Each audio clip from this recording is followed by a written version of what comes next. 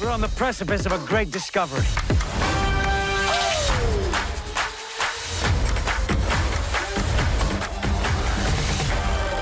I love it. Fasten your seatbelt. The Maine Shrine Lobster Bowl Classic is made possible by Hammond Lumber Company, a fourth-generation family-owned business, serving contractors, homeowners, and do-it-yourselfers since 1953. and viewers like you. Thank you. Oh, there's nothing like summertime here in the state of Maine, and one of the highlights of summer in Maine every single year is the Maine Shrine Lobster Bowl Classic, this year being done for the 36th time. We're here at Don Root Field here in Lewiston, Maine. East meets West here on Maine Public. I'm Rob Kennedy, along with Rob Munzing and Jack Webb. You guys have played in this game. You've coached in this game, Rob Munzing. I'm the only one who hasn't been involved in this game from a player or coach's standpoint, so you guys know more than I would what's going through the heads of the players right now and what this whole week experience is all about. Well, you talk summer. I've been saying Merry Christmas to everybody. This is Christmas in July. This whole week is just fantastic. The culmination today, but what a great week leading up to this with the kids at camp up at Foxcroft Academy, having a great hospitality up there, and just a fantastic week. As you said, I got to coach in this game. It's a fantastic week. Yeah, and I defer to the legend in Rob Munzing, right? But I will say, as someone who played, the latest, right? I was 2018. It's making me feel old, but it wasn't too long ago. You get dropped off at Foxcroft Academy on a Sunday, you don't know what to expect, right? You're thinking 3-day practices, you're all of a sudden teammates with these guys you were rivals with, talking crap to, honestly might have hated in high school. Oh, yeah. You blink, they're your best friends, and all of a sudden you're here on Saturday, and this is what it's all about right here, getting to take the field with those foes who have now become friends and lifelong teammates. We do end up to Media Day on Tuesday, and Jack Webb had the opportunity to talk to many people up there, including the West head coach, Joel Stoughton. Yeah, Coach Stone, he got away from the game as an athletic director for 10 years, and he's so grateful to be back involved, not just in high school football, but especially here at the Maine Shrine Lobster Bowl Classic. Coach Stone, you said you haven't been a part of this game for a decade. Yep. What brought you back? Well, I took a career change. I became an athletic director, so I had to step away and just run the defense and so forth. So that takes a lot of time out of your life. So what brought me back was just the reality of I knew I missed it. Had an opportunity to be here with some of my kids, and it's just a great week, and you'll see me smiling about it all the time because it's just, you know about it, you've done it, but then you forget about it and you come back to it, and it's just one of the greatest things you can be a part of in this game of football in the state of Maine. When you say you come back to it, the emotions, the feelings that come with that, can you bring us through that, and what are those? I mean, for me, I think it's many levels personally, and I hope the kids get to experience this too. When you play in the game, like I said earlier, you had an opportunity to meet some of the kids that you were impacting. I was going to go to the military and decided to go back a different direction with education and being able to coach just because it influenced me that much that I could see that, helping kids meant a lot, is what I'm trying to say. So, I mean, that always rings true to me, whether I'm part of this game or watching it from afar. I always think about those things. But then you start to, one of my greatest friends is Dan O'Connell, and, we got to know each other through this game. So it just brought us together. There's just a lot of different levels that go on that make it even more special personally. But then the larger level, obviously, is just what we're doing for the cause. And I think the Shriners do an excellent job of getting that through for the kids so they understand it. When you get approached to be head coach, what are those emotions like? What are the feelings like? What was the honor? It starts with the classification, so I don't feel totally special. But I mean, the reality is it was Dee's turn, and then when you get approached, it makes you feel proud. You know what I mean? Someone's trusting you to be able to run the ship for a week and make sure everything comes together and goes smoothly, so we can pull the game off, as well as put a game on. So pride, would be the first thing that comes to mind, but also just, and it's an honor. It's a privilege to be here, and we're very thankful to be able to have it. Coach, we're excited to watch your boys Saturday. They ready? They're real ready. I think you're going to be real excited to watch these guys play. We have some explosive guys that are we're trying to keep them peeled back right now, so they're ready for Saturday. My coach Inner Green actually said, these guys are like a bunch of woodpeckers in a petrified forest, and they're just staying busy, and they're going, and they're chomping at the bit, and it's going to be a good game. Coach, thanks so much. Yeah, awesome. Thank you. Appreciate it. Let's go. There you go. Yeah, there we go. There we go. Slum there. Let's go. And one thing Coach Stoughton talked about, he's facing a good friend of his and Coach O'Connell from John Baps. They met back in 2008, played against each other, as he was talking about in the 2008 state championship won by John Babs that year. But that game, plus coaching together in the Lobster Bowl, really kind of brought these coaches together. I know, Coach Munzing, you can speak about this, being involved in this, just the fraternity the coaches have throughout the state. I know it's war during the 48 minutes of game time between the lines. But once you get off that field, you guys have so much in common, and this is really a chance for coaches to really do a lot of bonding, whether it's veteran coaches, new young coaches, what have you. Well, absolutely right. One of the highlights of my coaching career when I was at Gardner was becoming a coach in the Lobster Bowl. You get to be with your friends and foes. Mostly they become friends. You share a lot of information back and forth, particularly with the young coaches. I remember Tommy Bertram was a young coach and now at MCI, and he told me a couple of years ago, he said, "Hey, Coach, I picked up a great tip from you during our Lobster Bowl week there when you were a veteran coach. I had the opportunity to coach my two of my three sons. All three sons played in the Lobster Bowl. I was very fortunate to have that happen. And the shot you're seeing is from the 04 game when I was actually out of coaching for 5 years. Came back in, and I got to coach my son Nate, who I'd missed out on coaching, and I got to coach him that week. It was a special week for me, bonding with my sons, being able to be in this game. And one of the highlights for me was, as most people know, if you follow the history of this game, the West dominated for the first 10 years of the game. And it wasn't until the 1999 game that the East won. And I was with Bob Sinclair, was head coach of that, and we got the first East win. So that was fantastic, Rob. And just so many great memories from that week. Unfortunately, some of the people have passed on. Dick Levitt was my bunkmate, and he would keep me in stitches for most of the night. I don't think we slept all week. And you talked about, too, getting to coach your sons in the game. That's happening again this year. And, Jack, you got to talk to Coach Dan O'Connell, who has really been a fixture in this game with his son since his son was literally born. Yeah, I've been so lucky to be in Bangor, right, covering sports up there, getting to know Dan O'Connell, one of the best humans we have in the state of Maine in terms of athletics, right? And then his son pops out as a spitting image, right? He has the same spirit, same energy, and it's just an incredible story that we've got to interview. We talked with Dan and Matt to hear what it's like for them to finally get together in their high school football careers. The O'Connell boys, father Dan, son Matt. I mean, first off, it's an honor to be here with you both and experiencing this moment. I want to talk to you first, Dan, just about, you've probably been dreaming about this since you started, work with the Shrine Lobster Bowl 18 years ago. Yeah. What is it like to finally be here in this week with your son? Well, it's unbelievable, literally unbelievable. When Matthew was born, I can remember my mother saying, "God help us if he doesn't play football," and it had never entered my mind. And 2 months after he was born, he was on the porch at Hebron getting fed while I was talking to Butch Arthurs, who gave me an opportunity to be a part of this. And the coaches were meeting Matthew for the first time, and I had only met him 2 months before. It kind of gives me chills to think about how his experience and our experience together has kind of transformed over the years, right? He was there on that first day, and then for the first 3 or 4 years, he was sad to see me go. And then from about 5 to freshman year, he was here every year. He was excited to meet players like you and be in awe of you as you walked in and would hit me at the lunch table and say, "Who's that guy?" That happened.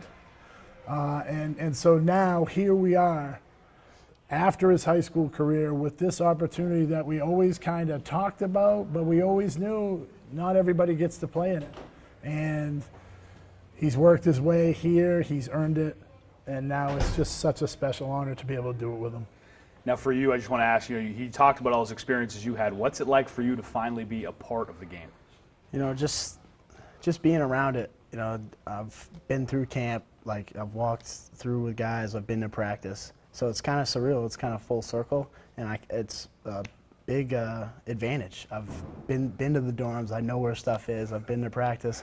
3-a-days isn't a huge advantage. So I got to still get going, but just being around it, being around the guys, and meeting new people it's been full circle, and it's been a great time. He knows where the snack is at night too, right? 100%. So and he knows when the schedule is. He's correcting me. Trained. Dad, lunch at 11:30, not 11. Okay, thanks, buddy. Been doing it for years. A question for both of you. You haven't coached him since Pop Warner days, right? Since youth. What is this like for you now to be able to coach him up? And maybe you've seen some stuff from the stands right over the years, but now you got hands on. What's it like to coach him? It's great, and we've had that connection, right? I've been very fortunate with the Bangor High School football staff to support us and to be able to watch film together. I do have to say I've tried to stay away from correcting him as a football player and let his coaches do that. I've tried to coach him up in life. Matthew he's a great kid. He makes great decisions. He works hard. He's a great football player, but more than that, he's a great student athlete, and people seem to be drawn to him. That's all because of his mother. Thankfully, she has put up with us through all the football nonsense, right? Football seems to take over any conversation we're in, and she deals with it so well. And then certainly his younger sister, Ella, who's 10, and who actually is going to come visit here tonight and stay tomorrow and kind of take over that platform for him. They're like every other kid. They fight like cats and dogs, but they love each other, and he's really good to her.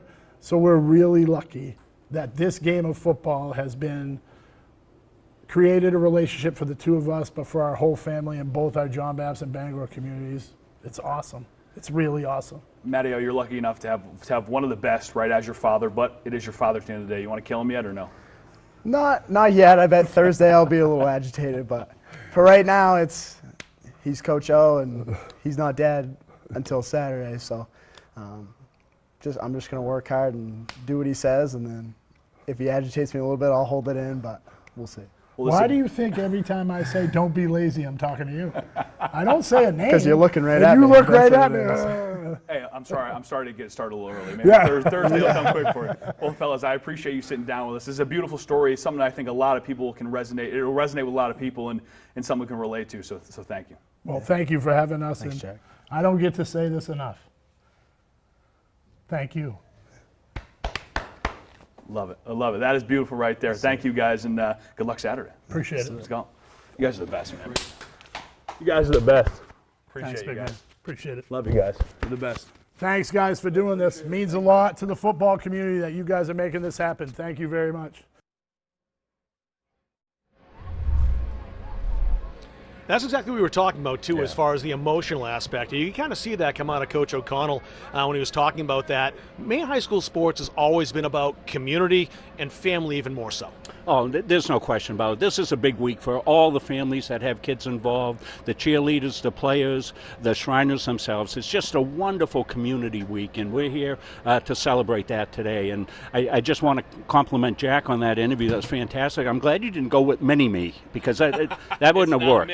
No mini there. And I mean, when you're working with the O'Connells, they make it so easy, and that made me emotional, Rob. I was curious. I mean, you're watching that, probably reliving some stuff from you. What popped up in your head as you're watching that? At the end of the game that we won in 1999, I was up in the press box talking to Coach Haley, who was the defensive coordinator at the time, God rest his soul. And the game was in hand. I came sprinting down out of the press box, and I got to the sidelines. I was so excited. I was looking for Patrick, but he was on the field still. And the first person I saw was Dick Levitt. And I went sprinting towards Dick, and I jumped right on his back. Now, if you know Dick, he'd gone through some physical trouble times. I knocked him right down on the ground. And he said, "Are you crazy?" And I said, "I think so." And that's what I remember doing. He kidded me about that till the day he died. Now, one thing about this game, too, it's an exhibition game. There's nothing but pride on the line here.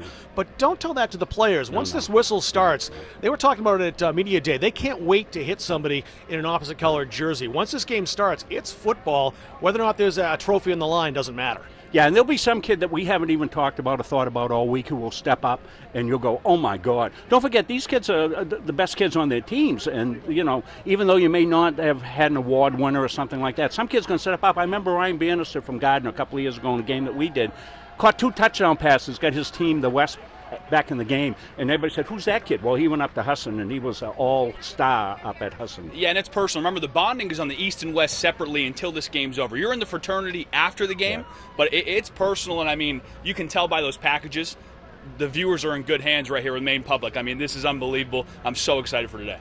One thing about this game as well is that there's so many festivities that lead up to the contest. We're glad to have the cameras here to be able to show all those to you. Our pregame ceremonies are coming up next, and then the game kickoff right after that. We'll be back to show you all of it right here on Maine Public.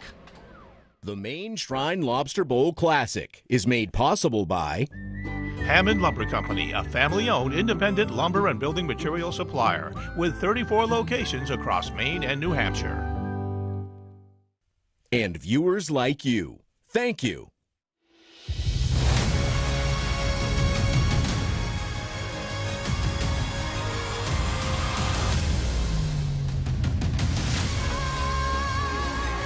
When this showed up, I was so excited. Oh, it's like opening a present. Please turn the page.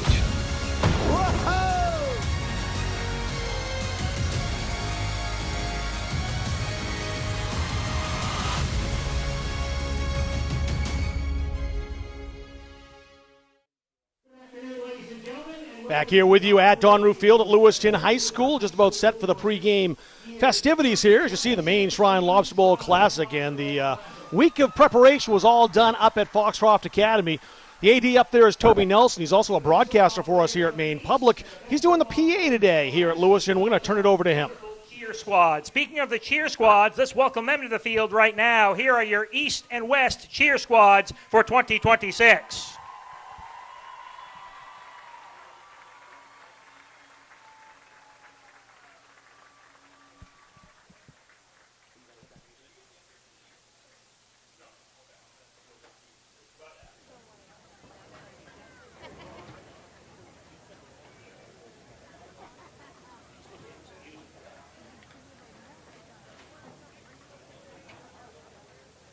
Lights, camera, action, let's go! This is our time. Welcome to the main event. Yeah, where we all shine. Maine Shrine Lobster Bowl. 2 sides, 1 mission. My heart and soul is in it. They won't ever reach their limit.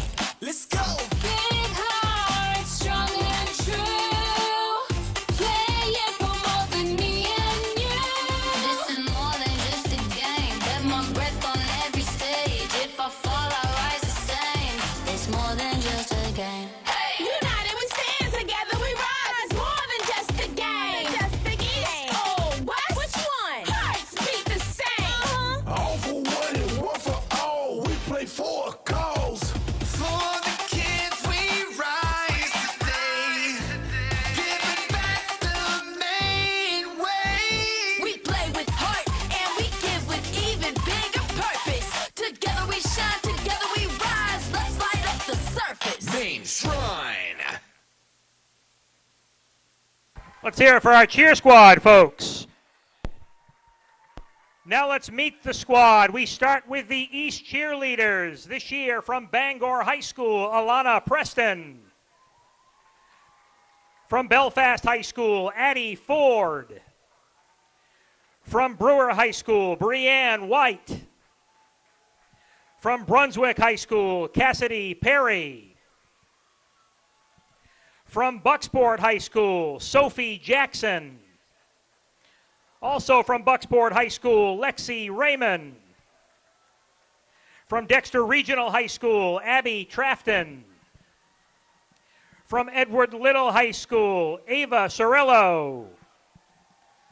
From Ellsworth High School, Lily Alley. From Hamden Academy, Lydia Powers. From Herman High School, Mackenzie Gallant. From Holton High School, Aubrey Swallow. From John Bapst, Brighton Chung. From Lawrence High School, Alexis Harding. Also from Lawrence, Ramona McDonald. And also from Lawrence, Dakota Sheets. From MCI, Callie Chase. From Mattanock Academy, Alexandria Curtis. Also from Mattanock, Jalen Dill. From Madomic Valley High School, Heaven Luce. From Mount Blue High School, Avery Oliver. From Old Town High School, Julia Hill. From Oxford Hills High School, Evie Hall. From Waterville and Messalonsky High Schools, Callie Young. From Wyndham High School, Gwen Howard. From Winslow High School, Maddie Pendexter. And also from Winslow High School, Lexi Reynolds. Ladies and gentlemen, your 2026 East Cheer Squad.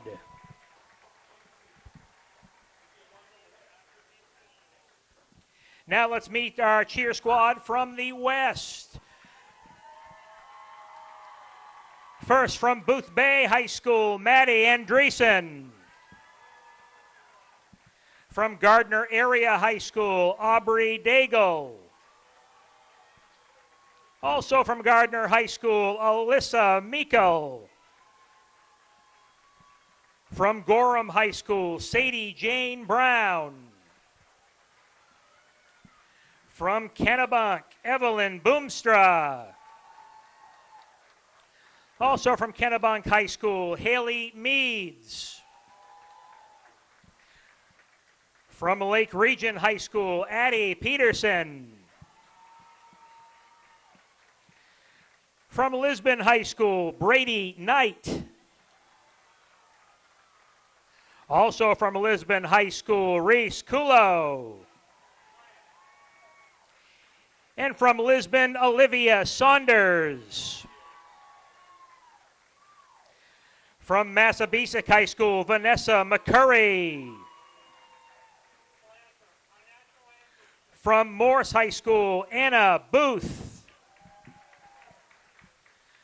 From Mount View, Adela Spalding. From Noble High School, Kayla Gould. Also from Noble High School, Mackenzie Gould.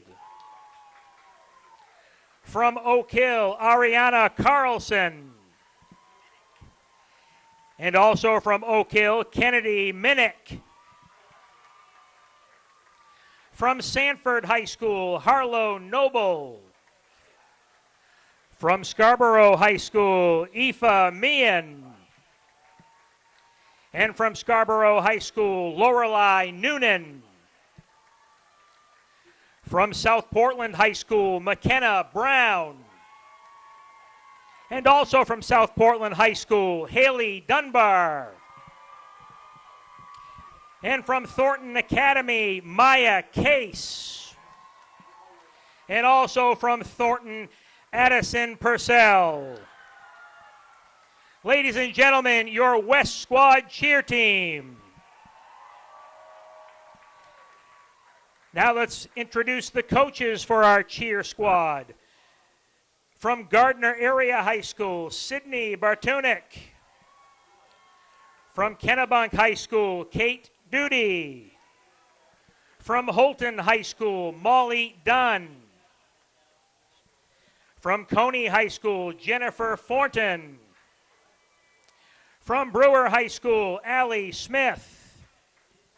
And the coach and coordinator of this year's 2026 Maine Shrine cheer teams from Waterville and Messalonsky High School, Annie Dobus. It's now time to meet our officials for this afternoon's 2026 Maine Shrine Lobster Bowl game. On the chains today, John Botello. Also on the chains, Frank DeConzo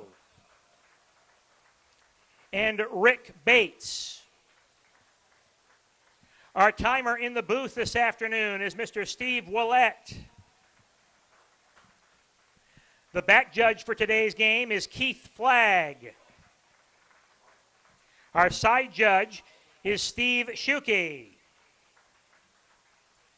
The side judge is Sean White. The line judge for this afternoon's game is Dan Labrie. Our head linesman is Chris Decker.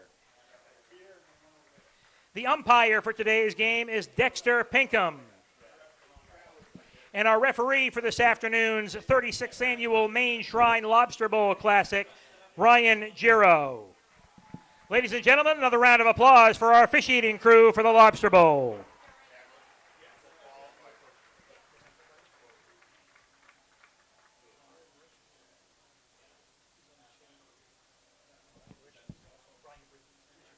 We have one addition to our chain crew, Brian Richardson. We'd like to welcome him here as well.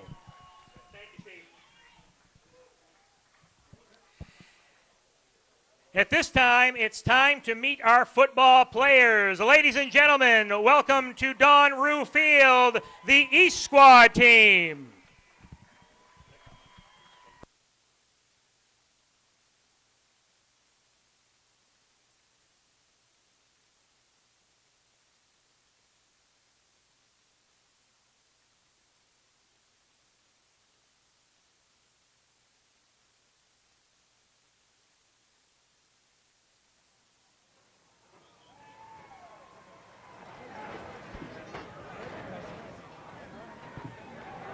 One team is on the field, but we need a second team on the field. Ladies and gentlemen, let's welcome from the west side, the 2026 Maine Shrine West team.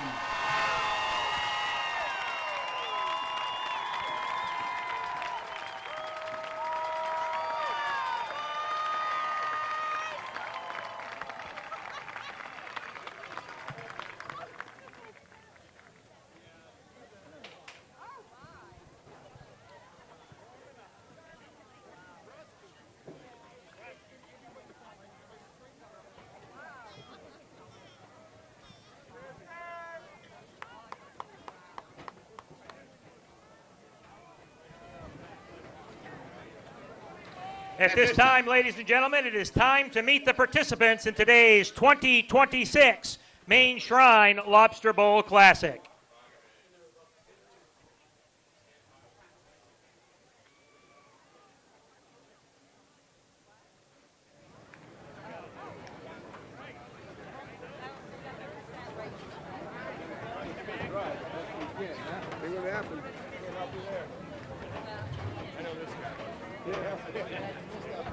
We will introduce one from the east and one from the west and alternate our way through this year's roster. We start with the east from Nokomis High School, number 1, Seth Bowden. And from the west, from Lebanon Area High School, number 1, Mason Henderson. From the east, from Coney High School, number 2, Parker Morin. And from the west, from Winthrop High School, number 2, Ben Porter. From Wyndham High School, number 3, Mason Arbor. From Falmouth High School, number 3, Tress Walker. From Belfast High School, number 4, Luke Littlefield. From South Portland High School, number 4, Alex Horton. From Skowhegan Area High School, number 5, Aiden Mulcahy. And from Westbrook High School, number 5, Giovanni Staples. From Madison High School, number 6, Jaden Horton. And from Oak Hill High School, number 6, PJ Smith. From Messalonsky High School, number 7, Tatum Doucette. And from Bonnie Eagle High School, number 7, Caden Cooper. From John Baptist Memorial High School, number 8, Aiden Willett. And from Booth Bay High School, number 8, Griffin Urians. From Madomic Valley High School, number 9, Logan Vigue. And from Greeley High School, number 9, Sean Justice. From Brewer High School, number 10, Morgan Judkins. And from Thornton Academy, number 10, Grady Hersey. From Foxcroft Academy, number 11, Lucas Sands. And from Greeley High School, number 11, Benjamin Kiles. From Hamden Academy, number 12, Gavin Monyak. And from Bonnie Eagle High School, number 12, Colin Moran. From Bangor High School, number 13, Trey Tennant. And from Spruce Mountain High School, number 13, Austin Armandy.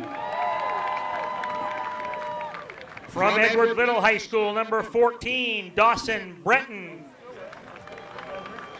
And from Thornton Academy, number 15, Dominic Hussey. From Bucksport High School, number 15, Dawson Sukeforth. From Lake Region High School, number 16, Jaden Meehan. From Camden Hills High School, number 16, Justin Batty. And from Falmouth High School, number 18, Eli Bush.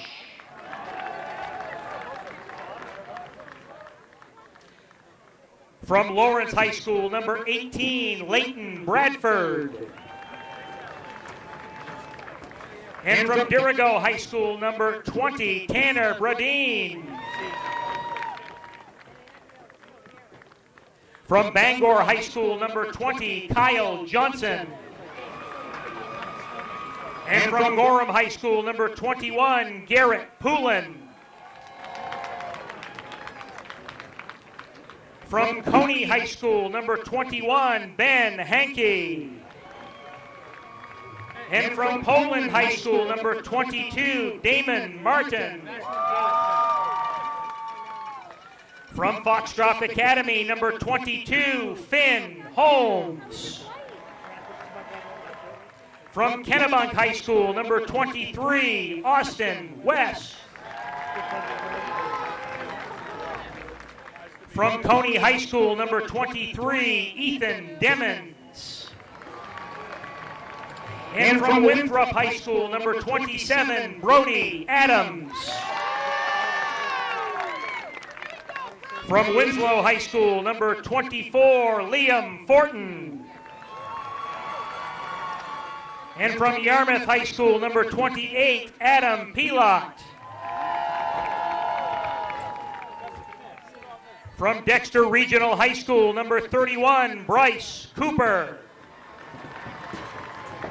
From Cape Elizabeth High School, number 31, Nick Aramita. From Lewiston High School, number 32, Christian Rosario. From Thornton Academy, number 33, Connor Ayob. From Ellsworth High School, number 33, Cameron Connors. From Old Orchard Beach High School, number 24, Wesley Gallant. From Maine Central Institute, number 35, Jackson Foster. From Shakopee Valley, number 35, Maxwell Tripp. From Bangor High School, number 40, Zach Coda. From Great New Gloucester High School, number 42, Brody Tracy. From Washington Academy, number 41, Hayden Melvin. From Kennebunk High School, number 43, Jaden Homa. From Stearns High School, number 42, Lucas Pelkey. From Winthrop High School, number 44, Jacob Fife. From Waterville High School, number 44, Xander Cornsey. From South Portland High School, number 45, Kai Turner. From Deering High School, number 46, Joey Foley. From Gardner High School, number 50, Jason Deering. From Herman High School, number 47, Justin Largay. And from Wells High School, number 59, Will Martinez.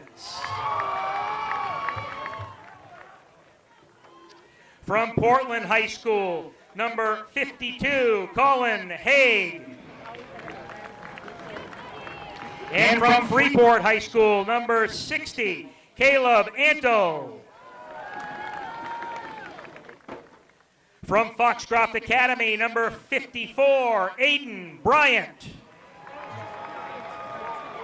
And from Thornton Academy, number 61, Colin Thompson. From John Baptist High School, number 55, Zach Gaudette. From Lisbon High School, number 63, R.J. Lorette. From Mattanock Academy, number 56, Andrew Van Edestein.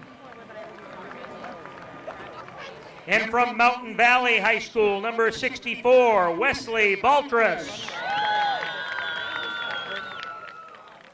From Brunswick High School, number 57, Caleb Connor. From Kelstar, number 66, Gage Berry. From Mount Blue High School, number 60, Joe Hayden.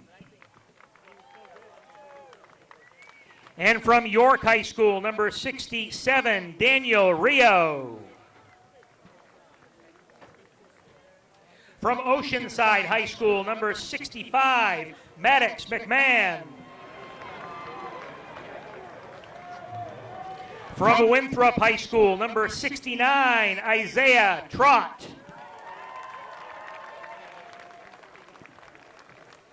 From Old Town High School, number 66, Griffin Faulkner. From Cheverus High School, number 72, Rocco DeChambeau.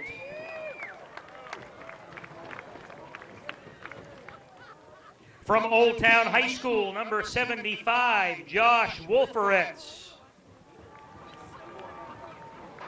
From Levitt High School, number 74, Reed Langlis. From Bangor High School, number 76, Matt O'Connell. From South Portland High School, number 77, Josh Sear. From John Baptist High School, number 77, Brody Schreier.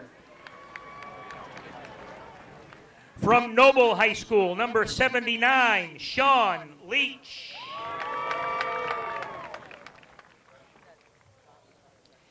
From Coney High School, number 79, Bodie King Jones. And from Biddeford High School, number 84, Julius Searles. From Oxford Hills High School, number 88, Cameron Polkinen. And from Sanford High School, number 89, Brady Boisenalt. And finally, for the East squad, injured, unable to play today, Jacob Merzen. And for the West, from Mount Ararat High School, number 99, Adrian Reyes. Ladies and gentlemen, your Shrine East and West teams.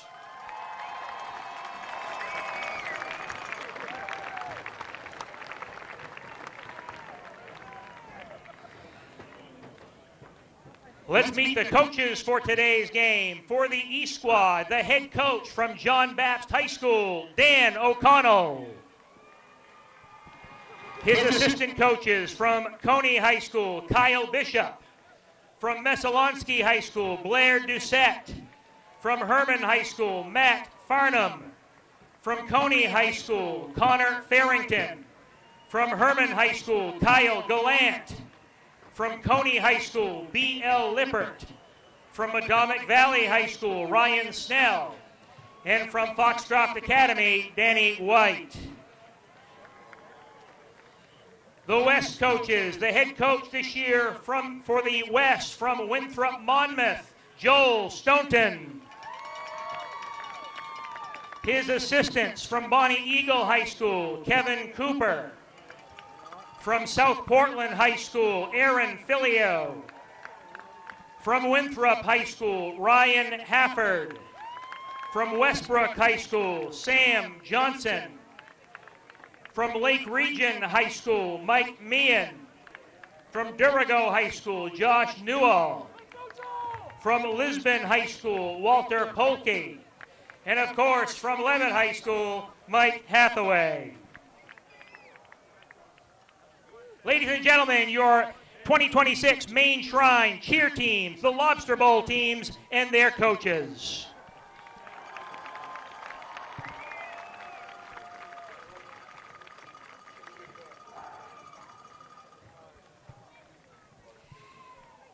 At this point in time, we would like to welcome our pregame procession to the field. Today's pregame procession is led by Bill Jennings. Bill was a patient of the Shriners Hospital back in the 1950s, and in 1955 he became a National Easter Seal patient. On October 11, 2005, Bill was awarded his Lifetime Certificate and Cora Fez for sharing how Shriners Hospitals saved his life. At the time, Bill had the honor of meeting President Dwight D. Eisenhower in the Oval Office as part of the Easter Seals campaign and was the 1955 National Patient for Easter Seals. Let's welcome to the field Mr. Bill Jennings.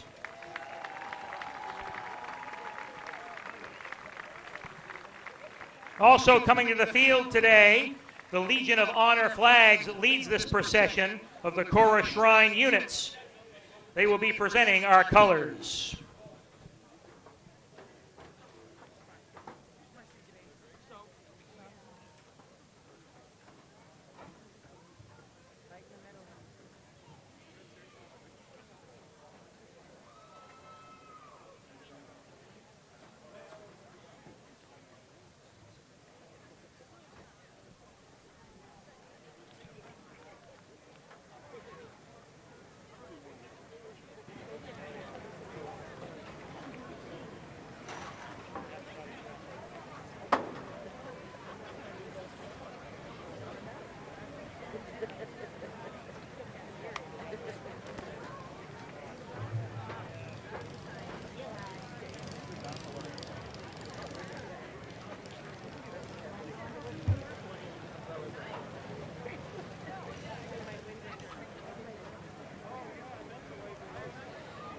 Ladies and gentlemen, at this time we would like to welcome Most Worship Jeffrey Simonton, the Grand Master of Masons in Maine.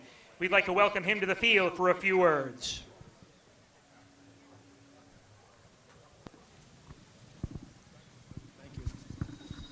Good afternoon, everyone. These players have raised a tremendous amount of money for a tremendous cause. They're fired up today. These cheerleaders are fired up. Let's all get fired up for a wonderful game and make sure that everybody goes home safe and happy tonight. Thank you all for coming out for this great game tonight. I look forward to a wonderful experience. Thank you very much.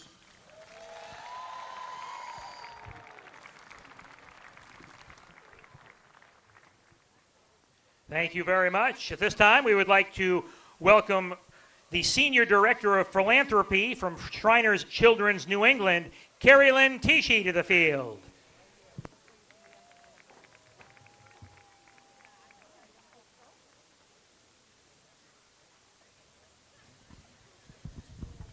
Hello, everyone. Thank you so much for being out here tonight. This is an amazing event, and it's going to help thousands of children. We are so blessed in New England to be able to have 2 facilities to support thousands of children across New England and New York. I am thrilled to say that regardless of who wins tonight, you all have already won. You all are supporting so many, including my beautiful little girl holding that flag over there. And I am just beyond shocked at how well this particular class has really done. Oh, sorry, rained a little bit. Ultimately, our two facilities truly take care of all of what we care for in Shriners Children's. Between Boston, who takes care of burns and cleft lip and palate, and then in Springfield, we take care of orthopedic care, neuromuscular, fracture care, sports injury, urology, and we are the sole pediatric rehabilitation services in a 50-mile radius. It's and 90 cents to every dollar goes directly to patient care. Over 70% of our families in Springfield require some form of financial assistance. And I just want to personally say, this little girl can walk without pain because of what we do. This is the greatest philanthropy and the greatest health care we have in the world. We have physically 20 facilities with 2 more popping up in the country this year. And we also have 159 outreach clinics in hospitals and so forth in the world. So we are growing, we are here, and we are here because of all of you. All the money raised is going to help thousands of children. We have, our vision is in 2035, in a 10-year span, to see more children in more places, all because of each and every one of you.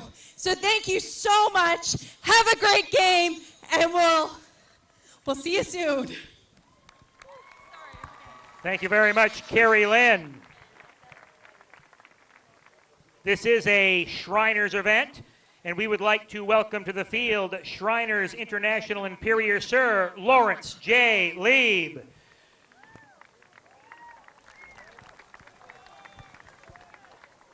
I just want to say it is a beautiful day in Maine.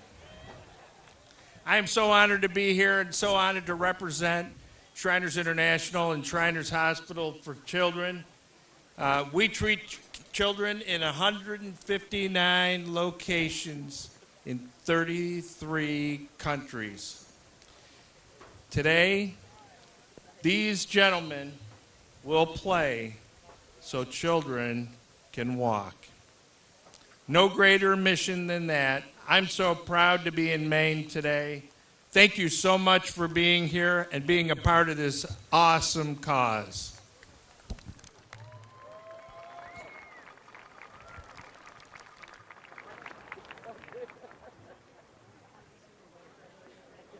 Thank you very much.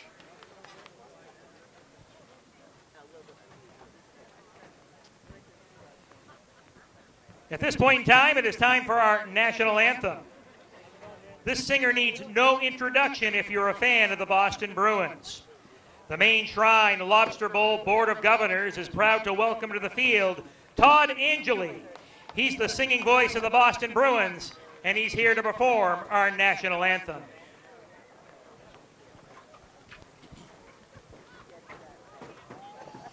Oh, say, can you see by the dawn's early light what so proudly we hailed at the twilight's last gleaming, whose broad stripes and bright stars through the perilous fight o'er the ramparts we watched were so gallantly streaming, and the rocket's red glare,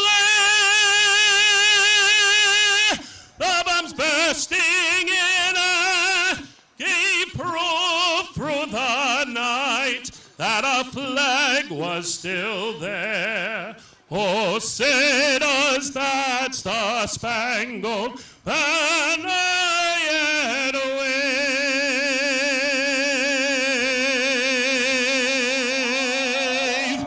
o'er the land of the free and the home of the brave?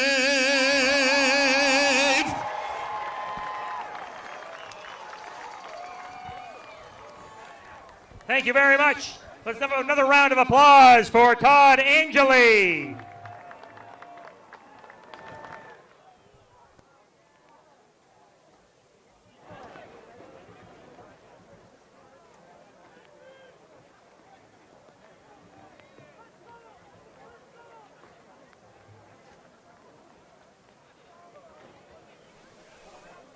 Todd Angeli making the trip down from Boston, the trip up from Boston overall to sing the national anthem today. And he does this quite a bit. It's not his first time in Maine. He's been here for high school games before. He will sing lots and lots of places. He's been involved in countless charity, military, community, civic events throughout the region, the state, and he loves giving back to the community. So we're glad to have him up here in Maine once again. Well, a lot of pomp and circumstance always goes with this game, Rob, and it's one of the great pageantry events.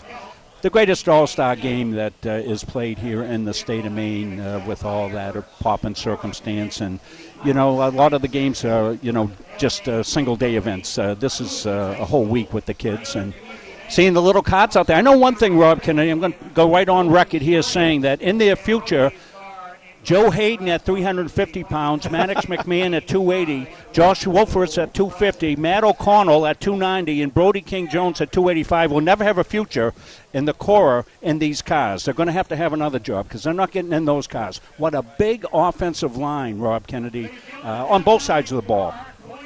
So the captain's going to head out right now for the coin toss on both sides. They'll head on out and let the coin flip. Brian Giro is our referee and today. Helping them this year are their honorary captains. So let's welcome the honorary captains to the field. For the West team from Freeport, we would like to welcome Noah to the field.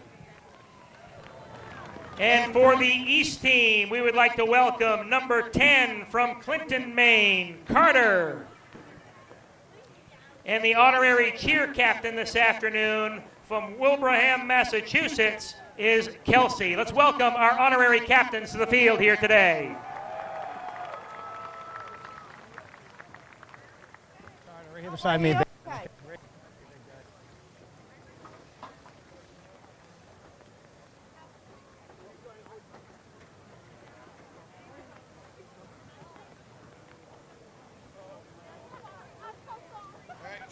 Good sportsmanship's a must. That's why we ask the coaches, captains, everything. First off, welcome to the 36th annual Lobster Bowl. Congratulations on being selected to be here. Okay, so you guys are the home, you guys are the away. Okay. Carter here is going to be the coin toss today, all right? So you're going to tell him what you're going to call? Tails. He called tails. Okay, here you go, big man. It is tails. You've won the toss. You defer? You want the ball? Which way do you want? Over there. The West has won the toss and has deferred and will kick. Shake hands, gentlemen. Let's play some football. East has won the coin toss. They will kick off to start this game. That means the West. So we'll step aside and take a break. When we come back, we'll kick things off here in Lewiston. Don Rue Field is the 36th annual Maine Shrine Lobster Bowl Classic for the first time on Maine Public Television. The Maine Shrine Lobster Bowl Classic is made possible by Hammond Lumber Company, a fourth-generation family-owned business, serving contractors, homeowners, and do-it-yourselfers since 1953. and viewers like you. Thank you. I am a legend, this is my time, I cannot slow down. This is my year, I'm back in the game, tell them it's on now. I am a legend, I am a legend, I am a legend, I am a legend, tell them it's on now. I am a living legend. Living legend, I'm a living legend. Living legend, I'm a living legend. I am a legend, I am a legend, tell them it's on now. I am a living legend. Back here with you at Don Rue Field in Lewiston, Maine. It's a whirlwind week for these players, and they must feel like they just checked into Foxcroft Academy last Sunday to get things going. And here we are, set to get the ball in the air. I'm Rob Kennedy along with Rob Munzing, and you lived this before. You know exactly what it's like. Well, all the anticipation. It's a long pre-game for the players. They come out early, they stretch, and then all the pomp and circumstance. I'll tell you one thing. They are chomping and ready to play football right here, and we're going to have an outstanding game here. Weather's going to play a factor, Rob. We've got rain coming in, and that will factor in a little bit. We'll be able to see how heavy the rain becomes. The lights are on here.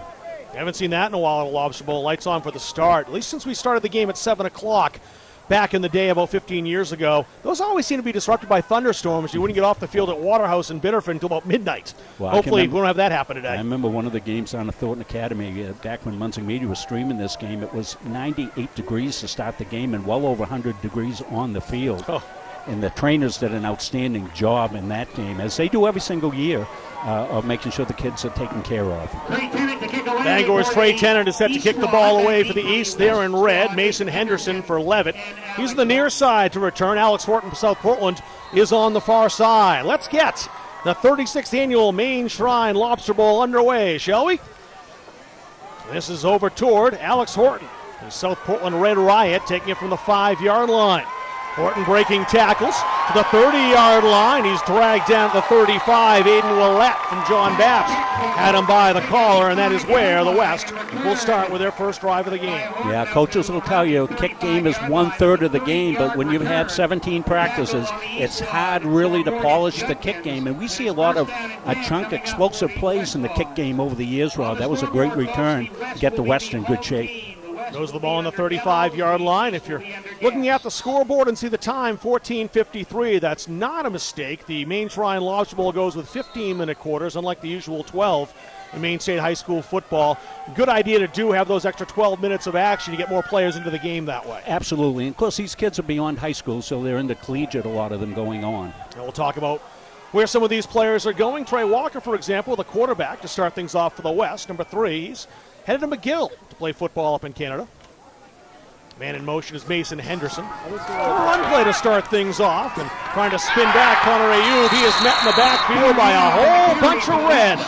Morgan Judkins was there on the ball, the Brewer Witch. That's a loss of a yard or two.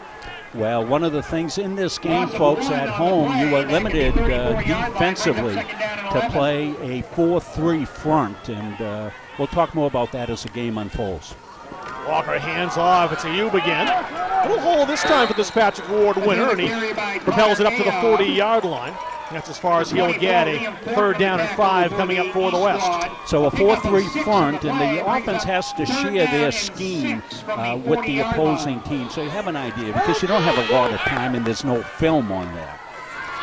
Walker wants to throw this time. Looking over to the near side. It's incomplete. Good battle going on there between a couple of different players. Ben Kyles from Greeley. He was pushing and shoving with Leighton Bradford to Lawrence. It's 4th down, and out comes the punting team for the West. Yeah, and it's a little easy to put a defensive scheme into place. There's no blitzing in this game, and that's a good rule, because the offense takes a little bit of time here to respond. Geo Staples is back to kick it away. You can see the rugby-style punt here. The usual roll out with it, as you see him do right now. And if he has an opening, he'll run with it this time, the ball in the air. And he says, everyone get away from that. It takes a West bounce. It will die right around the 27-yard line, where it is touched. We will see the East All-Stars offense for the first time this afternoon. Well, Parker Moran, the quarterback from Coney, passed for over 2,700 yards in the season. That's 2,700 yards. And he's working with his offensive coordinator here, his head coach, B.L. Lippert, and I'm sure they've been scheming up a long time on what they want to do with this offense. And he is a gunslinger. He'll be going to Florida Gulf Coast University next year. We'll be playing down there, but we're starting physical therapy. First play, a running play for the East. Joey Foley lowering his head. He lost the football. It was Johnson actually who had it. And Johnson gets about 5 yards. Looks like he lost the football. He didn't. My mistake. We'll see it here again. Well, we talked about that big offensive line for the East, and, it's going to be a physical battle inside. Big Josh Sear, 77, in there out of South Portland to make the play. Sear, second-time SMAA All-Star. Secondary and 5 coming up. They'll flare out into the flats. Now Going out to the 35-yard line. Got a yard or two, Ethan Demmons. So a Coney connection there, more into Demmons. Demmons, a first-team All-Star. You got to figure they're going to be pretty much on the same page here. Ben Hankey, also a premier wide receiver, catching the passes from Morin during the regular season. Coney not afraid to sling it out. Will be slinging in this game, I think, as well. Grady Hersey from Thornton Academy made the tackle. He'll be playing Division I lacrosse next year, heading to Merrimack College. 3rd down and 3. They give right up the gut. That's Kyle Johnson from Bangor again, and he's got the first down. Yeah, nice north-south run here by Johnson in behind that big offensive line for the East. You know, we kidded about them at the start of the game, not going to be able to ride the go-karts. They don't need to. They've got a good push right here. Johnson makes the first guy miss and picks up a few extra yards after contact. Brady Boyson-Alt in from Sanford on the tackle. Fuzzy B, they call him, the nickname. He'll be going to Curry College next year, the former Sanford Spartan captain. For the first down of the game, 1st and 10. They'll hand that off again. Not much for Johnson this time. He was hit hard by South Portland's Josh Sear. Josh Sear into the tackle for the West squad. Pickup of maybe one. Got a yard, and that's it. 2nd down and 9 coming up. Big Josh got a little excited after the play went over. Gave Staples a little push in the chest, almost knocked Staples back to the sideline. And these guys Giovanni's going, hey, wait a minute, hit them. Hit blue jerseys all week. Time to hit a red one. 2nd down and 9 for Parker Moore. The co-PTC Player of the Year will pass. A little clip. Sands went off his hands, and Staples was right there, hoping it stayed in the air a little longer, but was over his head. 3rd down coming up. Yeah, just trying to get the ball out in space here. Yeah, Staples said, oh, I had one. That was Hankey, number 21, not Sands, number 11. Two very tall receivers, though, and great targets for Parker Moore. Here on 3rd down and 9. Sands, in fact, is split wide to the top of the screen. Warren rolling out to the right side, looking downfield. Not much available there. That time he did go for Sands, over his head, incomplete. 4th down coming up. Yeah, a little rollout, get away from the pressure to the right side. Morin can throw the ball on the run. Put a pretty good pass in there, but good coverage by the West defensive backs right there. They were all over that. They had everybody covered. Grady Hersey out in coverage. Parker Moore will stay out there to punt. Alex Horton, he's back to return. He'll stand around his 5-yard line. Always got to watch out for the punt fake in this game because it's an exhibition game. Sometimes you'll see they're going to get timeout called, and maybe that's exactly what the West was saying. Or they don't have somebody out there. That's one of the problems you sometimes get with special teams. The timeout on the field. We'll take one here as well. Back for the punt after this on Maine Public. At Shriners Children's, we're home to the world's leading pediatric orthopedic care. Because so many life-changing advancements start here. We provide access to the best doctors and never allow your ability to pay for services to compromise the care your child needs. We're the first place to turn for the most common or complex orthopedic conditions. Home to possibility and empowering kids to achieve the extraordinary. Shriners Children's, the most amazing care anywhere. West on the field, set to receive what they think is an upcoming punt, but of course Rob Munzing mentioned the possibility of a fake. You can definitely be a riverboat gambler in this game if you're a coach, as it is an exhibition, so more chances sometimes do get taken. Yeah, and you have a predetermined front facing you, so you know where they're going to be. So Morin set to kick. Alex Horton, 5'10", 175-pound future UNE Nor'easter, back to receive at his own 5. Actually standing at the 10-yard line. Morin gets the kick away, and he also got hit as well by Gio Staples. Fair catch made. Let's see if they call this intentional or not. If it's not intentional, it's just the 5-yard variety. If it's a personal foul, it'll give the West a first down. And it's just running into the kicker. We'll wait for the... Didn't see a personal foul signal by the referee. Ryan Giro from Gardner, the fine softball coach at Gardner area high school, took his team to the state championship this year. It's going to be the big one, Rob. It's going to be a first down. So they do give a roughing call here. I didn't see the personal foul signal given, but it is roughing the kicker. Well, you got it. That's a little questionable in a way of the call, because that a lot of the punters nowadays will do that running punt that we talked about earlier, and if they become a runner, they're not protected anymore. So new set of downs for the East. Morin throws again. That one is out of the hands of Bangor's Trey Tennant, incomplete. Tennant was open there. At the 38-yard line. Rain here at Lewiston might make the ball a little slick. Ethan Demmons from Coney checking out as we take a look at the crowd. Got those umbrellas out. It's a nice cool day. As I referenced earlier on, Rob, we've had some scorches. Yeah, good to play in. I don't think the players mind this at all. No. Liquid sunshine, Coach Wolfgram used to call rain. Sands the man in motion. Ball is loose on the turf and covered up by Morin. Yeah, one of the communication issues that you'll sometimes get. Snap came early.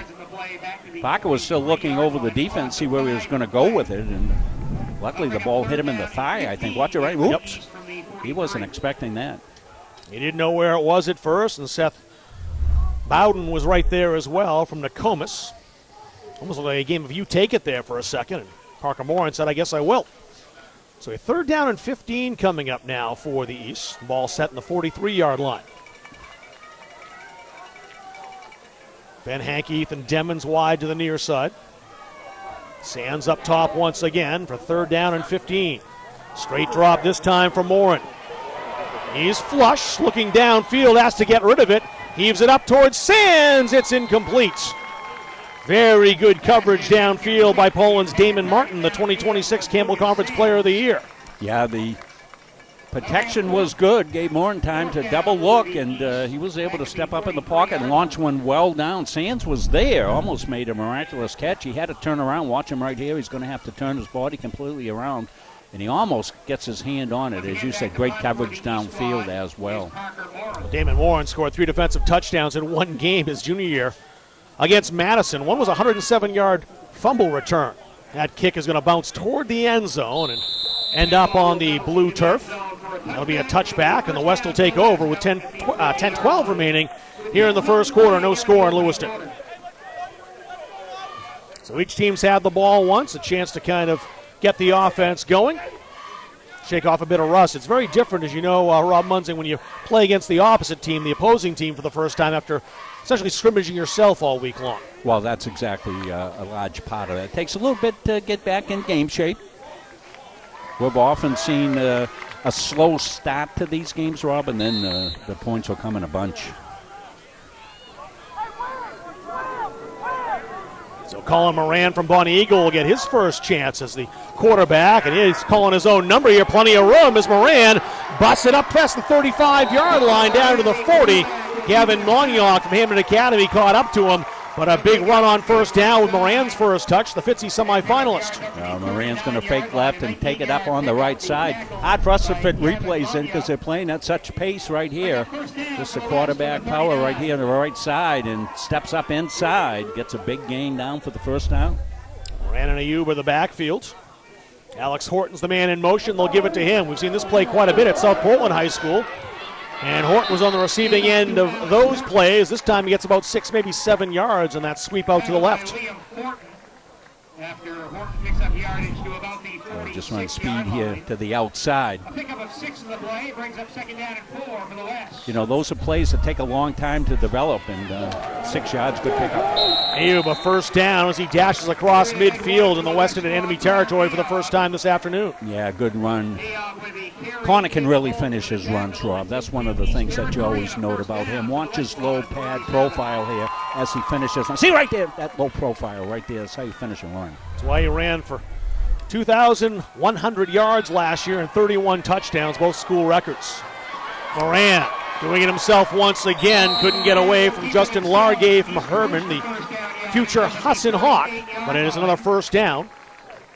or close to it. Not quite enough. Close. Going to see the scramble here, the step up. Remember, only a 4-man rush. Linebackers out in coverage, so at the second level it's a little soft, and Moran's able to pick up the yardage.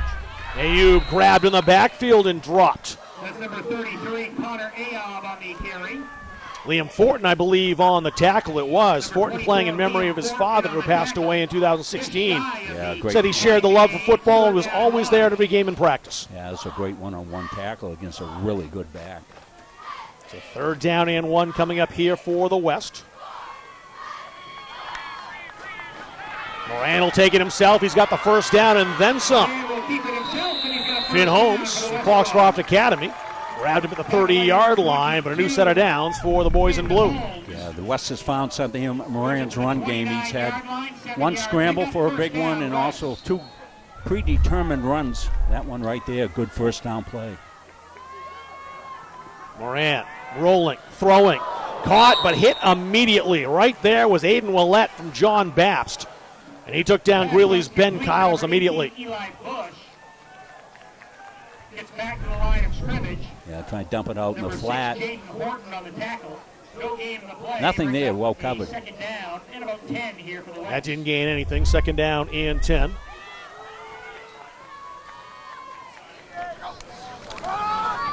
Moran flushed. Throws downfield. Has a target. It is complete at the 1-yard line. Oh, what a catch that was by Julius Searles, the Biddeford Tiger. Oh, Searles with a beauty here. Watch him. Ball's going to be low. Little bootleg action. Moran's going to drill it in there, down and low. And Searles goes down, makes that catch. First down and goal for the West. First and Tried goal to to spin go. into the end zone. Wasn't sure what the rule was. Moran's in the end zone now. It's a touchdown that gets the West on the board. They have drawn first blood. A 1-yard touchdown run for Colin Moran, and the West squad goes on top, 6-0. Nice looking drive from the West, an 80-yard drive, Rob. They started this after the punt went into the end zone. They come all the way down the field, and a large part of it was right there, that guy right there, Moran from quarterback. Had some big runs, and the big completion to Searles set up that 1-yard touchdown run. They've got to get somebody in the game. 4 carries, 38 yards on that drive for Colin Moran, including the cherry on top with a touchdown. Thanks to Lucas McNelly and Maine basketball rankings for the stats here today. Gio Staples coming in now.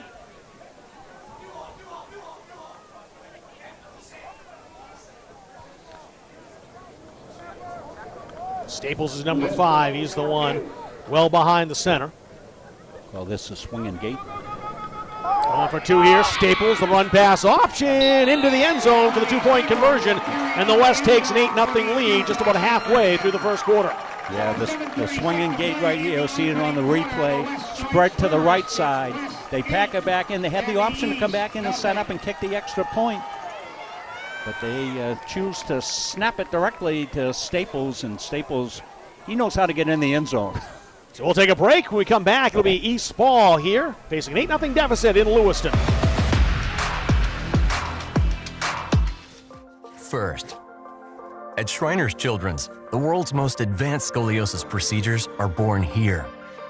In fact, we deliver access to the world's best doctors for nearly every pediatric orthopedic condition. We're delivering care without compromise is our promise. And kids can just be kids. Because being first always starts with empowering the extraordinary. Shriners Children's, the most amazing care anywhere. Here come the East, all set to receive the kickoff. Grady Hersey is set to kick this away. Thornton Academy. Bryce Cooper, Ethan Demmons, both back to receive.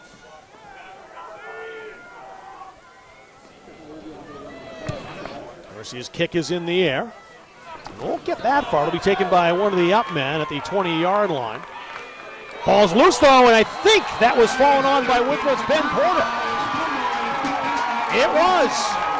So the West get the ball right back. A big hit. Turns the ball over, and the West to go right back to work offensively. Morgan Judkins running that back. Right See on the the hit. ball right here on the side, right there. A massive hit late on. That was number 9, Greeley Sean Justice, delivering some justice on that hit. Yeah, Justice with the big hit. Porter with the recovery, and West after the scoring drive. Let's see if they don't try to go right up on top, Rob, and take a shot downfield here after the turnover. You do see it quite a bit when teams get the ball back. They go right to the air and try to get in the end zone on one pass. Trey Walker back in the game, the Falmouth quarterback. Also just saw player in from the sideline. Let's see what Walker wants to do here. He's flushed. Gets away from Pulkinen. No. Pulkinen held on. Looks like Walker got back near the line of scrimmage, but probably a yard short, so a sack by the Oxford Hills Fitzy semifinalist and SMAA North All-Star. He's number 88. Pulkin right off the block right there, and he's hanging on for dear life. Almost tore the short off of Trey Walker. So second down and 11 for the West. West was going for it there. This handoff to Austin West, the Kennebunk Ram. He'll dart up the middle. Aiden Bryant from Foxcroft Academy in on that tackle. West last year, 1,647 yards, 19 touchdowns. State champ back in 2023 had a touchdown in that game in the win over Lawrence. Weather not a factor so far. We got a little drizzle early, and actually skies are brightening a little bit. West is a UMaine commit, by the way. He'll stay in the backfield and shift to Walker's rights. Third down and 7. Here's West again. This time not so much. Aiden Bryant from Foxcroft. He's heading to Husson next year. Made the tackle. Fourth down coming up, and it's 4th down territory for sure. Yeah, surely is, Rob. That's the point I was going to make there. You run the ball 3rd and 7. You already have pre-committed yourself to go for it on 4th down. Well, at Aiden Bryant, 6 foot, 185, as he popped up. 2-time D North champ with those Foxcroft Academy ponies. 4th down and a long 6. Walker back to throw. The pass is over the head of Mason Henderson, who took a pop at the end from Aiden Willett that's going to give the West a new set of downs. Yeah, it's too bad. East was going to get off the field with some good defense right there. I'd like to see a replay on that. Okay, we got a personal foul. Unnecessary roughness. Red. We're going to move it forward, guys. Unnecessary roughness. Been calling that a defenseless receiver, I think. We'll see the replay, Rob Munson. We're playing football, boys. That's a football play right there. That's a tough call. And I'll change that too. It was 6 Jaden Horton, not 8 Aiden Willett. Horton was a great player for Madison Carabec, one of the top receivers as well as their top defensive back. It's 1st and 10 at the 21-yard line. Walker, that's complete out into the flat. Kai Turner from South Portland. Good hit, though, by Christian Rosario from Lewiston, playing on his home field to keep that to a minimal gain. Yeah, just coming across the grain here, hoping to get a empty side, but well played by the East defense. Let's see if they can get another stop here. They looked like they were going to get off the field with a great job on sudden change, but the penalty hurt them, and now it's 2nd and about 8. Austin West on the give up the middle, ran right into the teeth of the defense and went nowhere. Morgan Judkins was there, so was Aiden Bryant. 3rd down coming up. Yeah, good step in here by the forcing unit. Bryant cleans it up from his linebacker position. 4th down territory. 3rd down and 7. Same backfields. Walker to pass this time, rolling to his right. Looking end zone, doesn't have anybody. He'll be knocked out of bounds inside the 15, but a flag is sitting on the 23-yard line. Yeah, it's going to be offensive holding. Yeah, the West is going back. Steps out of bounds at the 14-yard line. There is a flag in the play. What would it be? 4th and what if they didn't take it? 4th and probably 5. You're going to take the penalty here. Yeah, push him back. Push him back. They'll have 2 downs to pick up whatever is here, but it's a big penalty. It's a holding penalty. It's going to be a 10-yard penalty. Goes back to the 33-yard line. Line to gain is the 11. 22 is what the West needs. Henderson to the right. Kai Turner to the left. Walker looking over to the sidelines. Walker throws. Underneath, that's grabbed by Turner. And Turner rumbles ahead to the 20-yard line, well short of the first down. But as Rob Munzing mentioned, certainly 4-down territory here, and they picked about half of what they needed. That's what you're looking for, half there. Good little call, screen pass here. Pressure comes, drop it up over the top, and they almost had him. It was almost a tackle by Judkins in the line, at the line of scrimmage, but wasn't able to hold on. So the West needs 10. Here on 4th down. He's looking to make a stop here. Walker slings it right side. That's off the hands of the intended receiver. And out of bounds. Great coverage by Lawrence's Leighton Bradford. That was Jaden Meehan. We'll take a break. It'll be East Ball when we return after this on Maine Public. World class. At Shriners Children's, we're the largest network of pediatric orthopedic specialists in America, with access to the best doctors and procedures for everything from common to complex conditions. We're doing things no one else does, like leading today's research to shape tomorrow's care, redefining what kids needing care can do, and providing a world-class standard of care for empowering the extraordinary. Shriners Children's, the most amazing care anywhere. That's what they can do offensively here. Yeah, great job by the East defense, Rob. Back to back. They had the penalty, had overcome it, so they overcome the sudden change. That's Tatum Doucette, the Messalonsky quarterback, who'll take it himself. Jacob Fight from Winthrop Monmouth making the tackle. Good gain on first down by Doucette. Doucette will be playing at St. Francis in Illinois. He was PTC's second teamer last year. Yeah, and he can run. He's really shifty. Gets down low. He's hard to find. Great alertness, too, and he finds that hole quickly. He got 6 on the play, 2nd down and 4. Another father-son combination here. Dad, Leah coaching. Doucette looking near side this time. It's complete. That's Ethan Demmons from Coney, but he won't get all that much as he's grabbed and corralled after a minimal gain. As Kennebunk's Jaden Homo will be playing for the Hamilton Continentals in the NESCAC next year on the stop. Assist there, too, from Damon Martin from Poland. Well, let's see if they don't try to power in behind the big guys up front. Seth Bowden was in the backfield. Of course, Doucette, as you mentioned, always a threat to run here on 3rd down and 2. It is Doucette. And he's got the first down. He's got more than that as he scampers past the 45 to the 48 before Oak Hill's P.J. Smith takes him down. Yeah, Doucette, we said he was shifty. He's missed a shifty on this one. He's going to start out to the left side on just quarterback power. They're just trying to pick up the first down. Doucette goes whoop out to the outside, picks up a big chunk play there for the East, and they're almost out to midfield, Rob. Move the ball up to the 49-yard line, a new set of downs with 2:50 remaining in the first quarter. A good response drive here from the East. That's up Bowden lowering his head. Too many blue shirts there. He got to the line of scrimmage, maybe gained 1, but that'll be it. It's a yard to the 50-yard line.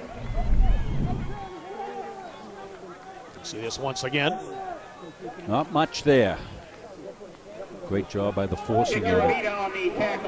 On Ararat's Adrian Reyes, who's a very imposing presence on both sides of the ball. He was for the Eagles anyway. 6'2", 250 made the stop after a 1-yard gain. Yeah, that's one of the nice stories. The kids come from playing 8-man football into 11. It's no different. That football is football. That's what we've found. I think the great experiment that we've done here in the state of Maine, 8-man has been a lifesaver for a lot of programs. So he's taking a timeout here. 2:05 remaining in this first quarter. Well, one of the things also, you can have no open sets on offense, Rob. You can't spread the field out and have just a quarterback sitting back there. You always have to have a running back in there, whether he's to the right or the left or in a pistol set back a little bit. Getting a look at the cheerleaders. We'll bring you the cheerleaders' routines at halftime. Always a big moment for them and for the fans here, and they do a terrific job. They're down at Central Maine Community College working every bit as hard as the boys do there to get their routines up and ready to go. Yeah, we'll see there, as you mentioned, their performance at halftime. Always so impressed with what they can put together in a week as we take a look at B.L. Lippert, the Coney head coach and East assistant, running the offense today. Second down and 9 coming up. Doucette to throw. Steps up in the pocket, it collapses, he'll scamper away. Doucette, first down, spinning, and rolling ahead to the 33-yard line. That's a 17-yard gain for the Messalonskee Eagle. Well, what a difference Doucette's made here coming in because he brings his legs with him. Look at that right there, shifty run, this way, that way, falls forward. Doucette doing a terrific job at the helm. He's one of those kids, he'll look for that run pretty early in a breakdown if the protection breaks down, and he can scamper through a keyhole.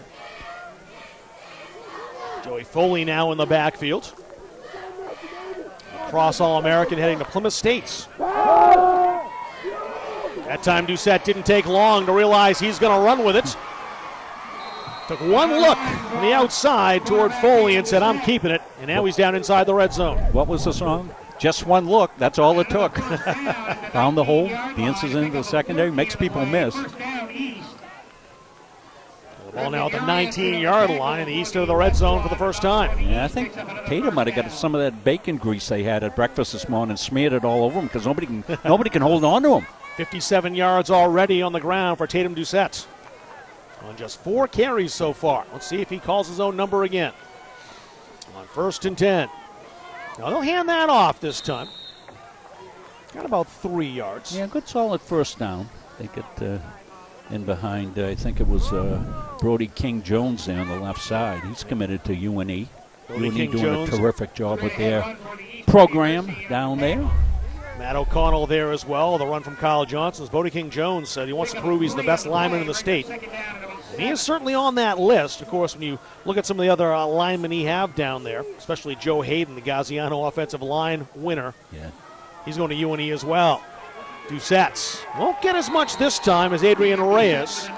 Very happy about his performance as he made the tackle. Yeah, Tyler Turtelot from Gardner, another outstanding offensive lineman, headed down to UNE also. Going out the 16-yard line. He's staying home a little bit more now and spying out. I don't think they're going to call another play here in the first quarter. They don't seem like they're in a particular hurry to do that with only 5 seconds left. Nope, they're going to head over to the sideline. Just one touchdown so far in the game. Colin Moran capping off an 80-yard drive with a 1-yard run. Gio Staples the rush for the conversion. 8-0 after 1 quarter. Back to the second here in Lewiston. 36th annual Maine Shrine Lobster Bowl on Maine Public Television. The Maine Shrine Lobster Bowl Classic is made possible by Hammond Lumber Company, a family-owned independent lumber and building material supplier with 34 locations across Maine and New Hampshire. And viewers like you. Thank you. I hear you have a story for me. Then it gets interesting. It gets interesting. Yeah, I don't think there's many places in the world quite like this. Second is never good enough. Only being at the top.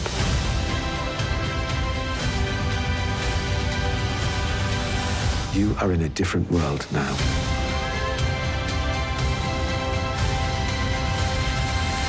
Enjoy the journey.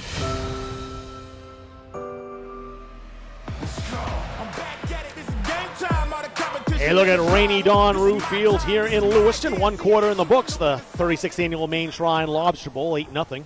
The West in front. As we get set for the second quarter, I'm Rob Kennedy along with Rob Munzing. Jack Webb is our sideline guy. We'll check in with him later on as well. The East looking to get themselves on the scoreboard in business here. But a third down coming up, a big one as well at 3rd and 7. Doucette's got Kyle Johnson, the big Bangor Ram, in the backfield with him. Jackson Foster's checked in. He's the receiver up high. He'll pass that out wide to Kyle Johnson. Johnson couldn't break the tackle. Oh, that was magnificent. Jaden Homa from Kennebunk. Brilliant in the open field. It's 4th down coming up. Yeah, watch Homa right here. He's going to stay at home, make the play on the perimeter. It's either do or die right out there. What a tackle that was against a really good back in Johnson.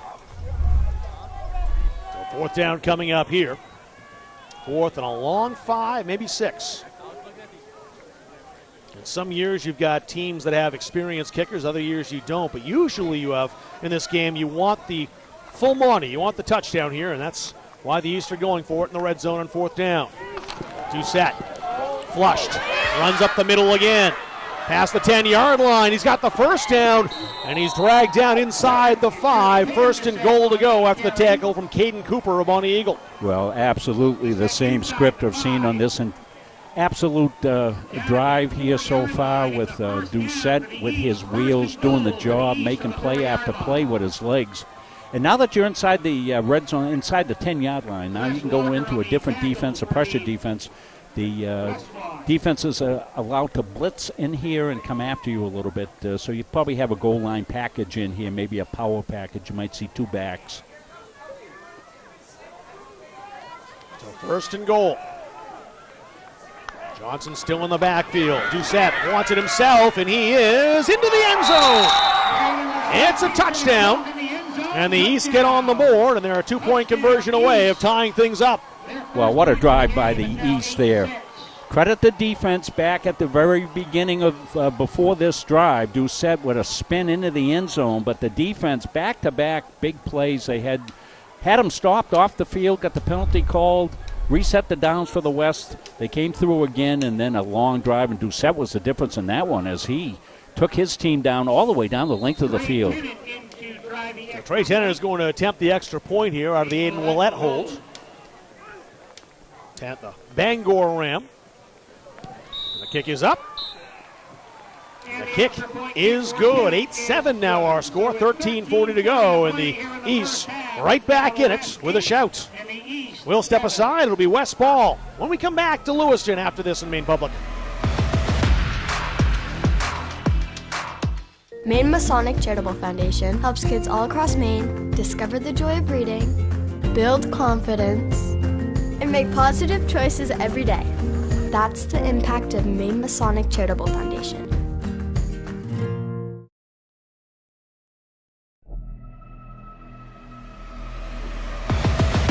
He's set to kick the ball off here as we're back at Don Roof Field at Lewiston High School. Good one going so far just into the second quarter. Glad you're joining us wherever you're watching today in the state of Maine or beyond. So he's going to kick the ball away for the East. It'll be Zach Cota from Bangor. He'll kick it away.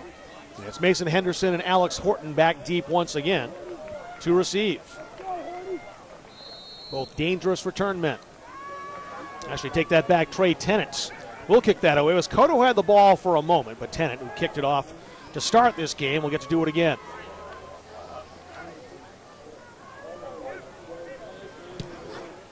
Tennant's kick. Handled by Horton. Horton to the 20-yard line. Accelerates. Oh, what a great tackle that was.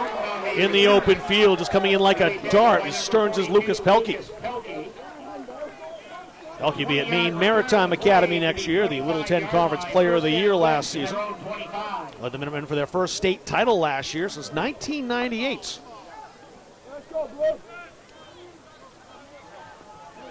So it'll be Colin Moran back running the offense once again, the Bonnie Eagle quarterback and Fitzy semifinalist.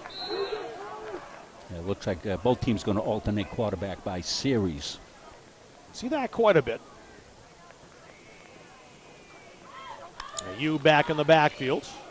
And Ayub has it now, cutting outside. A good collision there between Aiden Willett and John Babs, and the reigning Fitzy winner. The flag is flying down the 23-yard line. That's going to be a hold against the West. Boom! Ryan Jarrell will tell us all about it in just a moment.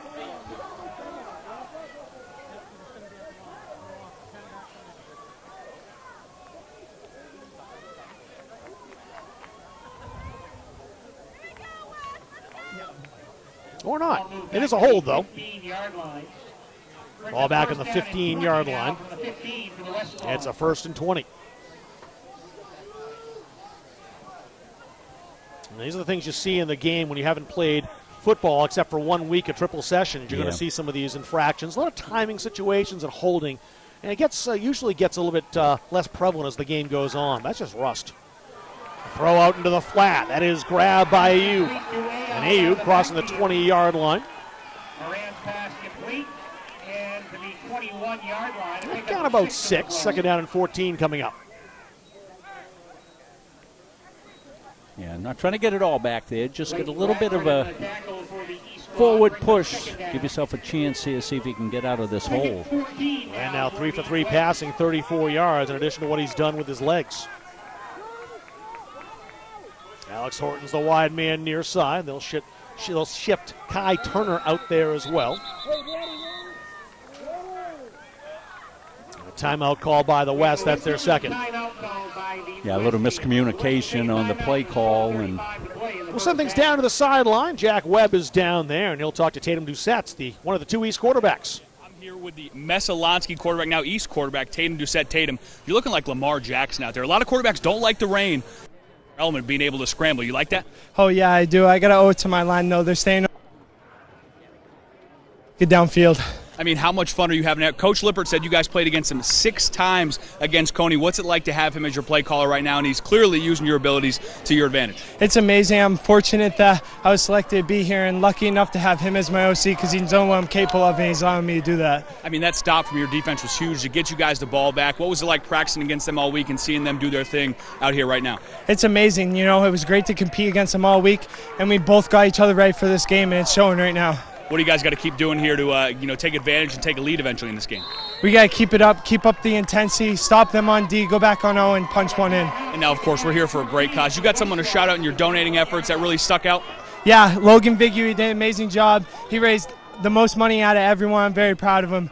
Good job, Logan. Awesome. Keep going. Thank you, brother. Back to you guys. Thanks, Jack. Thanks, Tatum. Second down and 14 coming up for the West. You in the backfield with Colin Moran. They'll give it to Horton. No, it's a fake, and keeping that is Moran. We'll get back to the 25-yard line before he's dropped. I got 4 or 5. Third down coming up.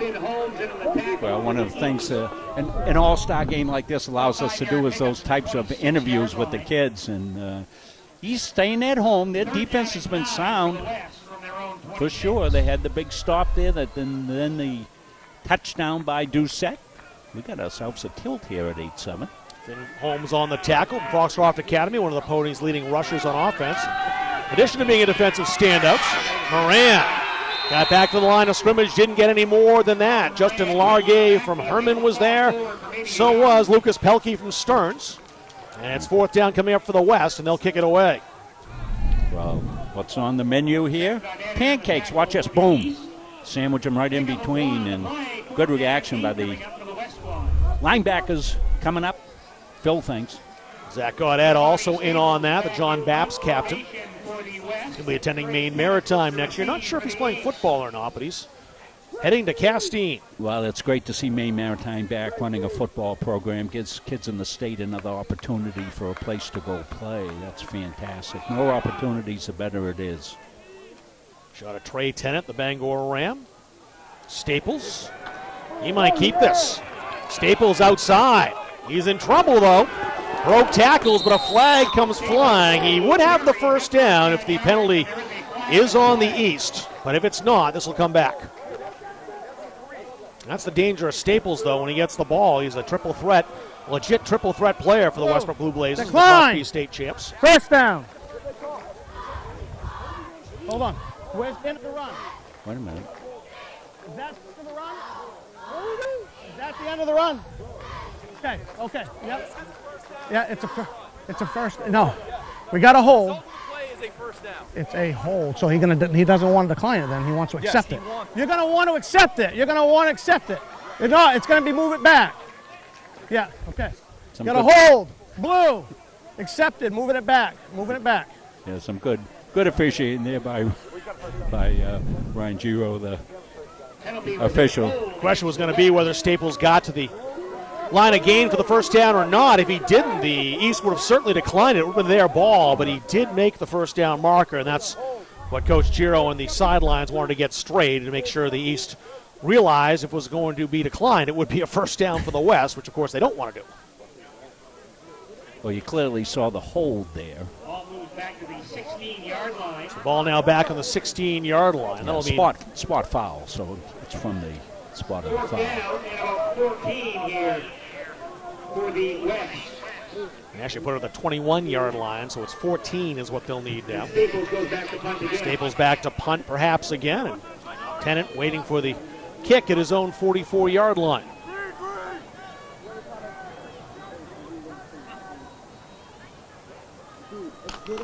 Staples just gets rid of it this time, kicking away from Tennant. That'll take a bounce for the West, and Tennant can't do anything with that as he caught it right by the sideline, and that'll die at the 39-yard line. 40-yard punt for Staples, and a first down coming up for the East.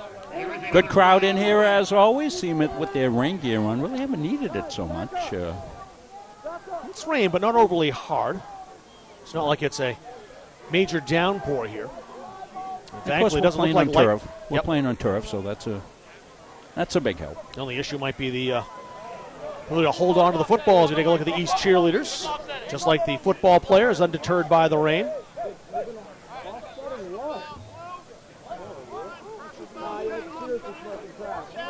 They're offsetting personal fouls at the end of that play, so we'll just put the ball where it was, the 39-yard line. That's what the East will take over. Yeah, that must have been well behind the play, Rob. I didn't see anything happening there, maybe. Yeah, it was after the ball was punted. And my guess is that might be illegal use of linguistics back and forth at each other, chirping a little bit. Could have been that as well. Not sure. Again, this is an exhibition game, but the players take this as seriously as if it's a playoff contest. Parker Morin back in, running the ship for the East. He's the quarterback. And the co-PTC Player of the Year, along with Freiburg's Ty Boone. He'll pass that to Trey Tennant. One Ram to another, Coney to Bangor, and Tennant toward midfield as a first down for the East. Yeah, the second time they run that play, Tennant was open the first time when they did it. He didn't make the catch. This time he's just going to settle down the hole right here. Lapio action right there. Eli Bush from Falmouth in on the stop. He'll be playing in the NESCAC next season for Tufts University. Nice story about Eli I want to get into in a minute. We'll do that after this play. Another first down from midfield for the East. We'll hand that off this time, and that's Aiden Mulcahy from Skowhegan. He'll be playing at Husson next year. Yeah, Eli Bush lost his whole senior season, not able to play, and a spot opened up here for him, and he was able to come in and play the game. There's precedent for that, Rob. One of my former players, Vin LaValle, was hurt the first game of his senior year. Vinny would have been a Fitzpatrick finalist, I'm sure of it. Rehabbed, had an ACL, came back, played in this game, and was the defensive MVP his senior year. So that was 2000. Moore on 2nd and 5, looking downfield, thinking end zone, and it is incomplete. He wanted his teammate Ben Hankey, both here at the East and at Coney High School. Good coverage downfield. Sean Justice down there, and it's third down coming up. Yeah, boy, that's a good ball thrown right in there. And I think it was Staples. It was down Staples, there. yeah, 5-9. Played nice inside leverage on that, went back. What you do is you stay right on that inside leverage. When the receiver looks back, you look back, throw your hands up. Perfectly played. That was a good ball, though. Just missed. Third down and 5 coming up. Fake to Mulcahy. The pass is off the hands of the intended receiver. That was Coney's Ethan Demmons. Fourth down coming up. And again, we have an altercation at the end of the play, and flags go flying. Let's see if this is on Mount Blue's Joe Hayden, or is this going against the West? Or maybe both players. We'll find out. We got sportsmanlike, right? You on that? Unsportsmanlike. Who threw it? I didn't. So who threw the flag? So you got an unsportsmanlike? Okay. Unsportsmanlike. Unsportsmanlike. 15. Foul on the West. That's on the West. A 15-yarder will give the East a first down. You can kind of hear in the background some of the West coaches saying, don't take the bait, don't take the bait. Well, we'll see it here. It's going to be to the right of the screen. Right there. Yeah, Hayden was finishing his block downfield. Adrian Reyes was the one mixed up with him. And Reyes on the wrong end of that call.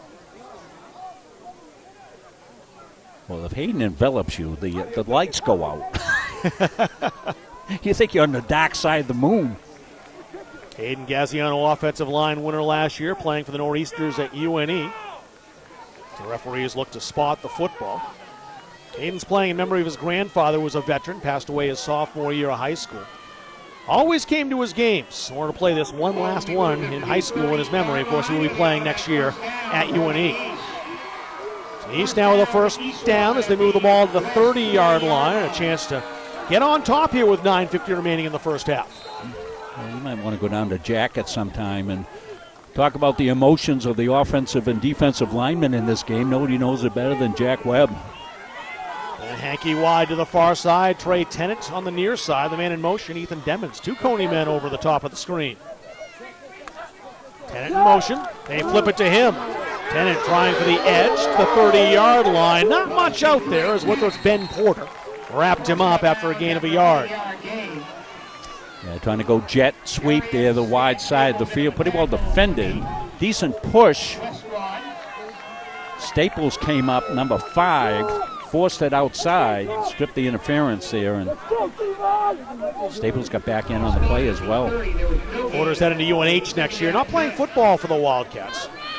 Very feared defensive player with 4 picks last year for the Class D state champs. Had a receiving touchdown in that game, and first state title win for Winthrop since 2000. Second down and 10. Hankey's the man in motion. They'll sling it his way, and it's complete. Hankey near the 20-yard line, taken down there near the first down marker. And another flag in the play out near midfield. We've got a flag at the 24-yard line. Let's see who this is on. Ethan Demmons was out front, did a pretty good job with a screen To the run. ball. Hold your spot. It's a dead ball on there. It's after the whistle, right? Okay. So I got dead ball, personal foul, blue. Personal foul against the West. So it's going to... Referees with a zero tolerance for nonsense here as far as things happening near or after the whistle. Yeah, you got to keep things under control. See if we can see it again here on that pass out into the flats. Yeah, just a little swing. Good catch there. Little screen block. First down for the East of the West 10. I didn't see anything. I didn't see it, Rob. Didn't see anything on the tackle. Nah, it must have been. The flag was back at midfield, so it wasn't on the tackle. I mean, that was Or clean. in the middle of the field, I should say. That was clean. We don't want to indict somebody that's innocent. We also don't want to indict the referees because that was not what they threw the flag in. So first down. They give this time to Mulcahy. Mulcahy from Skowhegan into the end zone for a touchdown. Okay, with a shifty run here. This play is off to the left side. It's just power left. Watch Mulcahy, jump cut right there. Boom, gone. Accelerates into the end zone. What a run that was by Mulcahy. He's picking up right where we left off in his high school career. Last game for Skowhegan, 256 yards and 3 touchdowns on the ground in a playoff game against Messalonski. He'll be at Husson next season playing for the Hawks up in Bangor. Tennant to attempt the extra points. Not yet. That'll push the East back 5 yards. Oh, it's on the west. Well, So the flag get thrown to the east side, but it's on the west. Now you want to go for 2. Bring the offense back, and you get those. You get those big guys. Usually when the referee throws the flag on the offensive side on a play like that, it's usually on the offense, but not here. And we told you about the size of the East offensive line, and in fact, those guys came down on a big flatbed. I saw them coming down 95. The rest of the team came down on the bus. They had put those guys on the flatbed. They're so big. State Police had all the way stations open just to make sure on the way down. Coach Munson from Gardner there, in the weights division of the State Police led the procession down there. The East will now go for a 2-point Now they are going for 2. Kyle Johnson in the backfield with Mulcahy. There you go. The Wildcats to Johnson, but offside the call here, maybe, or is it false? Yes, encroachment. Offsides against the West. We're getting to that math situation where you just can't get any closer when you call half the distance. Not a math teacher, Rob, so I'm not sure what that the technical term is for that. Someone said it, I'd know it, but either way, half the distance of the goal right now, not very much. You just got to lean forward. as you said, they were set to go Wildcat there. I think they still are here. It's an extra point offense is in. Johnson and Mulcahy in the backfield. Direct snap to Johnson, and Johnson's not going to get there. Nick Aramita from Cape Elizabeth. He's playing next year at Maine Maritime. Came in to make the stick. And the West will get the ball back. They're down 5. We'll have the kickoff and return to Lewiston after this in Maine Public.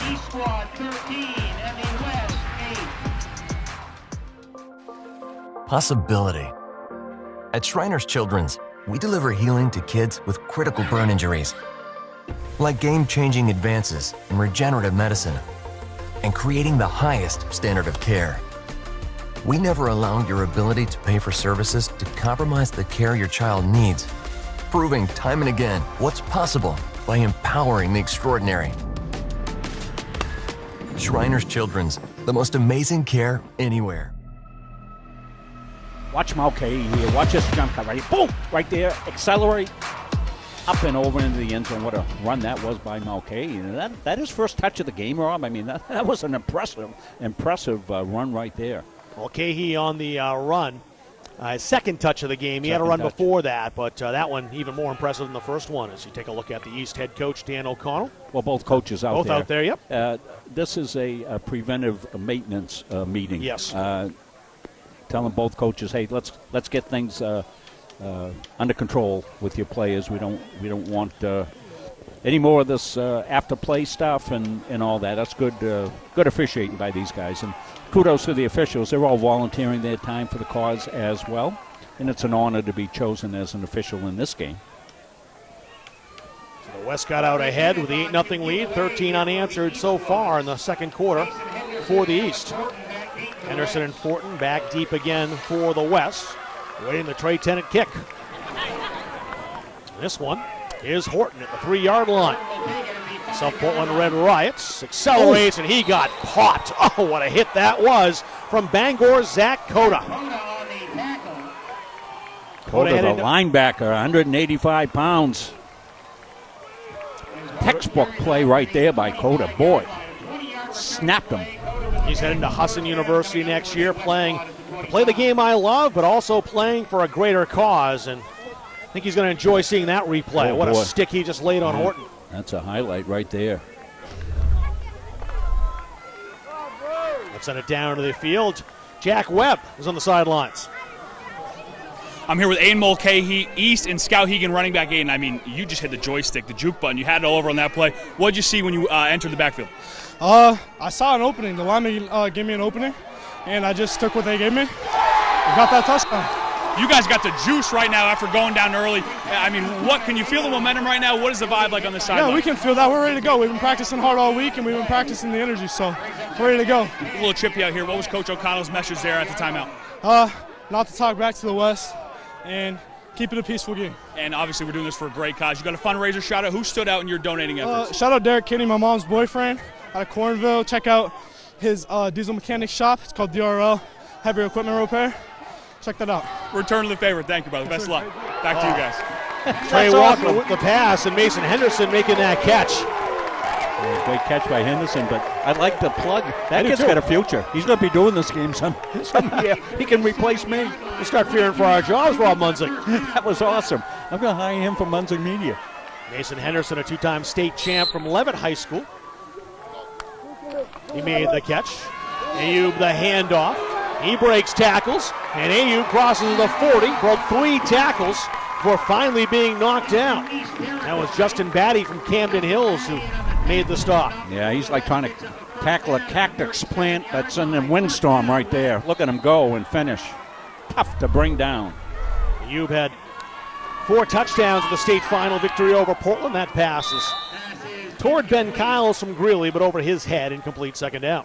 Well, one of the things you see in this game, and I think it's playing out, is, you know, you have skilled receivers, but you also have skilled defensive backs in this game. And so it's a really good matchup both ways here. A lot of these kids would play both sides of the ball if they could. And, you know, when you look to build your team, you got to make sure that you can keep the other team from scoring. And some of the better players are on defense. Play action, Walker looking downfield toward Mason Henderson, trying to come back but he was sandwiched Jaden Horton, Nate Willett, both down there in coverage. Yeah, you're playing that 4-3-4 back there, in the secondary. So you've got, a lot of times you're playing with two safeties right back in the middle of the field there, and they just rotate back in there like that, and it's hard to beat them deep. 3rd down and 10. Walker with Ayuk in the backfields. 2 receivers to the left side. Walker drops. That's going to be a flag. I'm not sure it was intentional, but it's going to be a call against the East, as you can't whip out your leg to take someone down. We'll see it right here. Yeah, it's a dangerous thing to do. Oh. Yeah, that's a good call. Pretty clear. There's not really much you can do there. It's offsetting penalties. There were 2 penalties called, and they just actually signaled the wrong way on the West. I think they have to talk about this for a second, because that was definitely Cam Pulkinen with a leg whip.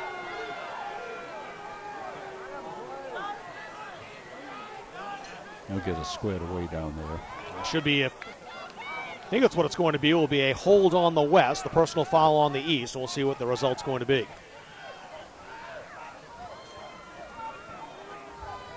Wow. There are 2 penalties against the West. Wow. Okay. And a personal foul. Ball goes all the way back to the 30-yard line. I'd like to hear an explanation on that. 3rd down and 43 here for the West. I haven't seen a 3rd down and 43 in a while. Yeah, this is where I let the defensive coordinator make the call. 43. What do you want to run? You can just do a dive in a situation like this and get set to punt. I thought originally it was going to be on Pulkinen with a leg whip. I thought so. I don't know if they just saw it backwards or what they saw. Pulkinen, he's in, trying to flush Walker. The throw is onto the sideline, incomplete. It'll be 4th down.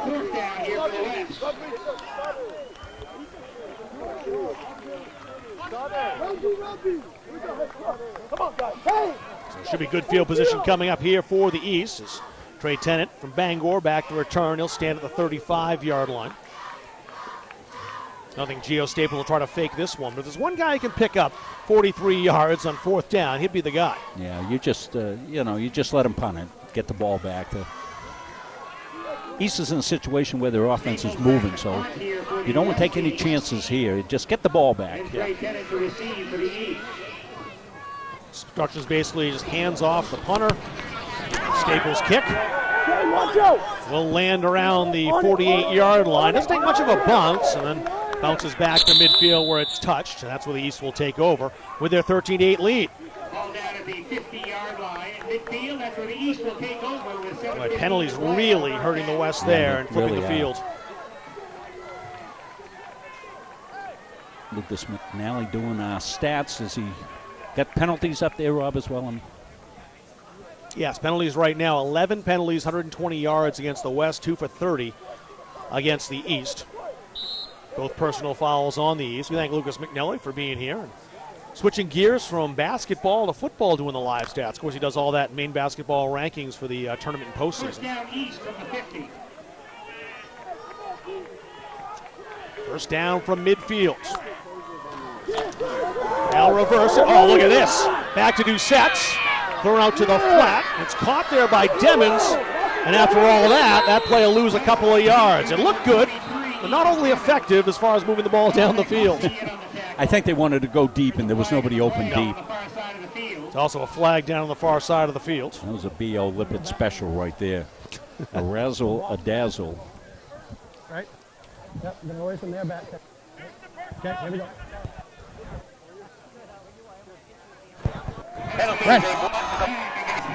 Legal use of the hands against the East to push them back.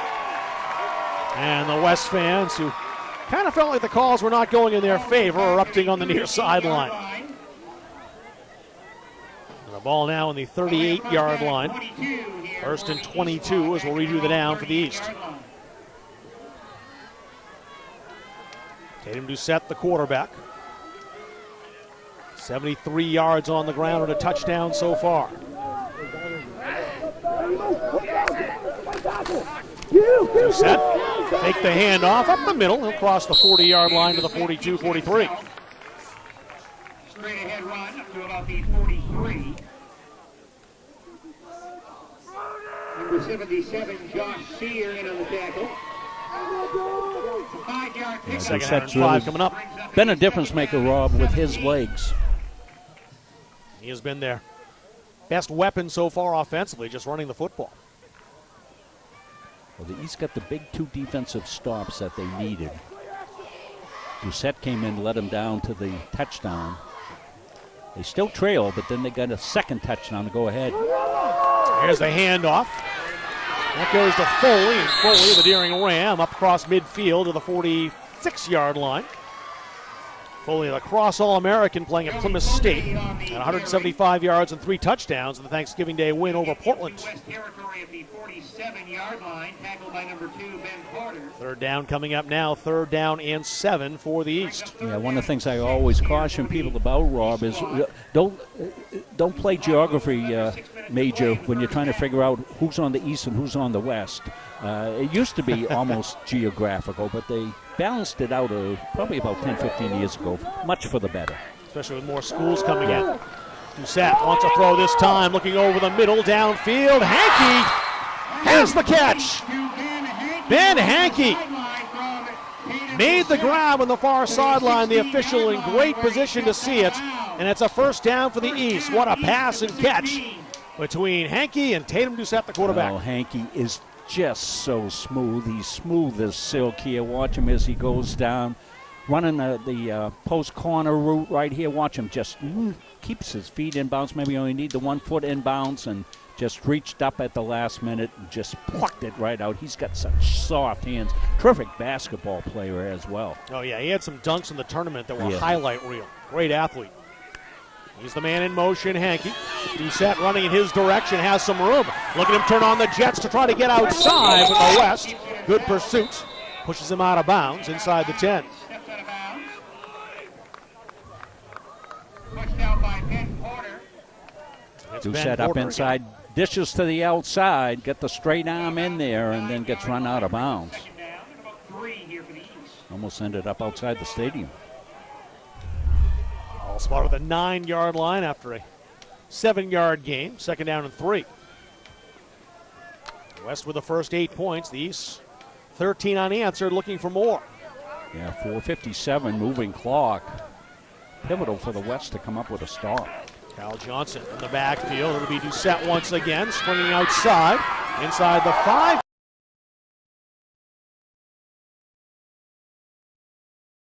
Direction. He did lose it, but he ended up getting it back. The East, no. The referee now pointing back down the field. Let's see it again. Yeah, we're going to get a good look from field level here in the replay. I just said the West got to get a stop, Rob. They may get it right here. Ball's out clearly, and I think it might be a touchback. It is a touchback. Yeah, ball went into the end zone. So what the referee was doing there at first was not pointing in that direction. He was waving the touchback signal. I saw the referee hand up pointing that way. It is a touchback. Credit Ben Porter, who's had a great game defensively with forcing that ball loose and knocking it out of Tatum Doucette's hands. Well, that's exactly what we said the West had to do. It didn't look very advantageous for him on there, as the East was in terrific scoring range right there, but the fumble into the end zone, touchback, and let's see if the West can't put together a drive here in the final 4:43.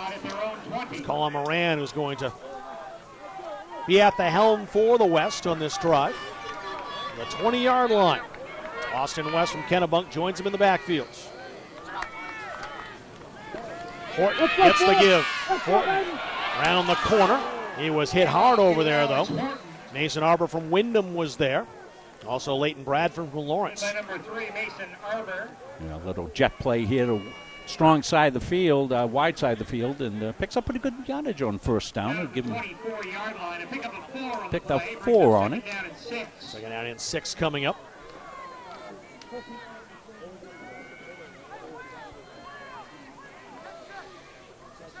Down below 4 minutes in just a second here.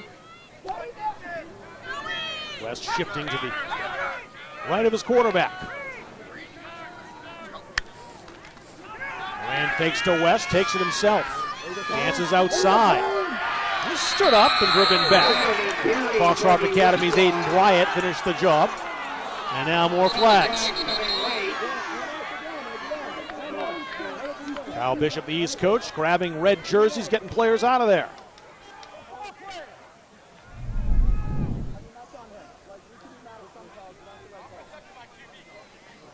Seeing it right here, the extracurricular comes after the play.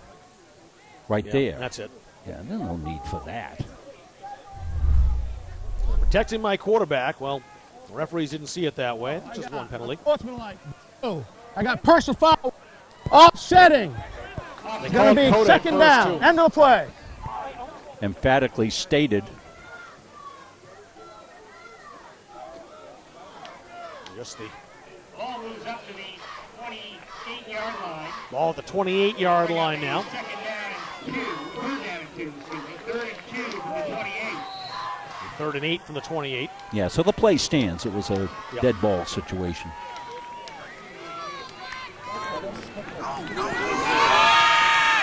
Two, I should say. Yes, the handoff to Austin West, and he's up near the 30-yard line. I think he's got it, Rob. I think he got it. He's got to get over the 30. Yep. Brody Schreier. John Bass, Brody Schreier in on the stop, a Howard Vandersea Maine Scholar athlete. Studying civil engineering at UMaine next year. He's also part of the Crusaders State Championship math team. 4th down and 1 coming up here. West in the hurry up. No contact there. I think that's why there was no flag, right, Rob Munsing? Well, he didn't penetrate the neutral zone. You don't have to have contact. Okay. But he's back a little bit. See him? So when he fell forward, he wasn't in the neutral zone. That was Aiden Bryant. And Moran is close. Let's see the spot of the ball.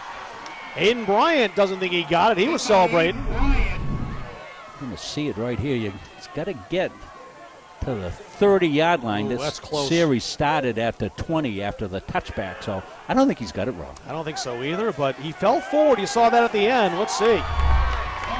He does have it just barely.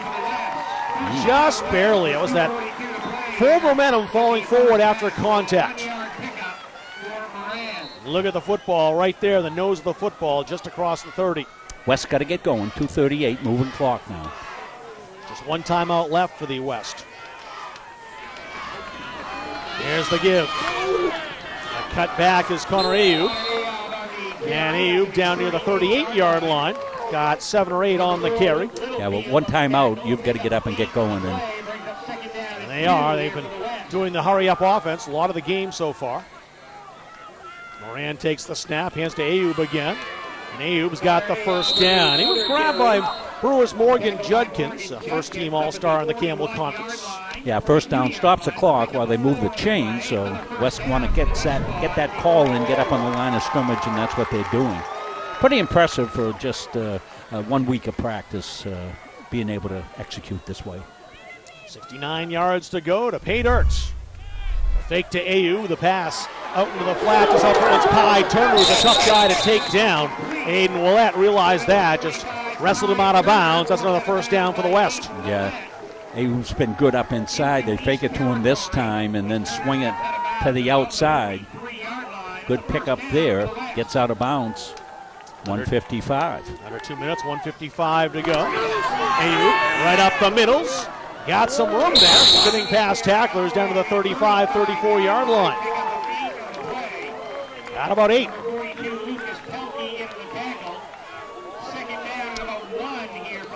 Plenty of time. This time it's Moran. Takes it himself. Has the first down to the 30-yard line.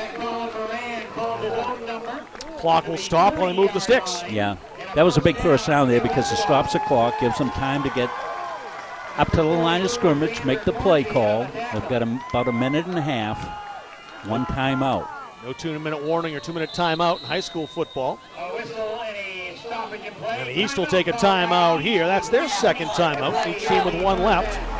1:23 remains in the first half, and we'll take a break. Come back for the conclusion of half number 1 here in Lewiston after this in Maine Public.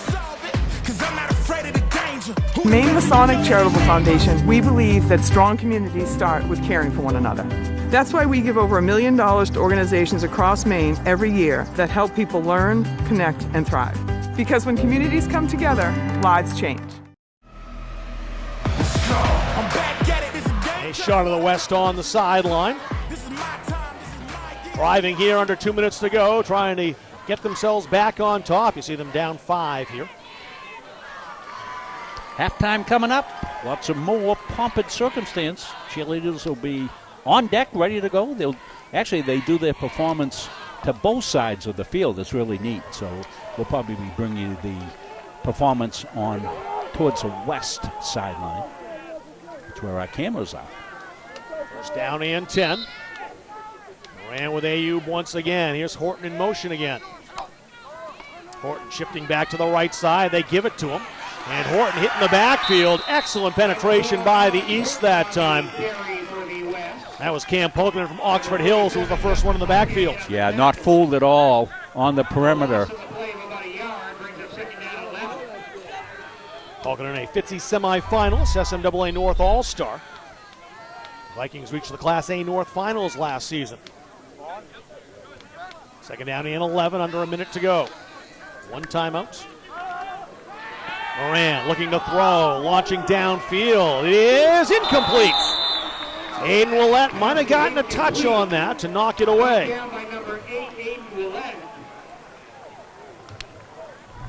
Oh, just missed a big play here on the perimeter. Took the shot at the end zone right here.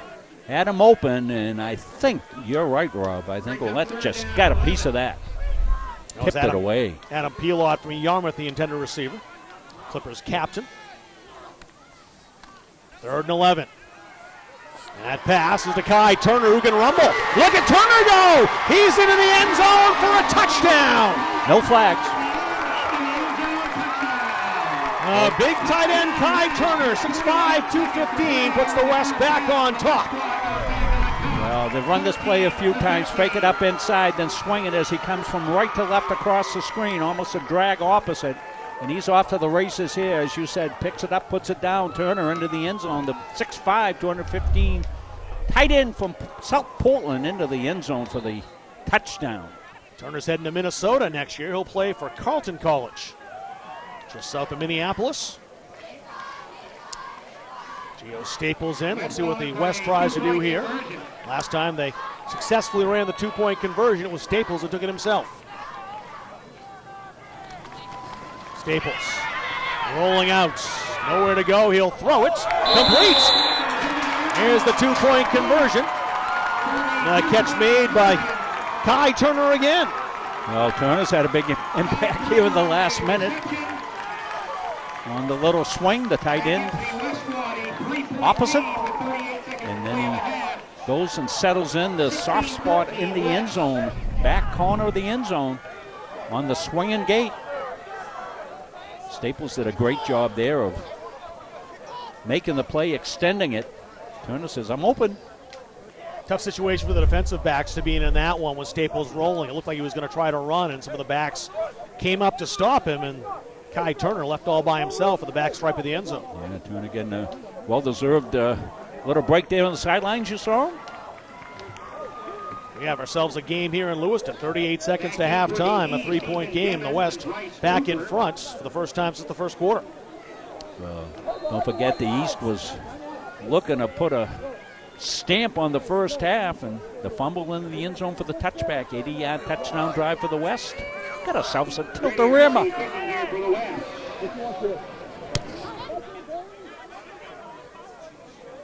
Kickoff taken at the 15-yard line. Bryce Cooper from Dexter has it. Cooper heading to the 31-yard line where he's taken down. Tackle made by Austin Armandy from Spruce Mountain. Football Player of the Year for the Phoenix last year. Reached the state finals. Well, you got 34 seconds left. You don't have great field position. About the 31-yard line. Don't want to make a mistake here.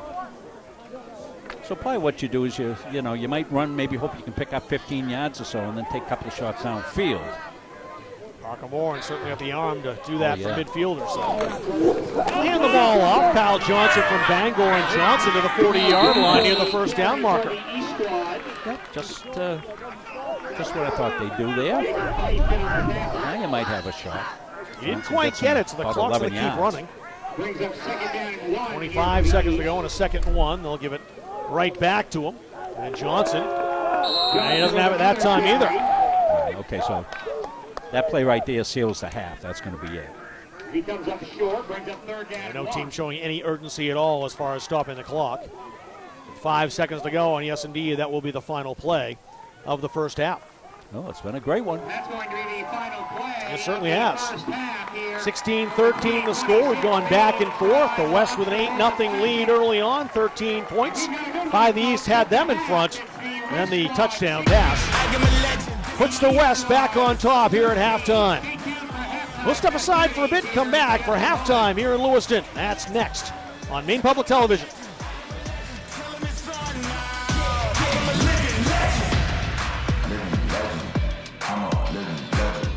The Maine Shrine Lobster Bowl Classic is made possible by Hammond Lumber Company, a 4th-generation family-owned business, serving contractors, homeowners, and do-it-yourselfers since 1953.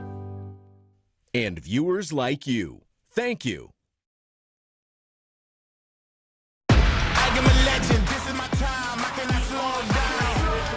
Along with Rob Munting, Jack Webb down on the sidelines, I'm Rob Kennedy. It's 16-13, the West in front of the East here at halftime. Very exciting first half, Rob Munting. Yeah, it's been really good, back and forth, momentum shifts, and just when you thought one team might be on the upper hand, the other team came through. That's why we're got a 3-point game here at the half and getting set for the cheerleading halftime routines. As we said, these kids work all week at Central Maine Community College with their coaches and put together this routine. Certainly one of the highlights of the Lobster Bowl. We'll see it once they're organized and ready to go.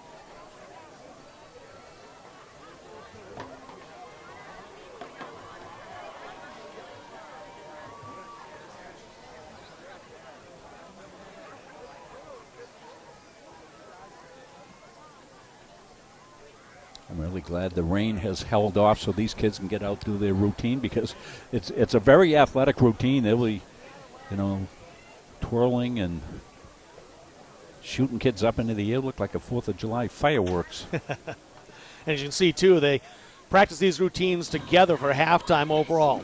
Here we go.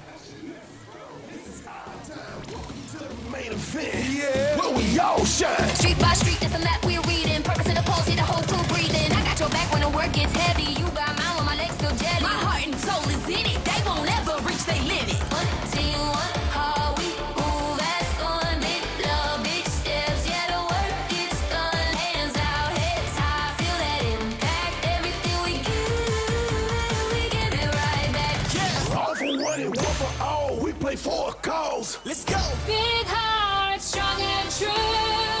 Play it for more than me and you.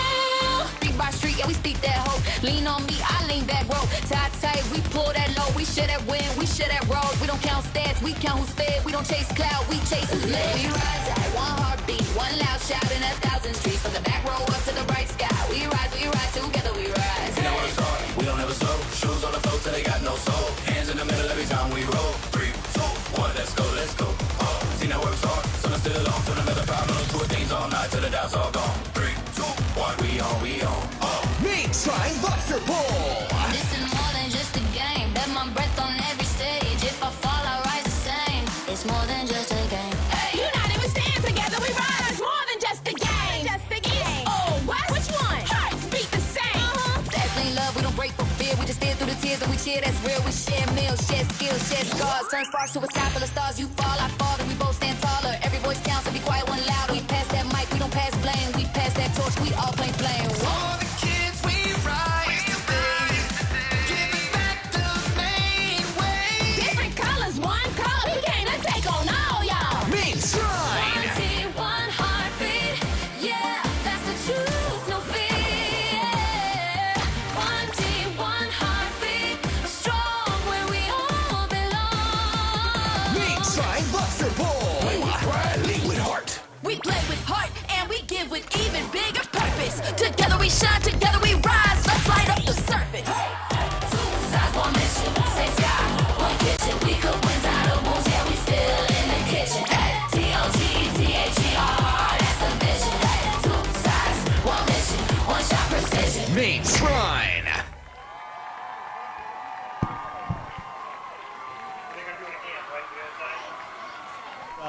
Rain impacting one part of the game. The field conditions be a little slippery, so they slowed things down a little bit just to make sure the safety of the athletes down there was paramount, and slowed things down a little bit, but still a great routine by these cheerleaders and a tremendous shot by our camera crew at the end. Yeah, so they'll turn around. They'll do it for the other side. So they do it for the east now. So we had a chance to go up to Foxcroft Academy earlier on this week for Media Day, and of course these players work very hard raising funds. The totals are really astounding. We'll talk a little bit more about that, but Jack Webb had the chance to sit down with two of the top fundraisers, both playing for the East. Let's bring that to you right now. I'm here with the top two fundraisers from this entire event, right? Can you guys introduce yourselves for us? Yeah, I'm Dawson Sukeforth, Bucksport High School. I'm Logan Vigue, Madomic Valley High School. And since you are the top fundraisers, we got to brag a little bit about how much money you guys have raised. What was your number? Just a little over $24,000. You? 26,000. I mean, that is truly unbelievable. I don't think you guys even realize what you've done for this cause. And first, I want to talk about the fundraising efforts, right? What was that like going out there? Was there a surprise donation? How did you guys raise that much money?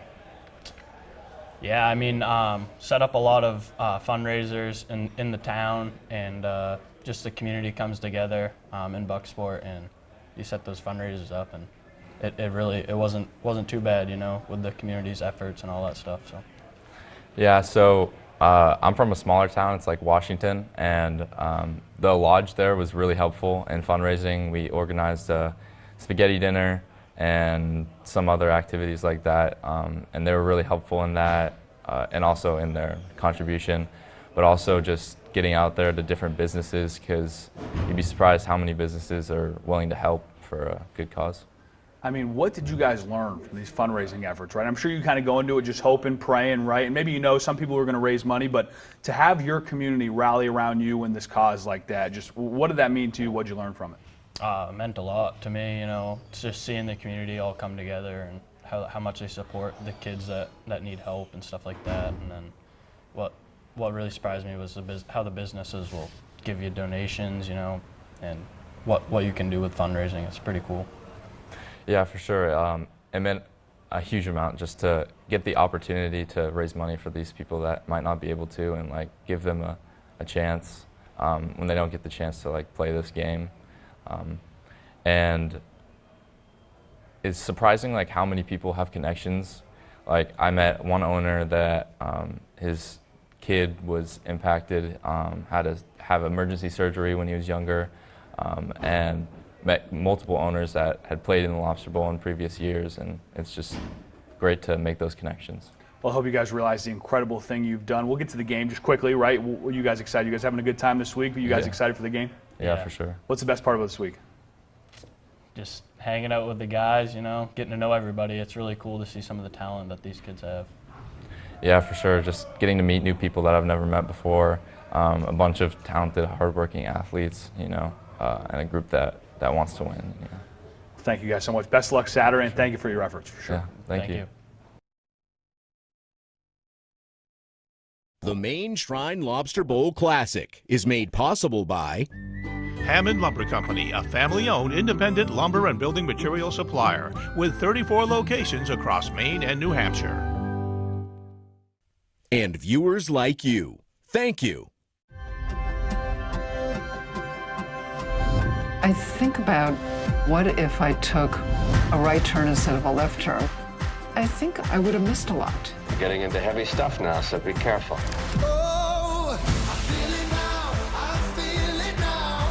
Wow, I have goosebumps. I can start crying. Telling your story invites people into you. I feel it.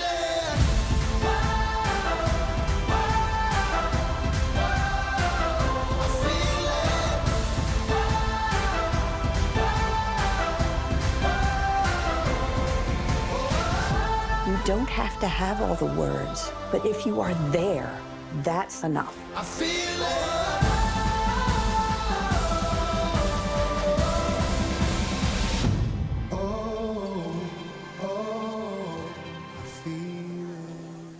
Back here at halftime at Don Roof Field in Lewiston, Maine Shrine Lobster Bowl, 36th annual game. And Jack Webb down at the sideline with Ellsworth's Lily Alley, one of the cheerleaders and the top fundraising cheerleader from both sides. She represents the East. Obviously, deep ties for you. I don't know if others might not know the story, but deep ties for you in this game. How important and how personal were the fundraising efforts? So the fundraising effort.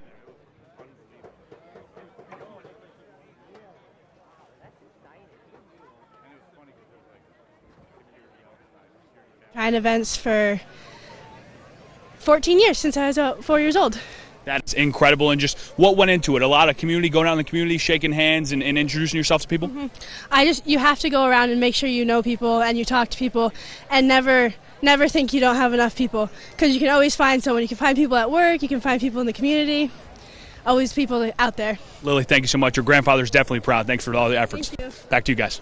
Those three student athletes raising over $60,000 in fact for the Shriners. Logan Vigu, the top fundraiser for football players, $26,000. He's from Potomac Valley and Waterboro.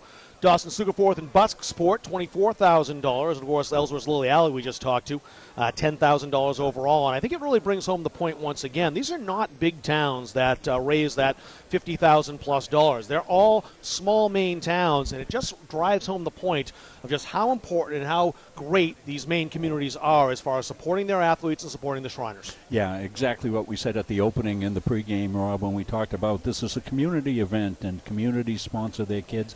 And there's nothing like small town Maine communities getting backing their athletes, and we see it every single year. Every year I talk to Joe Herson, who I've known since he was a little kid. He was a former student of mine at Gardner, and now he's the president of the game, following the great legacy of his dad. And I say every year, Joe, I said, geez, how you can top it? He goes, I don't know, but we do. Every single year we seem to do that, and it's a credit to the communities, credit to this game. And you saw it, the Imperial from the United States is here. He's the top dog, and he said, I want to go to Maine. I want to see that game. And it's because of what they've done with this game and this great state that we have. And congratulations to everybody that's been involved in this game since the very first game, 1990. As I said, I had the honor of, for many years as a head coach, nominating players to this game and going to the games and seeing my players play, got to coach in it. And every single year, it's gotten better and better and better, and really the fundraising aspect of it. And a large part of that, Rob, it's because the kids are social media savvy, and they're able to tap into this online fundraising.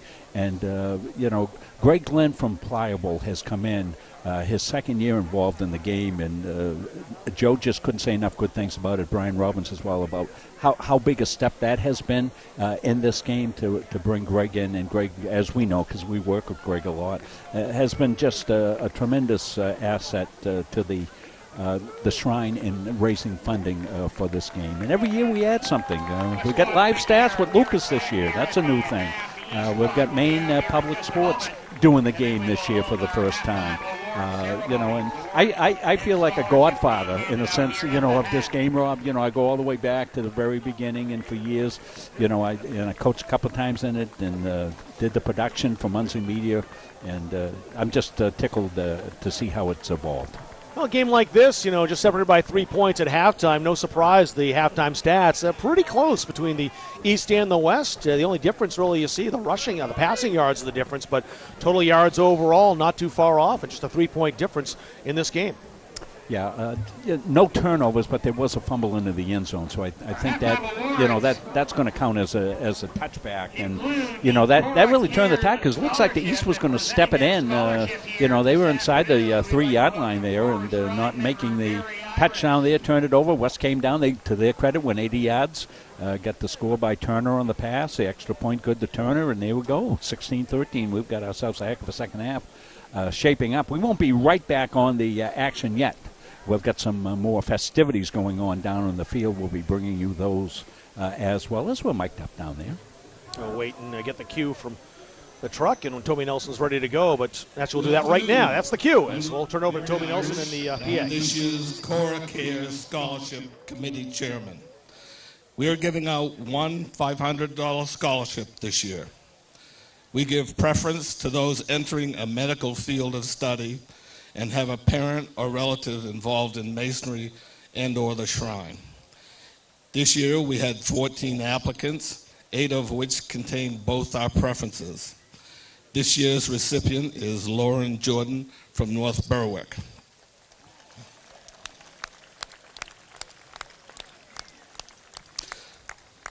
Lauren has a GPA of 4.39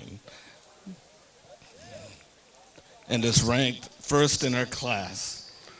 Her plan is to get a degree in biology, then attend medical school to become a doctor. She has a long list of extracurricular activities and awards. I'll name just a few. Valedictorian of her class, member of both National and French Honor Societies, captain of her soccer team, high school band member, certified scuba diver, certified nursing assistant, and she volunteers at York Hospital. And the list goes on. Lauren, I'm pleased to present this scholarship to you from Cora Shriners. Congratulations.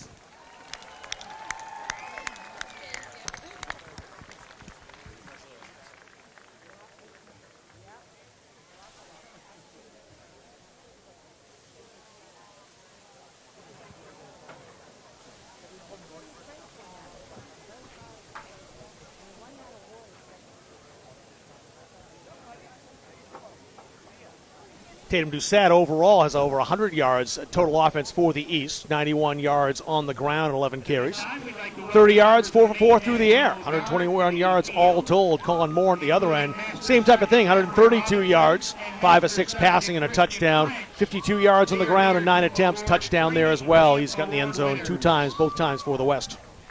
Let's toss it back to Toby Nelson on the PA today as we continue our halftime festivities.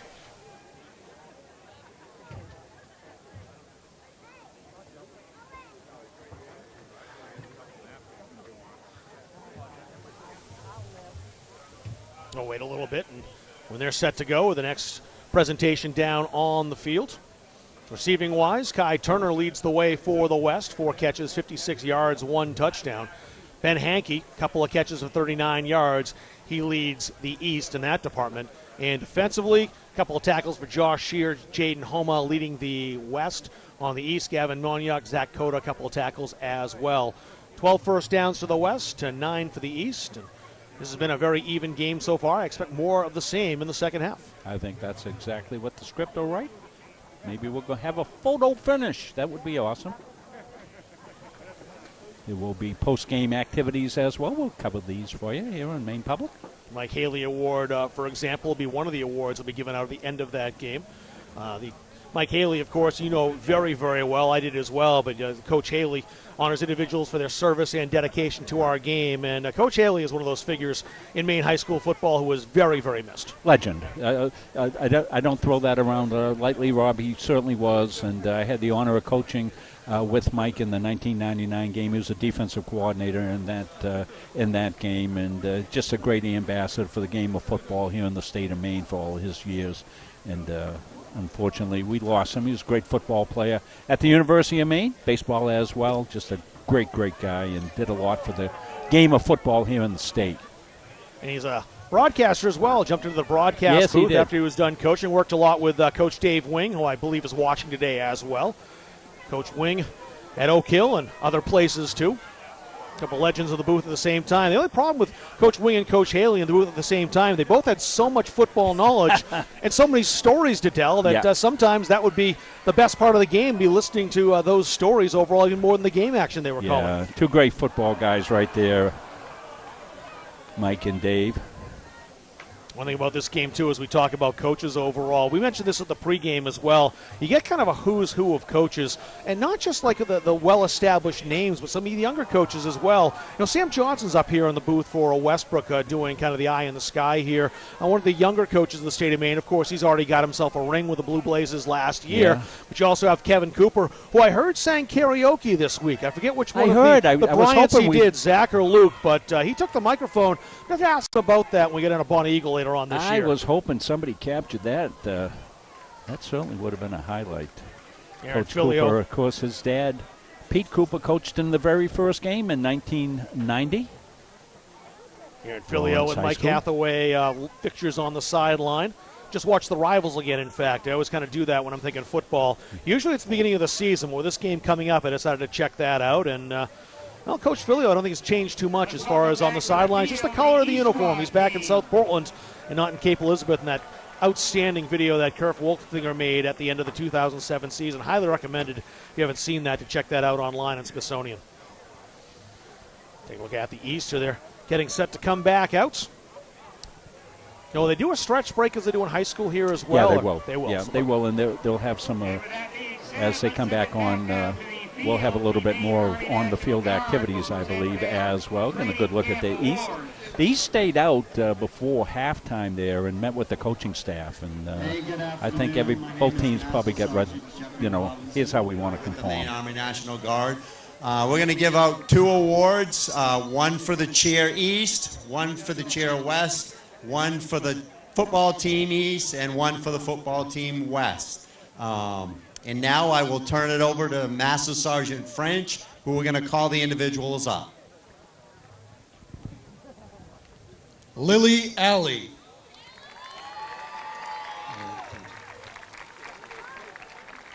You are being presented the Certificate of Excellence by the Maine Army National Guard for your outstanding sportsmanship and leadership, both on and off the field, during the 2026 Lobster Bowl.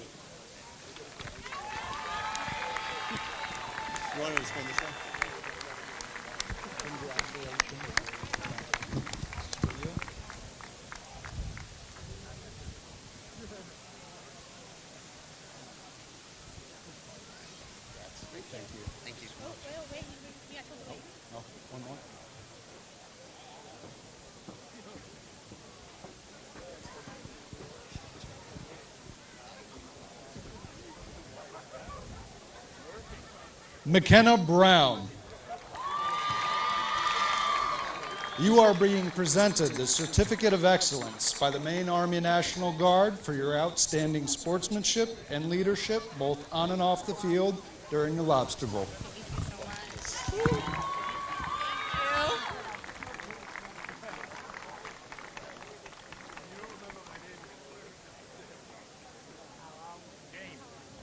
Thank you.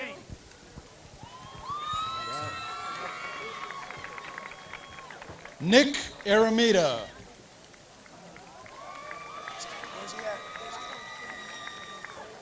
You are being presented the Certificate of Excellence by the Maine Army National Guard for your outstanding sportsmanship and leadership, both on and off the field at the Lobster Bowl event. Thank you so much.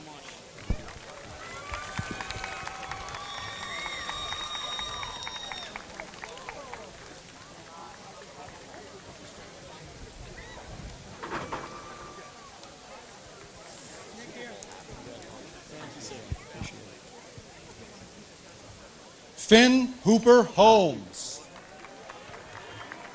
You are being presented the Certificate of Excellence by the Maine Army National Guard for your outstanding performance and leadership, both on and off the field at the Lobster Bowl event.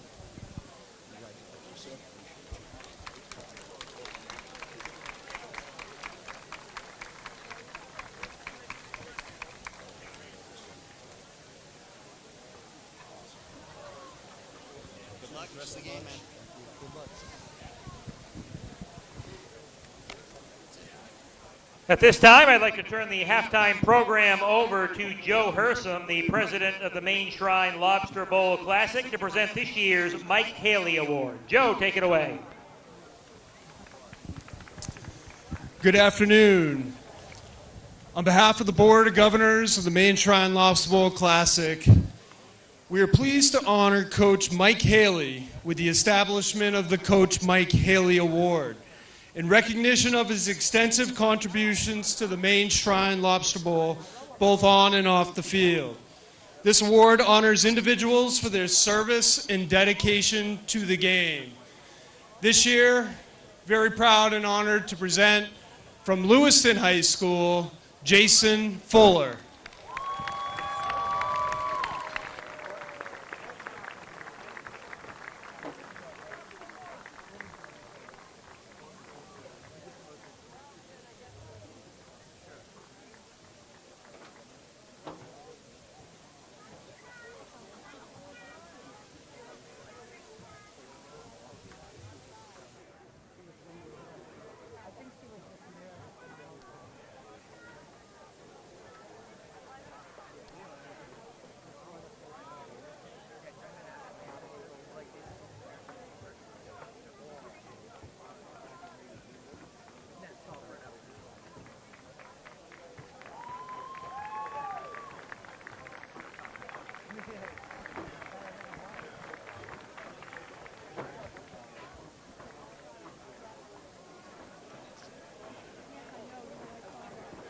Congratulations to Jason on winning the Mike Haley Award here in 2026.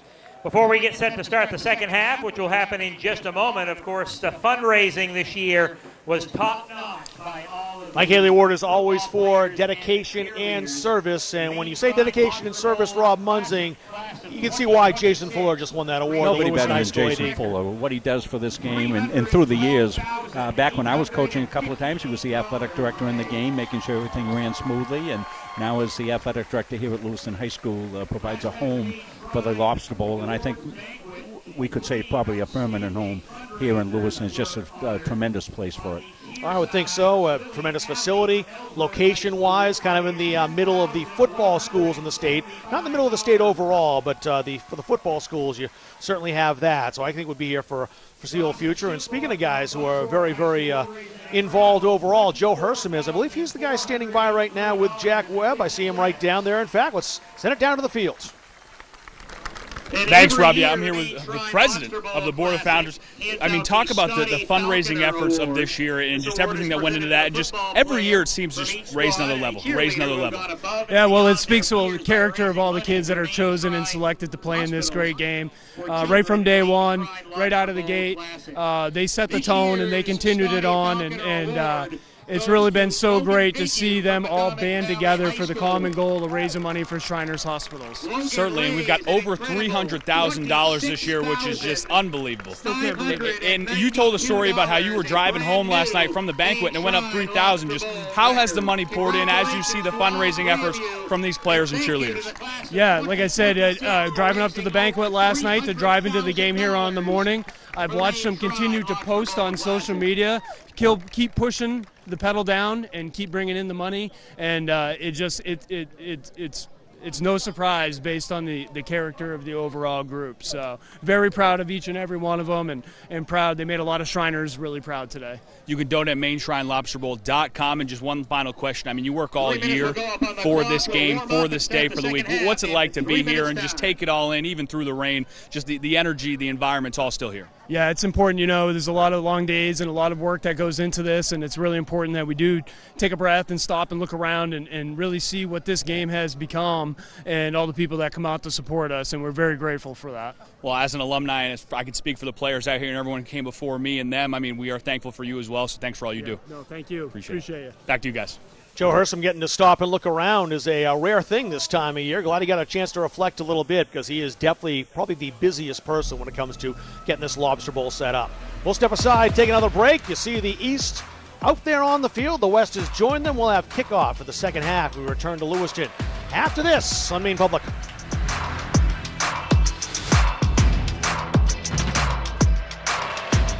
Maine Shrine Lobster Bowl Classic is made possible by Hammond Lumber Company, a fourth-generation family-owned business, serving contractors, homeowners, and do-it-yourselfers since 1953.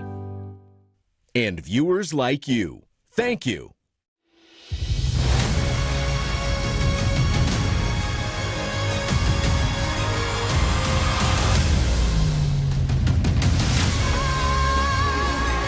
When this showed up, I was so excited. Oh, it's like opening a present. Please turn the page.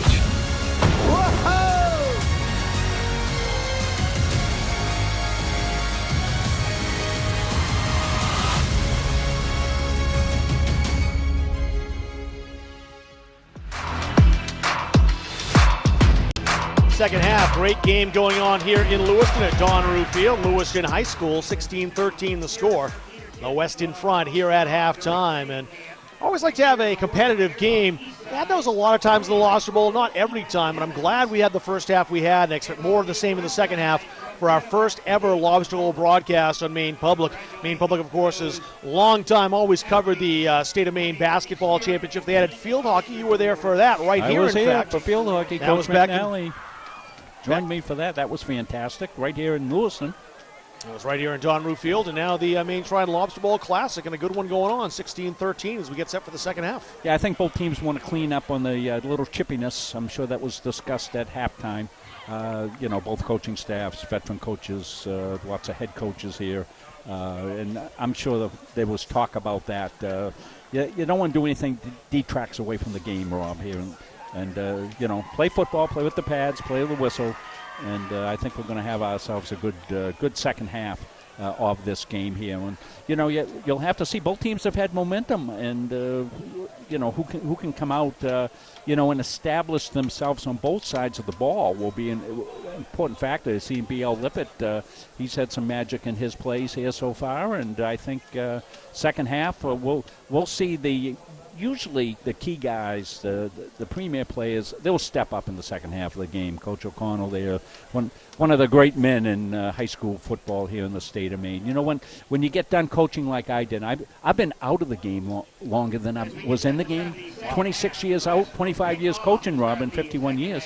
And, you always think, okay, who's going to be the next generation of coaches, to keep the thing going. And Dan and Mike Hathaway and all the coaches, all the coaches here have been that way. Top notch. We're set to go. Seeing some umbrellas out, getting a little rain. Hasn't been a factor, Rob. Not overall. Grady Hersey set to kick the ball away as we'll get things started in the second half. The East will start with the football, trying to get themselves back on top in this back and forth game. It's a short kick, taken by one of the up men. He's falling right down is Foxcroft Academy's Aiden Bryant, making sure he held on to that. Yeah. Don't need to be touched in high school football. Once your knee's on the ground, that's it. Yeah. Discretion being the better part of valor right there. Good call. They had nothing set up for him there. Just get the ball. They're going to get good field position. That was it. Good starting position to the 39-yard line for the East to start. Let's see who's out there at quarterback right now. I kind of forgot with the extended halftime who's up in the rotation. I think that's going to be Tatum Doucette, and yes, indeed it is. Yeah, that's one of the things, too, a long halftime for the kids. Joey Foley's in the backfield with him, the Deering ramp. They give this to Foley. They fake the pass. Foley absorbs some contact at the 40 and just did the rest himself, turning those legs forward. Grady Hersey took him down as he crossed the 40 to the 41, 42. Well, good first down play there. Keeps the playbook open here on second long. Thinking of Doucette run here on second down. His legs have been a big factor in this run. He's already ran for 91 yards in this contest. Second down and 6 coming up for the East. Trips to the top side. They'll go that way. Slung out into the flat. That's Ethan Demmons from Coney. And Demmons has the first down crossing midfield. Yeah, little timing play, little pitch and catch right there. Doucette made the perfect throw. Led Demmons so that he didn't have to think about anything other than getting upfield on that. Swung it out there very nicely. That's a tougher pass than it looks like. 10th first down of the game for the East. The West has 12. Again, the stats very, very even in this contest, as you'd expect in a 3-point game. Lucas Sands jogging across the field. He's number 11, setting up on the left side. Doucette fires out to Sands. Little stutter step. Sands pursued, and he was caught by Grady Hersey. Yeah. He was a heat-seeking missile and held that to a minimal gain. Yeah, Hersey, what a close that was at Thornton Academy. He's a great lacrosse player, as you mentioned in the first half, and that's what he's going to school for, going to Salve Regina University to play lacrosse. Of course, TA lacrosse Well, there's no program at TA that's not top shelf. Right. But their lacrosse is outstanding as well. He's in a Merrimack, I think, Hersey, playing T1. Oh, I'm sorry. Second down and 10. Yeah, Merrimack, yeah. No gain on that play. They'll give it to Foley again. Foley, a good run up the gut. He's knocked down. We got about 7 on that, so a third down and short coming up for the East.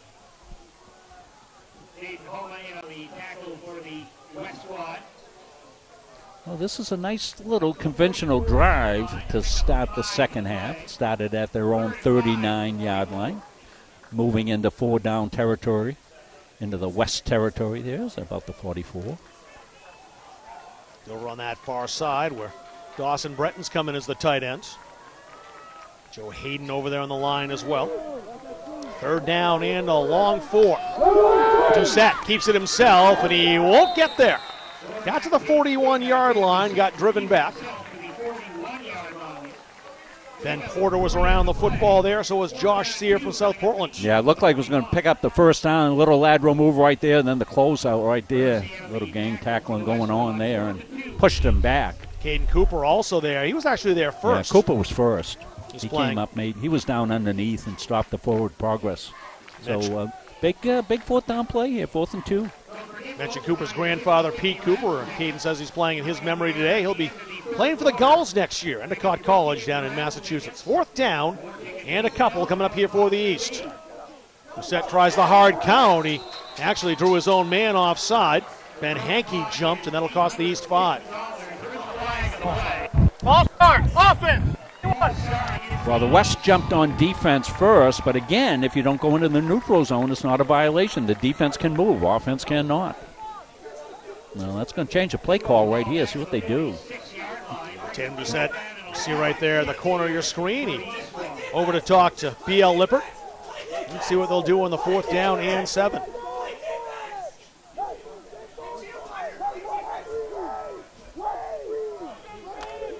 Let's see what East has in store here. They'll send trips up high to the top of your screen. Kyle Johnson's the man in the backfield. Hankey's in motion. Doucette's underneath. That goes to Kyle Johnson, and Johnson won't get anywhere near the first down marker, and Ben Porter has been a beast defensively. Another big stop for the Winthrop Monmouth State champ. Well, I don't know if you could hear it over our headsets, but we're close to the West coaching staff, and every single one of them was screaming screen. And that's exactly what they got, and that's exactly what they defended. And Porter was right there. You're going to see him disrupted right here. Comes the pressure, but the first one in and finishing up is Porter. Grady Hersey was also there. He sure was. Grady Hersey's got quite a resume, too. 5 state titles with Thornton Academy. 2 in football, 2 in hockey, and 1 with that lacrosse program you talked about. Yeah, going to Merrimack. D1. First and 10. The West with a 3-point lead, looking to add to it. Rolling outside, Trey Walker underthrew that. His intended recipient, Alex Horton for South Portland. Walker, a 3-year starter for the Falmouth Navigators. Won the state title for Coach Spencer Emerson back in 2024. He'll be heading to Montreal to play for McGill.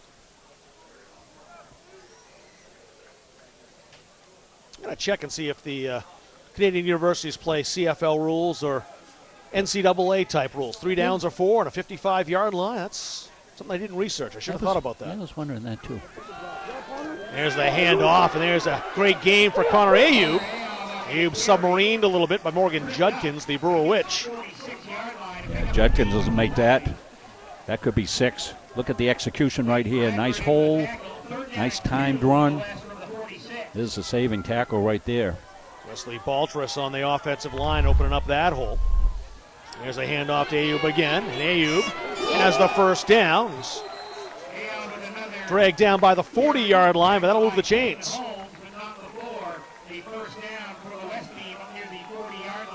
And behind Rocco Deschambeau, the SMAA shot put champ, and a lineman from Chevrolet. Ben Holmes had to go off. He was hurt on that play. Rolling out is Walker again. He's flushed and just throws that away. Got to the past the line of scrimmage to make sure it wouldn't be a grounding situation. That'll be incomplete. 2nd down and 10 coming up. Yeah, Walker with a good throwaway right there. Lived to play another down. Nothing there. Watch him flushed out of the pocket here. Great pursuit once again by Judkins. 2nd down and 10. The give to Horton, trying to turn the corner, found that hole inside, and Horton to the 32-yard line. Excellent blocking by Reed Langlois, the Campbell Conference All-Star. He said the linemen control the field. We're the most important people on the field. The ball doesn't move unless we do our job. He just did his job there. Yeah, they did a nice job setting the perimeter there. Squared up inside. Sets up a 3rd and 2. Ayub in the backfield, they'll give it to him. Ayub stutter step, crossing the 30-yard line, has the first down, and moves the pile ahead to the 25. Yeah, like many great running backs, he's just so patient, stays in behind. Watch it right here. Stays in behind, lets the blocks finish. So oftentimes, the running backs don't let those blocks finish. 10 carries, 59 yards now. 14 carries, 73 yards for the reigning Fitzpatrick Trophy winner. Yeah, tackle there for came Aiden up, Bryant. Finished that for the East. Big hit here at the end of this play. Watch Pelkey right there. Boom. Yeah. Good gang tackle. Lucas Pelkey from Stearns, Little 10 Conference Player of the Year. And again, tough sledding against that defense. Ayub once again. As Aiden Bryant has been all over the ball here in this drive, defensively for the East. 3rd down and 8. West not wasting any time, are they? Walker. Play action. Looks downfield, slung toward the end zone, and just out of Ben Kyle's reach. Kyles will be playing at St. A's, St. Anselm College in Manchester next year. 3 catches, 71 yards, and Greeley State title win over Leavitt. Yeah, that was there just through his hands. What a great success story the Greeley Rangers have been, too. Won a state championship in 8-man, went back up the ranks, and kind of surprised a lot of people by winning Class C as well. Walker running for his life. There's Pulkinen, has to get rid of it. Incomplete. Oh, Cam Pulkinen is terrifying when he gets in the backfield. Oh, boy, Cam, 6'2", 200 pounds, a sprinter. He comes flying in. Pulkinen, a great name from Oxford Hills. Brother was a terrific athlete as well.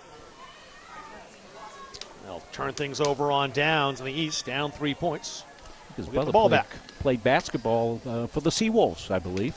Remember that name? Down at Southern Maine Community College. A lot of these athletes do go on to play other places. We mentioned a few today, and we'll keep mentioning where some of these guys will be playing next year. There's a handoff to Seth Bowden, excuse me. He's playing next year, but not football. He'll be playing up in Fairfield for Kennebec Valley Community College on their basketball team. Yeah, that's a new program up there. Seth getting a touch here, falls forward. Pretty good gain on 1st down. He was a 2-time 1,000-yard rusher for the Nokomis Warriors. Also played for their baseball team. 2nd down and 5 coming up for the East. Morin out into the flat. Ethan Demmons for Coney. Closing quickly. Caden Cooper to drag him down. Tackle by number 7, Caden Cooper. Gain a couple, so 3rd down and, well, get more than that actually, about 4, so 3rd down and 1 coming up.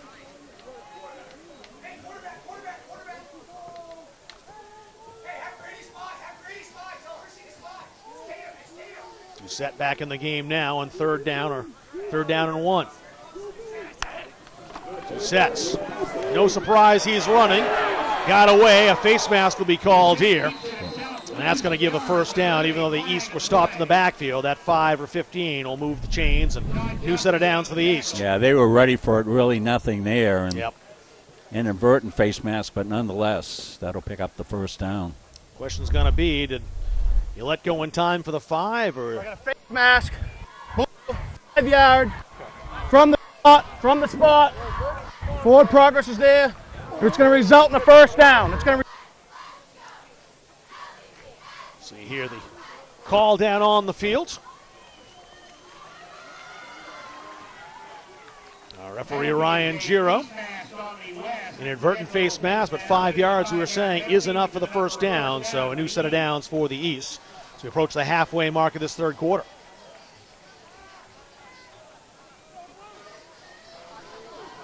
Jackson Foster in the game now, number 35 from MCI. He's lined up wide to the bottom of your screen. He's the man in motion, in fact. Here's the handoff. This is Seth Bowden, or Bowden. Bowden about 5 yards up to the 44-yard line.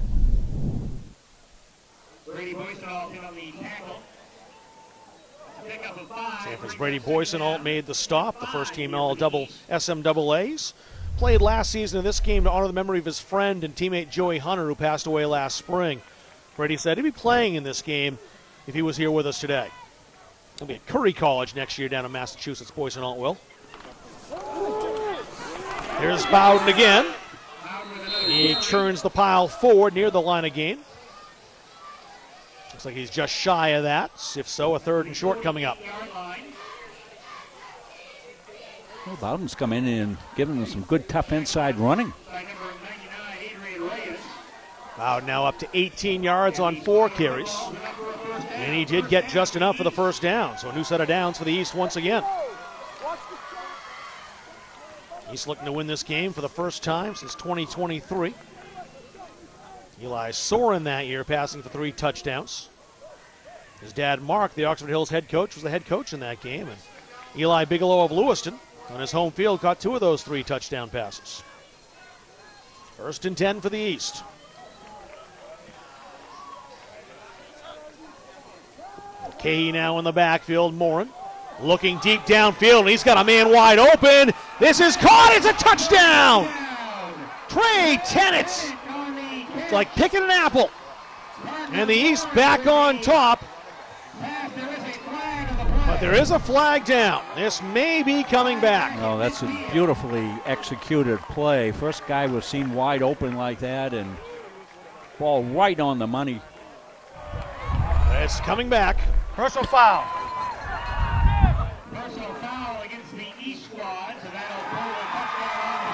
That'll take the 6 points down. What a brilliant pass and catch.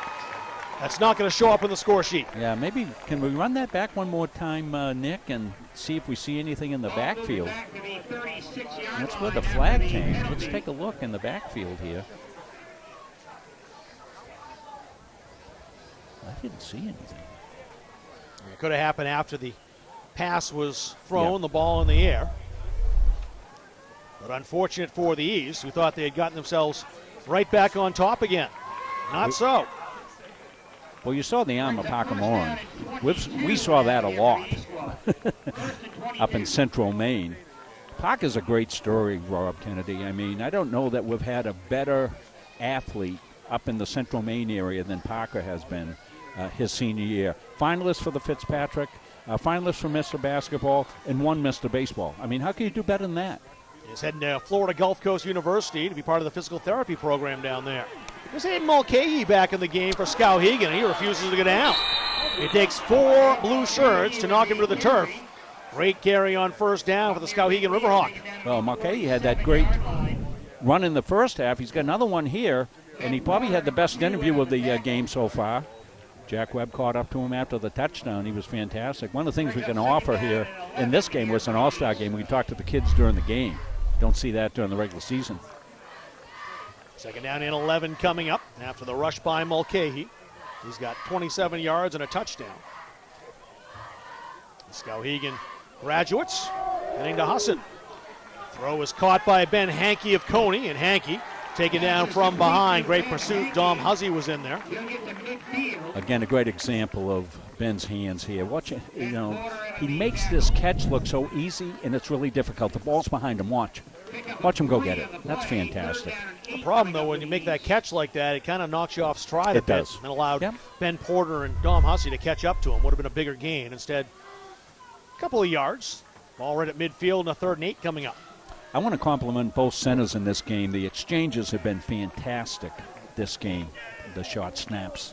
Caleb Connor and Matt O'Connell doing that job for the East right now.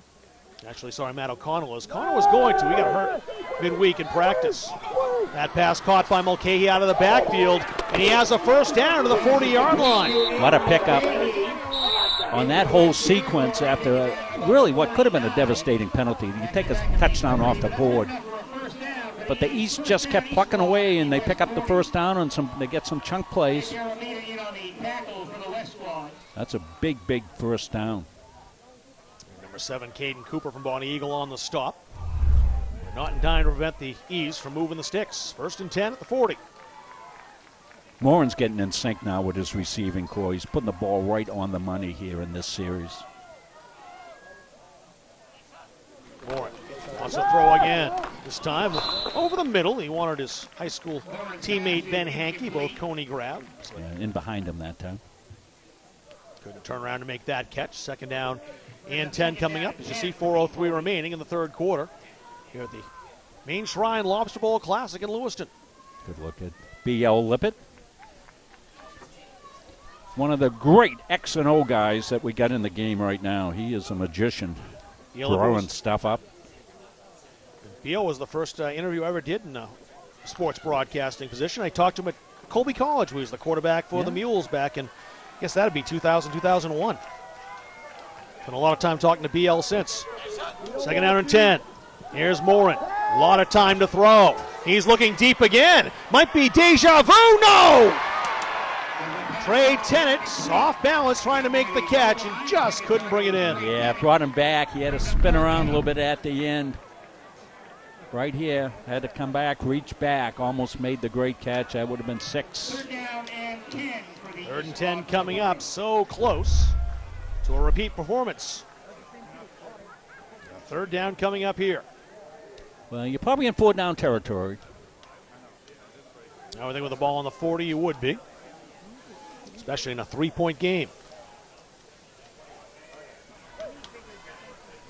Bryce Cooper from Dexter in the game now. He's number 31. He's looking to play a little defense, but they've moved him to the offensive side of the ball. Parker Morin fell down, didn't hit the knee. Flag comes flying in, so we'll see what that's all about. Yeah, and that pass thrown away. Yeah, it's going to be on the offense. It's going to be holding. That'll bring the East 10 yards back. West thought that Morin's knee had hit. If so, the play would have been dead, and they would have declined the penalty. Not so ruled on the field, so a repeat of 3rd down. Yeah, Dominic Hussey going to be in here wreaking havoc. See him right there. There's a hold. There's the knee down. No, he hit. Well, you know what happened. I'll tell you exactly what happened. The official was calling the penalty. Yep. At the same time the knee hit. Too much happening at once. Yeah. There's Ryan Gero telling us it's a holding call. He's back at the 50-yard line. That brings up a 3rd and 20. Penalty is marked off back at the 50-yard line, so that brings up a 3rd down and 20 for the East from the 50. No video review, although with all the camera angles we have, we could certainly do it. Certainly could. Hope you're enjoying this great broadcast. Captain Nick. He's in the Starship Maine Public. In the captain's chair with this great Maine Public crew. Fantastic. What a revelation this has been for me to see all this. 3rd and 20. Morin ducked out of the way. Rolls downfield, throws over the middle. He wanted to connect with Ben Hankey. Hankey couldn't get to the ball in time. 4th down coming up. He did a punt now. No question. In a 3-point game, you got to play field position. See if he can get a stop. If you're the East, although the West had a good long drive there. Start the second half. You know, we played almost this whole quarter, 3:39 left in the quarter. Each team one possession wrong. Alex Horton back to receive the punt. He stands at his own 9-yard line. That's picked up by Moore, and he got a great punt away under some duress. Even better if they can keep it out of the end zone. And they can. Great play downfield. That was down by Zach Cota of Bangor. And that's a long, long field for the West. They've got 99 yards to go. Oh, boy, Moore made something magic happen in that punt game right there. He got a dribbler back. Good thing he's a great infielder as well. Went down like an infielder. Well, you listed all those athletic accolades. Yeah. That just kind of shows you the athletic talent overall. We got Jack Webb down on the field. Let's head down to sidelines right now here in Lewiston. Thanks, guys. Here with former Thornton Academy linebacker and now West linebacker Grady Hersey. Grady, a couple big stops for you guys right there. You're flying around the field. How are you feeling right now? Feeling great. I'm playing football again. It's a great time.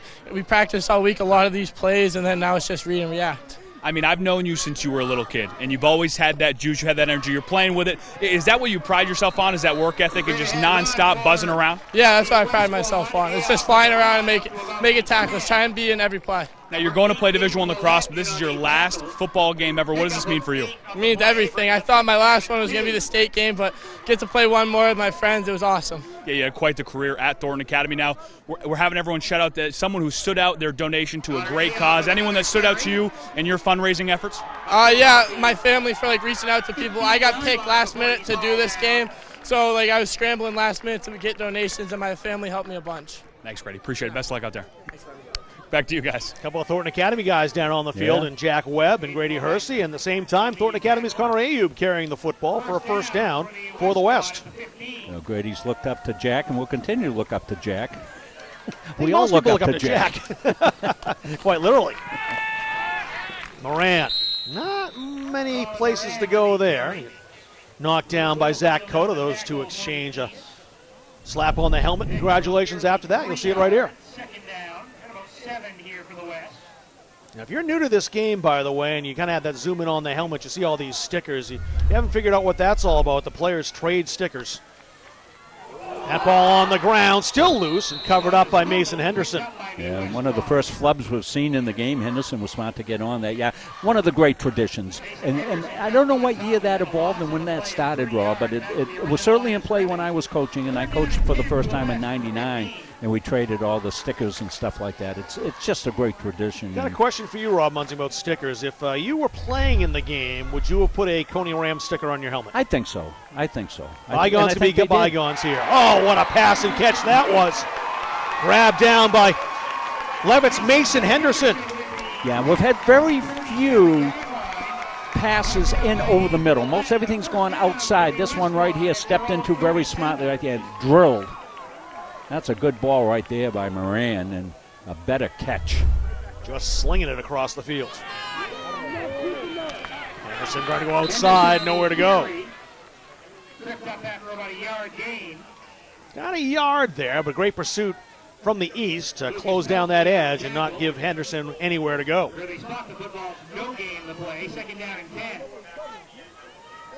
Second and 10, again, the hurry-up offense from the west. Ayub trying to get away from tacklers, too many there. He actually made a little out of nothing, though. Got a couple of yards where it looked like he'd have a hard time getting back to the line of scrimmage. Third and 7 here for the West. Third and 7 upcoming here. From the behind, big Colin Thompson, speaking of Thornton Academy. Gaziano finalist. That throw from Moran incomplete. He was looking for Ayub. It's fourth down.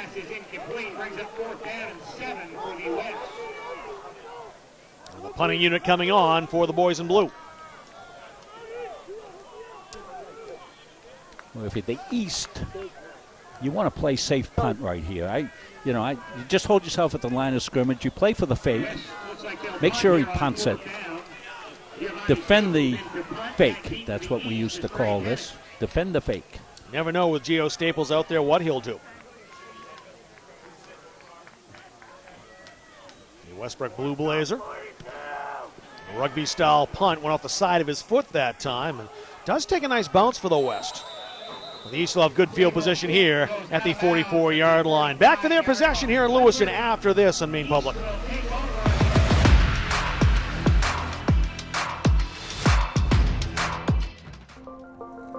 Resilience. At Shriners Children's, we're leaders in pediatric sports medicine. With expertise in sprains, tears, fractures, and other sports-related injuries. We're here to deliver the best care in the business and never allow your ability to pay for services to compromise the care your child needs.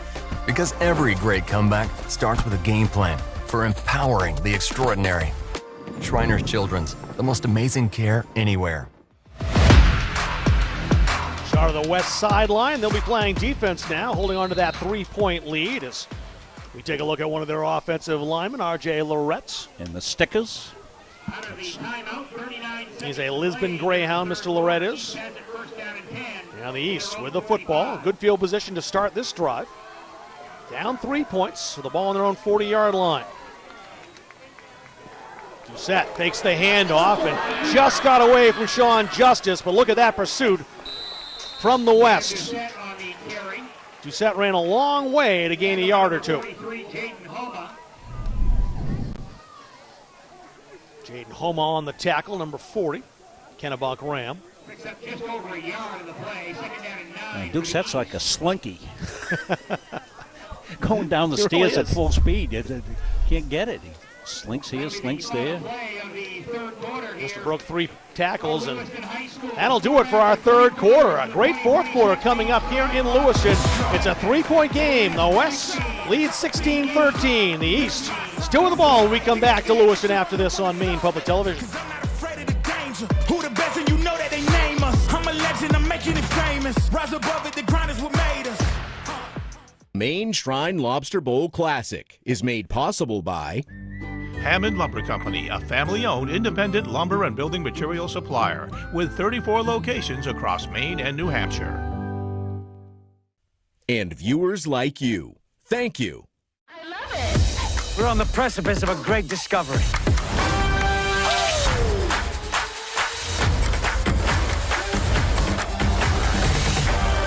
I love it. Fasten your seatbelt. Welcome back in, everyone. Over the course of Lobster Bowl week in the game, there are plenty of amazing stories, fundraising efforts, players making great plays on the field. We've got a very unique one here, though. I'm here with Brady Schroyer. Brody Schroyer. Brody Schroyer. Sorry, I absolutely butchered that one. But what you also butchered was the milk in the cafeteria this week. We've got 104 cartons of milk from this cat this week at Foxcroft Academy. I heard they had to bring in a whole new shipment for you. What was that like? How was your stomach even feeling? So I made sure to time it right, made sure that practices didn't conflict with it. I didn't want to have an upset stomach for practices. Only drank milks in the meals we had right after practices, and then I'd lay down, make sure it all digested before the next practice. Didn't want to be sick at all. Didn't want to hurt my Lobster Bowl chances or anything like that. Wanted to make sure that I was getting in calories, though. That was the biggest thing. Calories in, calories out. Didn't want to be losing too much weight over the course of the week, and I figured milk was the best way to do it, liquid calories. I mean, that's incredible. This is calculated. Just what even sparked the idea? What was that about? So first day, I drank a lot more than a lot of the other guys. Like me and some guys were saying, hey, let's drink a lot of milk, make sure we're not losing too much weight. And we counted, I drank 14 on that first day. So after that, we decided to keep count and try to push the limits. Drank 18 on Monday, 18 on Tuesday, 20 Wednesday, I believe 20 Thursday to make 98. And then I only drank 6 over the course of Friday and Saturday. We only ended up having 3 meals that didn't conflict with practices. So wanted to make sure I got that 100 mark at the end of the week. I had no idea. I had no idea it was this in-depth. So thank you for sharing that with us. Back to you guys. That almost sounds like a punishment. It reminds me of that classic Paul Newman movie, Cool Hand Luke. He had to eat 40 hard-boiled eggs or spend a night in the box. I don't think a night in the box was in the cards overall for Brody Schroyer. Oh, what a hit that was. Hello, Geo Staples. He just drove Lucas Sands down. Jack Webb's milking that sideline job for all it's worth down there, I'll tell you. Oh, what a hit. Nowhere at all for Sands to go. Lucas Sands, another collegiate athlete. He'll be playing baseball next year down in Nashua. Southern New Hampshire University is where he'll be. Actually, that's Manchester as well. I was thinking Rivier, which is down in Nashua. That lost a yard, second down and 11. A pivotal drive here into the fourth quarter. Fast third quarter. Both really teams was. with 2 possessions. Doucette hands that off to Kyle Johnson. Good hole on the left side, and he exploits that. Matt O'Connell helping to open that up. Josh Nice Wolford's blocking there. over there on the left side, offensive line for the East. Starting to lean on people there a little bit, a little step around. Maddox McMahon in there as well. He'll be heading to Bridget Academy next year. Oceanside Class A North Lineman of the Year. Third down and a couple coming up here for the East. Really, I think if the fourth quarter moves just as quickly, really not much time to score. That was well handled by Doucette after he put it down on the ground, but he got back close to the first down marker. Still short, though, so it's fourth down and about a yard. No doubt at all here what's coming for the East. They'll certainly go for it. 48-yard field goal will be out of both Trey Tennant and Cam Pulkinen's range. Both those guys can kick, but that's asking a lot. Yeah, I think you probably get a quarterback power play here. Lead blocker with Johnson. There it is. You knew it was coming, Coach Munzing. I think the West knew it was coming as well. It didn't matter. They couldn't stop it. Well, one of the things a running quarterback does, it's hard to account for the quarterback as a runner, and you get a lead blocker right here. Watch, up inside goes Johnson, and Doucette only needed a couple of yards. 16 carries now for Tatum, 106 yards. Good situational running, we call that. Knew what he needed. Didn't see any dancing on that one. Just put the head down, get the first down. All business on that play. Tatum Doucette, the Messalonski Eagle. Doucette's throw, that is caught out in the flat. Down the sidelines is the Dexter Tiger, Bryce Cooper. Again, a perfectly timed execution on this play. That's the key to it. The quick fake, the quick throw right on the money, the good block outside. I think it's Ben Hankey's going to get the block out here. Yeah, it's Ben. Yep. Terrific job by Hankey. Cooper playing at KVCC for basketball next year in Fairfield. He had 5 touchdowns and a playoff win over Orono. Huge win for Dexter back in November the 1st. So first down and goal to go for the 7-yard line as the East tries to get their nose back in front. Doucette's 1 touchdown already. Trying to turn the corner, one out of space over there. Oh, Willie, no, he got in. What a run. He is in. What a great run by Tatum Doucette, his 2nd touchdown of the afternoon, and the East are back on top. Watch Slinky. Right here, boom, outside. Watch the spin coming up, right here. Rip. Reached the ball out, just got the pylon. And Slinkies do their work alone or in pairs. This time, it was by himself, Tatum Doucette. Trey Tennant in to kick the extra point to try to make this a 4-point game.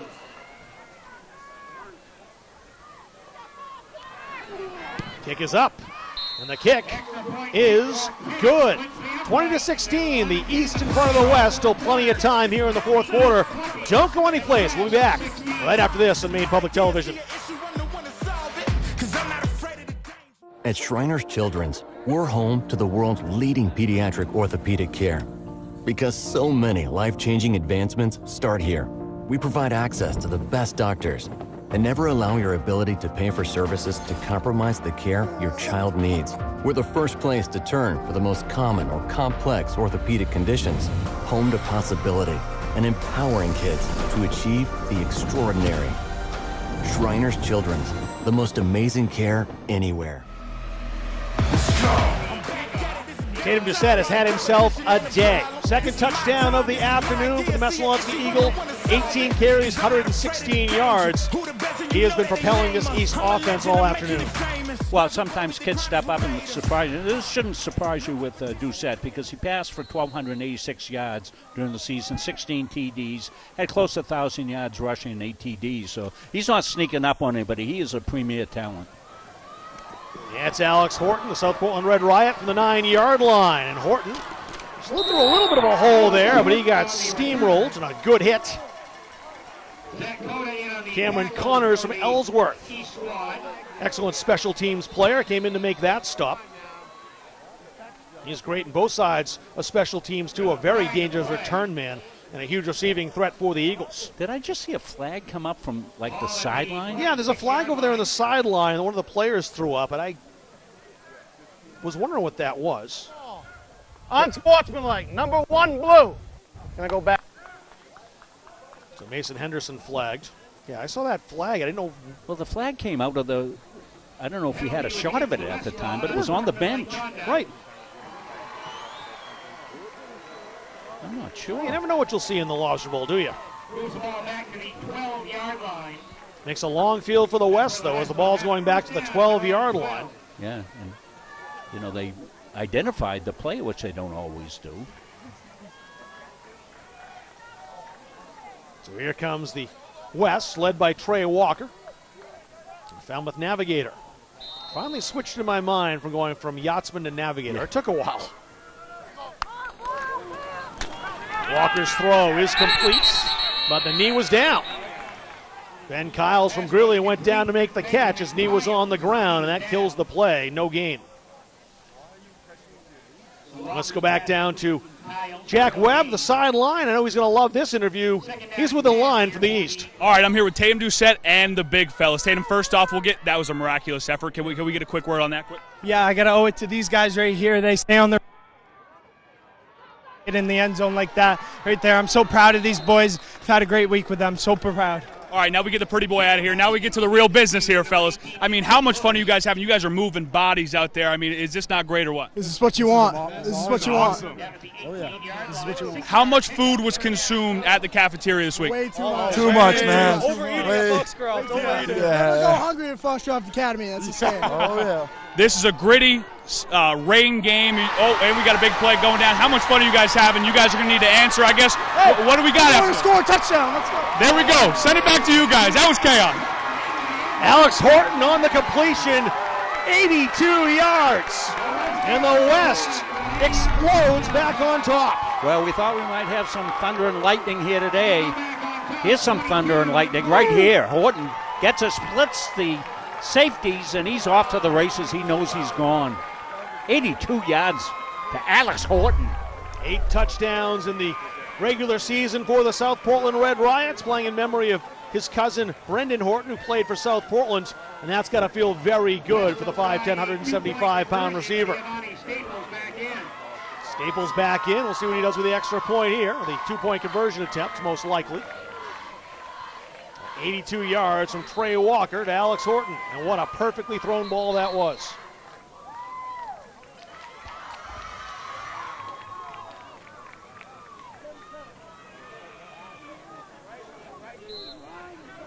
Officially an 82-yard touchdown pass. Saying it's 83 yards. Staples set, high snap. Staples has a bit of trouble in the backfield. Can he get away? Not quite. Excellent pursuit, knocking him out of bounds. Was the East over there in that sideline, and we'll take a break here. Game on here in Lewiston. It's a 2-point game. The East will get the ball back. That offensive line we just saw back out on the field after this. Maine Masonic Charitable Foundation helps kids all across Maine discover the joy of reading, build confidence, and make positive choices every day. That's the impact of Maine Masonic Charitable Foundation.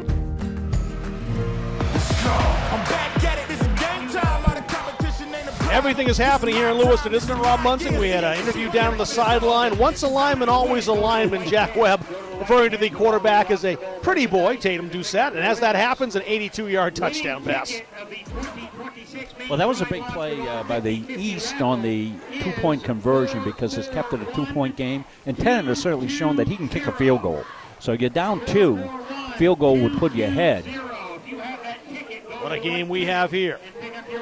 Always fun when it comes down to the wire. It seems like this one will. This kick will not be returned. It's out of bounds. Good field position here for the East. Wouldn't think they'll make him re-kick that again, do you? No, I think he'll take the ball. Free kick. Huh? They will. I thought they might take it as well. Well, you look back who's back there, though. That might be the line of thinking here is you got guys who can break that for 6. Well, what you're going to do is you're going to move guys up, and you got to get that zone because these have been short kickoffs. Yeah, they're making some changes here the East. We got Jack Webb standing by. We'll send it to him right after the kickoff.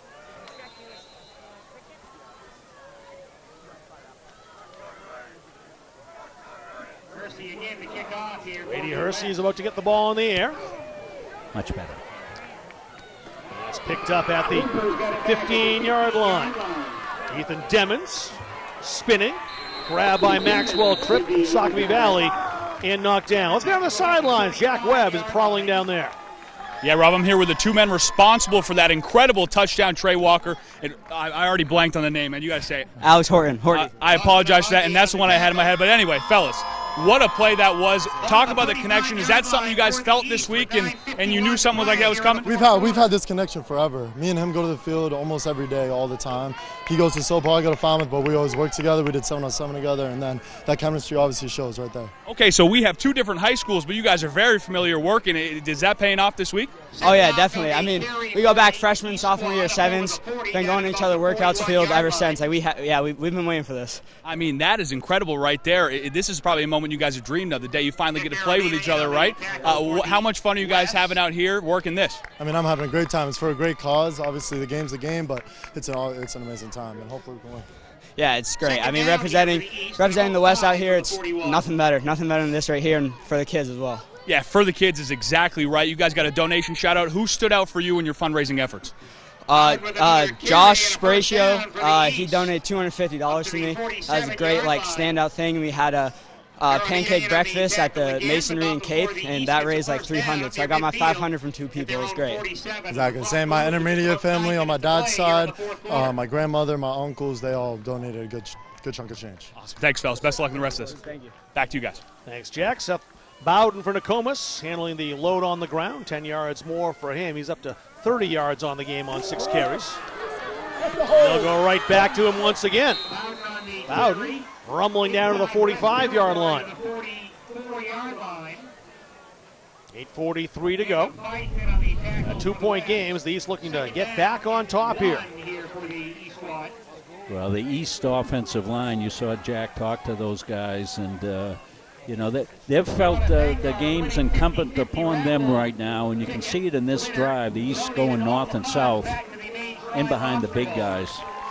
Josh Wolford from Old Town open up that last hole. Wolford says, I'll block anyone, anywhere. And he's doing that again here on this one, and Bowden again handling the load on the ground. They just kept feeding the Nokomis Warrior. Yeah, watch Joe Hayden, number 60 right here. See if he comes out on the screen there. He's got himself a pancake up over that left side. Joe's gotten a lot of those. The Mount Blue Cougar, 6'3", 305. He'll be down in Biddeford next year playing for UNE, the Gaziano Offensive Line Award winner. 1st and 10. Morin hands that off. That's Joey Foley, and Foley cuts back inside. The Deering Ram with a good run. He's down near the first down marker. Well, when you see the ball carrier get to the second level untouched, your offensive line's doing the job. And getting some rotation coming in here for the West. They're worn down by that very powerful offensive line. 1st and 10. Halfway through the 4th quarter.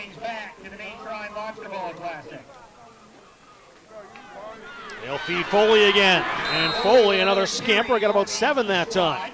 You know, B.L. Lippett, the offensive coordinator, nobody likes to throw the ball more than B.L., but he gets it. He sees what's happening out there, and he's got a feel for this right now. They're in a good rhythm offensively right here. Foley will stay in the game. He'll move to Morin's right. 2nd down and 3. Foley again, a little trouble with a handoff, but made the exchange and falls forward for another 1st down. Well, you're doing 2 things with this. One, it's a great feeling when you're offensive coordinator, when you're running the ball so well and you're behind, so you chew clock so you don't give them as much time coming back. That's part of what the offensive philosophy has to be on this drive. Ben Hankey's checked back in. He's wide to the far side. Sands on the near side. There's Seth Bowden. Bowden pushing forward. Bowden inside the 5-yard line, close to the 1st down marker. Yeah, they went Winnebago mode there on the left side. They just kept pushing. That offensive line is playing a man's game right now, aren't they? Yeah, and there's a nice view of it right here. Watch it right here. A mass of humanity. That's Big Joe. Joe got in behind. He did. Yeah. Cody King Jones over there again. He said he's got to be like a ballerina and a bear at the same time. That's what it's like to be an offensive lineman or defensive lineman. Bowden not anywhere to go outside that time as Grady Hersey right there to greet him. Also Eli Bush from Falmouth there to help make the stop. So nobody going to get more excited about offensive line play than Jack Webb, but a good job this time by the defense. Forced it outside. Good job inside holding the fort there. Josh Sear, number 77, caused that to bounce outside. 3rd and 3. He's looking for the go-ahead score. They'll hand the ball off, and we'll get one here. Touchdown! Kyle Johnson in the end zone, and the East once again ahead. Big push off the right side. Johnson get in behind it. 26-22. That was Hayden coming from left to right with the kick-out block. Good. Hayden gets you. He's like a Mack truck hitting a motorcycle on 95. Just feel bad for the motorcycle in that situation. You do. Trey Tennant into attempt point that would give the East a 5-point lead. The East looking for their first win since 2023. East will go for a 2-point conversion. The West leads this series 23-11. They won last year 41-6 right here. They're not going for the extra point. They're going for 2 here and won't get it. Good coverage. Keeps the East out of the end zone. They'll have to be satisfied with a 4-point lead as we head back. The West will look to answer here in Lewiston on Maine Public Television. Watch a kick out right here. Boom! See ya.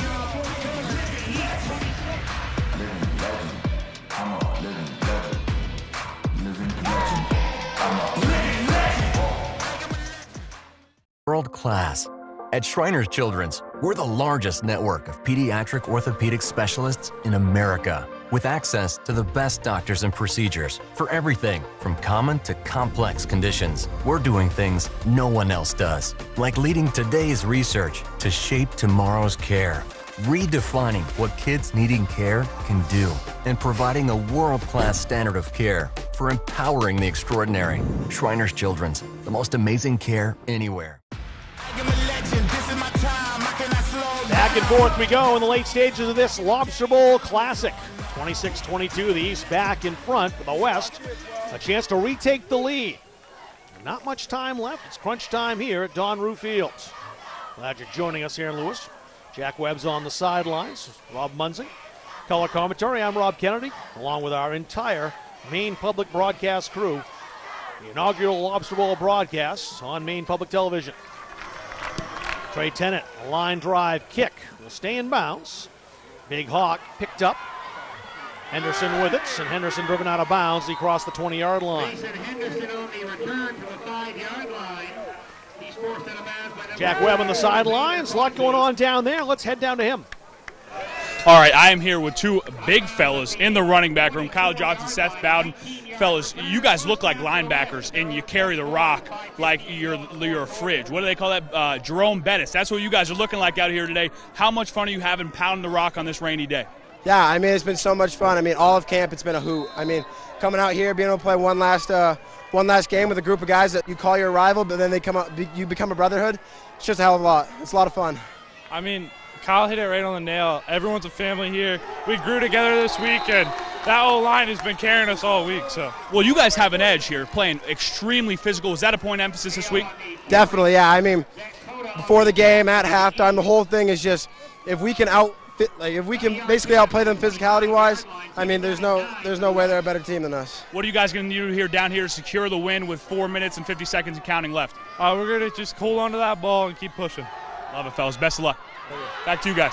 Kai Turner with it now. We've seen what he can do in the open field, and he gets to midfield before Mason Arbor pushes him out of bounds. Big play for the West to move the ball. Good patience there that time. Waited for the block to form up. Got in behind it. Turner's had a big game here. Just a little dump off to him. He gets some good downfield blocking, finds the seam, picks him up to midfield. We're going to have ourselves a finish here, Rob. Yes, we are. How many times has the word fun been used here when we've talked to players down the sidelines when Jack's talked to them? I think if I had $1 for each one, I could buy the entire crew dinner. Ayub still on his feet. Across the 40-yard line down to the 38. The 2025 Fitzpatrick Trophy Award winner. Moving the sticks. He's over 100 yards now. Yeah, it's not unusual for the offense to come on as the game goes on. Takes them a little bit longer to get up to game speed, but we've seen both offenses really perform well here in the second half. 102 yards on 20 carries for Connor Ayub. 1st and 10 for the West. Colin Moran, the Bonnie Eagle quarterback, running the show. They give to Ayub again. Cut back inside, ran right into Kai Turner. Actually scratched that. That was Turner. I was correct. That made it easy for Finn Holmes to come in and clean up the mess. Just a gain of 1. Yeah, Holmes had gone off there at one time. I had mentioned that. Good to see him back in the game. Kai Turner, not the guy you want to run into if No. You're in the offense for this West team. Moran takes it himself. He's got the first down to the 25, 24-yard line. Moran already 127 yards passing, now about 75 yards rushing. Yeah, I just faked it up inside. They've been pounding up inside, so that quarterback run was there. They took it. Ayub, right side, got away from one. Ayub lowers his head. Past the 15, near the first down marker. Yeah, Connor faster than you think. You know, he's mostly a north-south guy, but he was able to skirt it there. I just love his running profile. He gets his pads down to a low level. Will Martinez might be the one out there, 59, setting that block. The Class B state wrestling champ at 285 pounds. No room for Ayub that time. Brody Schreier grabbed him. That slowed him down. Zach Gaudette from John Babs in to finish the job. And don't forget, Rob, you mentioned it at the top. You know, we're playing a longer game here. You know, normally the game had been over. And so you really got to suck it up here now. And, of course, these kids aren't in football shape, but they're playing at a fantastic level. What a game we got. First down now. The give is to Henderson. Mason Henderson's got some room. Maybe because there's a bit of malfeasance going on in the offensive line. The flag comes in, and likely a hold against the West. Yeah, sometimes on those jet sweep plays there, if you get the corner, there's a reason for it. We'll see if we can see it right here. We've got a good view here at the line of scrimmage, and there you're seeing it pretty clearly. Handful of Aiden Bryant's shirt. I can't blame a guy for trying to slow Bryant down any way you can. He has been a bear defensively, the Foxcroft Academy graduate and Hudson University Eagle.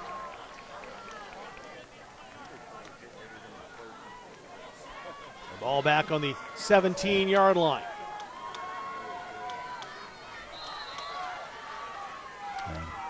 Clock winding again, 2:54 remaining. Ball back at the 17-yard line, so it's first down. And about 14 yards to go here for the West. First and 14 coming up here. They can get a first down, the West can. They get the ball inside the 3-yard line. Alex Horton on the move. Moran keeps it. The East was not fooled defensively. Justin Largay from Herman. He credits Herman football for making him the man he is today. That so you're in 4-down territory, Rob, so that's a consideration calling plays. The clock ticking down to 2:09. The West would love to get in the end zone here and leave the East precious little time to respond. Well, the key is getting in the end zone. The screen out to Ayub. That was played very well by Foxcroft's Finn Holmes, who was there stride for stride. Yeah, that was a terrific defensive play there because that looked like it had potential right out of the gate. Clock stops in the out-of-bounds play. 1:58 to go. Third down. And about 11 coming up here. 3rd and 12 officially. Huge play in the storyline of this contest. A timeout's been called here. But by who? I mean, officials' timeout, it looks like, as they're going to talk about this and move the ball. Set the ball again at the 15-yard line. Problem with the set, perhaps, at the spot? Maybe. Let's do it again. 3rd and a dozen. And we'll get a little slip screen. Moran Trying to cut inside. And a little daylight, slipped a tackle, and he's down to about the 8-yard line. Not enough for the first down, but he's going to make things very interesting on a 4th down play coming up now that could decide the game. Yeah, if you're the West, you might want to take a timeout. Make sure you get everybody on the same page for this, because this is going to be the game. Christian Rosario of Lewiston did everything he could to slow Moran down. He dragged him a little bit, but Moran still got 3 extra yards. Yeah, good timeout here by the West. You've got to make sure that everybody's got their T's crossed, the I's dotted, and everybody's sure what's going on. You got a 4th and 5. Season 10 of High School Quiz Show Maine is coming up. We want your school to be part of it. 16 schools from around the state will match wits and compete for the $1,000 prize for their school's project graduation. Competition is open to any Maine secondary school or homeschool group. This year, the show will be recorded in Bangor. For more information or to register your school, go to mainepublic.org/quizshow. Well, the fans have seen themselves a game here today. We started with the lights on and the cloudy, threatening skies. It's sprinkled a little bit, not bad at all, and it's been a heck of a contest here in this, the 36th annual Maine Shrine Lobster Bowl Classic. Colin Moran in the West scored first. Here we Bigger go. question now is, can they score last? A massive play here at 4th and 5. The crowd rolling on both sides, red and blue. They need the 3-yard line to keep this drive going. Colin Moran with Ayub in the backfield. Moran over the middle, touchdown! It's Kai Turner again, and the West back on top with 87 ticks of the clock remaining. Well, just a well-executed play, a little skinny post there. You see him right in the slot, just slant down inside in between the backers. And a good delivery by Moran, and boy, oh boy, what a finish we've had here. Turner has come up big when they have needed it most. What a game he has had. Kai Turner in the end zone again. Let's get his numbers here. 6 catches, 89 yards, 2 touchdowns. We thank Lucas McNelly from Maine Basketball Rankings for keeping our numbers here today. And at big times, Rob, for him. He's really come through. And Moran, he threaded that right in there perfectly. We had a great look in the replay. 9 from 11 for Moran today, 136 yards, couple of touchdowns, and of course he's got 76 more yards and a TD on the ground as well. Well, we got the same situation coming up here that we did on the last touchdown, Rob. We got a 2-point game, and remember, the East can kick. Tennant can kick. He can hit a field goal. So if he can hold them here, a field goal wins a game for you, and it's a heck of a lot easier getting down into field goal range with a 127 left than it is if you have to go all the way down for a touchdown. So this is a huge, huge play. Nail biting time to be sure. Well, the East has had a look at this extra point package that the West has had. They fooled them on it early on, but they have responded to it. Looking for the latest local and national news, or maybe you just want to stream Maine Public Television or radio, or check out a calendar of events from around the state. You can do all of that and more at mainepublic.org. Free streaming, news, community events, resources for kids. Just check it out for yourself. That's mainepublic.org. And while you're there, you can make a donation to Maine Public that keeps events like this live and going on. Our first trip to the Lobster Bowl. Walker throws too high. It's incomplete. And 87 seconds remain. The East can win this with a field goal. Yeah, they went into regular formation offense. Good pass rush. They hurried it just a little bit, but good coverage out there. So buckle up.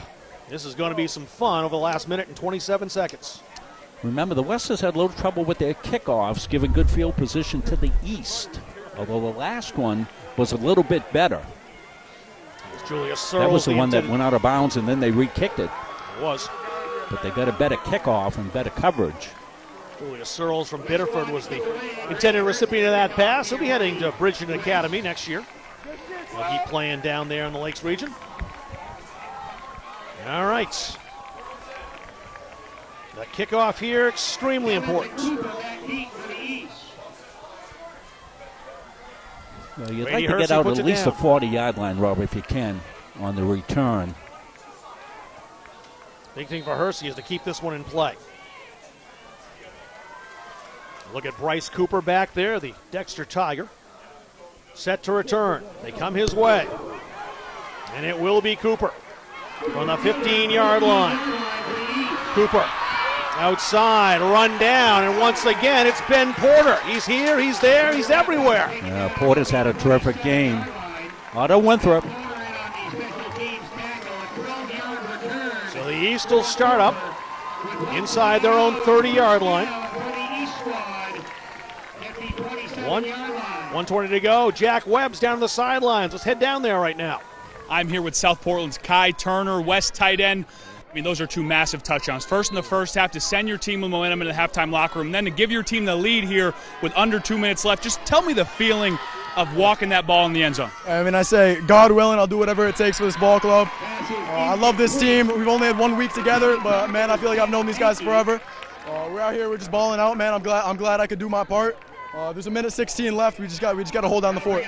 Quick donation shout out. Who was your biggest supporter in the fundraising efforts? My grandfather donated $200. Joel Limber.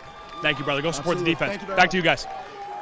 Kai Turner, the tight ends. As I mentioned earlier on, he's heading out to the Midwest, Carleton College. Great school out there in Minnesota. I think it's not like Bowdoin or Colby for a Maine reference. That's complete to Aiden Mulcahy, but he's short of the line to gain and pushed back by Thornton's Grady Hersey and a host of others. We're about to go under a minute. 3rd down and 1 coming up here. You need to hurry, but still execute. Set the quarterback. Hands to Mulcahy. Has the first down. That'll stop the clock. Well, they move the chains. But is there enough time for the East? That's the question, as they still have about 60 yards to go. Well, you've got Parker Moore with a big arm. There's Moore in there right now. He'll launch downfield. That'll be away from everybody. Just had to get rid of that one as he had big Adrian Reyes from out Ararat right in his face. Well, that was the big arm part of it, but he was hurried. That guy right there in the middle of your screen is the reason why. Now West trying to get their crowd fired up and making some noise with 38 seconds to go. Penalty called as well on the play. It's going to set the East back to the 30-yard line. 30-yard line with 38 seconds to play. I didn't see what the call was. There's Moore in. And Mr. Everything for Coney. Pulled a rabbit out of his hat here. Yeah, that had to be holding. It was a 10-yard penalty. It was. Didn't see who was on. Trips to the near side. Morin throws. Trey Tennant met by Ben Porter. And here come the rest of the secondary and linebackers. Yeah, just didn't have the timing on that one. Let the defense react, and Porter. Nobody's been reacting fast in that kid all game. He's been everywhere, as you've said, Rod. Ben Porter's going to UNH next year. I said he's not playing football there. Maybe the Wildcats ought to take another look at him, because he has been dynamic here. The Class D state champs winning their first title since 2000. A timeout call with 30 seconds to go. The East has a long way to go, 71 yards. But don't say it's impossible. Stay with us post-game. We'll have all the post-game festivities. We wrap up a beautiful week of football here. As I said, it's like Christmas for me, Rob. I just love this. Christmas time. Christmas in July. See the little timing off on this one. Porter's able to jump in with a host of others. It's like Ben Porter sitting in the huddle for the East, just knowing where the ball is going to go. 2nd and 21, 30 seconds to go. Parker Morin has Mulcahy in the backfield. 4 receivers. Morin slings it. Has a man. Is it caught by Ben Hankey or not? He did get it. That'll stop the you clock. got to kill the clock. You got to get up to the line of scrimmage. Sorry. It won't kill the clock because Oh. that's not the first down marker. They'll take their timeout instead. Yeah, okay. You had to stop the clock, no question. Say it was stopping the clock. I saw the down marker over there, but that's where the original line of scrimmage was. It was. 21 seconds, you need 60 yards. What do you do here, Rob Munzik? Well, you've got to get a chunk play here. Obviously, you're not going to get it all because they're in prevent. They're way back. I like what they did there. They ran an out and picked up a large chunk. You've got to get something past the sticks because you need some help stopping the clock, Rob. So it's got to go past the sticks for a first down reception. So you either get out of bounds, or if you go down, it'll stop it, and then you can come up and you can kill the clock. You've got to get a chance for Parker Moran to be able to reach the end zone. He's still a ways away, probably about 25 yards away from there. I'll correct myself, too. You don't need 60 yards. You need to get in the field goal range for 10. It's about 40 yards, maybe. Moran rolling. Chased. Here comes Reyes. Thrown downfield. It is incomplete. Big Lucas Sands from Foxcroft Academy almost went up over Geo Staples to make the catch, but it was knocked away. Yeah, good job here. Nice officiating here. They're both going, everybody's going for the ball here. Keep your flag in your pocket. Let the kids settle it right here, and they do. There's a lot of kind of bumping and all that stuff. That's great job all around. That's great defense and great officiating. We want to kudos to the officials here. They get this game and they put it back in their possession, didn't they, Rob? Here early on in the half, there where they brought both coaches out, talked to them, settled things down, and it's really made for a great second half. This is the game. 12 seconds. Moran back to pass. He'll sling it incomplete. He wanted Trey Tennant. And that'll do it. The East will just have to, or the West rather, have to kneel down, and they will have won the 36 Maine Shrine Lobster Bowl Classic. And I want to emphasize the word classic. That's what we've had here today. What a premier game we've had here. A premier broadcast on Maine Public. And we've brought yourself a heck of a game here. West fans celebrating. Adrian Reyes. A great defensive series for the Mount Ararat Eagle. Here's Dom Huzzy from Thornton Academy celebrating. Bunch of happy boys in blue. First down for the West at the 41-yard line.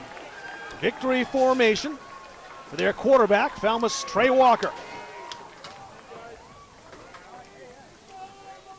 He'll take the knee. And now the boys can shake hands. They said the bonding begins between the two teams when the final whistle happens. That's right now, 28-26, the West with the victory in a tremendous game here in Lewiston.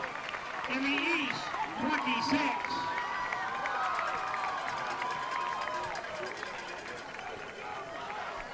No winners, no losers. Everybody's a winner in this one because when you take a look at it, the kids that won are the Shriners. Those kids that they're going to help walk. These kids are a credit to the state of Maine out here on this field and all the fundraising that got done. We thank all the community members who donated for these kids, and they raised a record amount of money here again this year. What a game it was. Competitive on the field and for a great cause. Couldn't be better. West led to start the game, 8-0 early on. The East came back, and the West was playing catch-up for most of the afternoon after that. They scored first, but they also scored last. Just enough to get that extra 2 points in the nose across the finish line as the cheerleaders will slap hands as well. A lot of camaraderie will take place now, and these players, again, a lot of hugs. This will be a slow line, a little slower for the football players and the cheerleaders, as these guys, a lot of respect being shown, and they all know why they played this game today, Rob Munzik. Oh, that's the credit right there, and just a great history in this game, and it gets stronger every year. You can't say that. Sometimes these, you start off and you have an idea about something, and then you say, okay, well, the next generation's got to carry it on. Well, that's what this has done. We've got the next generation doing it, the next generation of coaches. You look back at, Coach Cooper, Coach Walton, who did the initial first game back in 1990, and all the coaches that are now retired that coached in this game, and the next generation of coaches have taken over, and they have flourished in it. And the organization as well, the Shriners, the next generation doing the job and getting it done. And I couldn't be happier. I couldn't be happier. Everybody's a winner out there. This is a game about winners. We got some awards to give out. We're going to do that next when we return to Lewiston. The West has won 28-26. They knock off the East in the Maine Shrine Lobster Bowl. Maine Shrine Lobster Bowl Classic is made possible by Hammond Lumber Company, a fourth-generation family-owned business, serving contractors, homeowners, and do-it-yourselfers since 1953.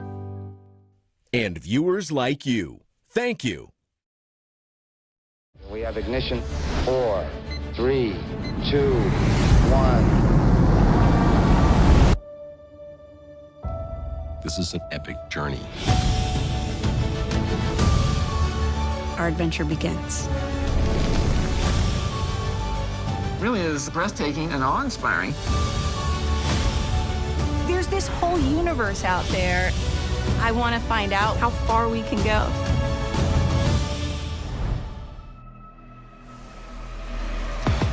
That handshake line, like I said, is going to take a little while today. Again, these players with a ton of respect for each other. Many of them played against each other beforehand. A lot of times they played against each other on the same side, or guys on the same side have played against each other for 4 years. That's one of the biggest stories of the game, as you kind of watch those players who are rivals on schools that just detested each other sports-wise anyway. And now, again, the bonding that got done over the course of the week, and now the players can congratulate each other on a job well done. What a great game this was, 28-26. You see the score up there in the corner. Yeah, one of the better games, I think, in the whole series. And take a look at it, Rob. Very competitive from the get-go and stayed that way all the way through. And, you know, it was just the last execution by the West. Don't forget that big 83-yard touchdown that got them back in it after the East had scored, and it looked like the East had all the momentum, and the West came and struck with that 83-yarder. That was a big, big play in this game, and a bevy of big plays in the game, Rob. Look at some individual numbers here. Parker Morin today, 110 yards and a touchdown through the air. On the ground, the East led by Tatum Doucette, 18 carries, 116 yards, couple of touchdowns. Trey Tennant leading the way receiving-wise, 62 yards on 4 catches and a touchdown. Over on the side of the West, Colum Moran, 136 yards, completed 9 of 11 passes, 2 touchdowns, 120 yards for Trey Walker and a touchdown. Connor Ayub led the way on the ground, 115 yards and 23 attempts, but there's Colum Moran again, 76 yards, a touchdown, 13 carries for him. Overall, over 200 yards, all-purpose offense today. And Kai Turner, those 6 catches, 89 yards, and a couple of touchdowns. His South Portland teammates had 1 catch for 82 yards. That was the one you referenced. That 82-yard touchdown reception that really turned the game and kind of propelled the West to hold on for this win. Well, I'm glad I don't have to choose one MVP from each team, because you had so many standout players in this game. The award ceremony in just a little bit, as you see what these players were playing for here today. Got a chance to hold that trophy up at Foxcroft Academy back on Tuesday. It's heavier than it looks. It's not heavy at all if you're on the winning side and get to lift that up. And you see the smiles on the faces of all those players on the West. That's Julius Searles from Biddeford celebrating. You know, for many of these players, Rob, this will be the last football game they'll play. And for those of us that have played the game, I'll tell you, kids, you'll be in your 70s like I am, and you'll have what I call football dreams. I'm back playing again, and it just happens. It's just such a great game, and we give so much of ourselves to be able to play and all of that. And I just commend every single one of these players there for taking a week out of their summer. Many of them are trying to save for college, and they took a week off from their jobs. And they came together for a great cause, and they're to be congratulated for that. Now they're coming together for the awards ceremony as both teams down to the 40-yard line, and we'll send it to Toby Nelson, our PA announcer. Where Joe Hersom, the president of the Maine Shrine Lobster Board Classic, will have our post-game award ceremony. Joe, take it away. First of all, once more time, thank you all for being here. Thank you for being a part of this great event. It doesn't happen without each of you showing up, supporting your athletes, and supporting the amazing cause of Shriners Children's. Let's have a big round of applause for both the East and the West for an outstanding game.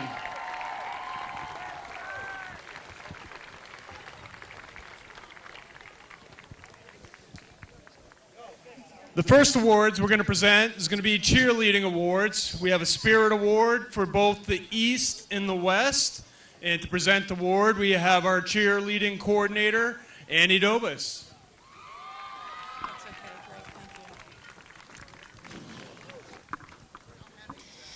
The Maine Shrine Lobster Bowl Classic Spirit Award is awarded to a West cheerleader who has demonstrated exceptional and enduring spirit, sportsmanship, enthusiasm, and the support of the Maine Shrine Lobster Bowl Classic throughout training camp. This year's West Cheerleader Spirit Award goes to Lorelei Noonan. Do you want to take this out to her?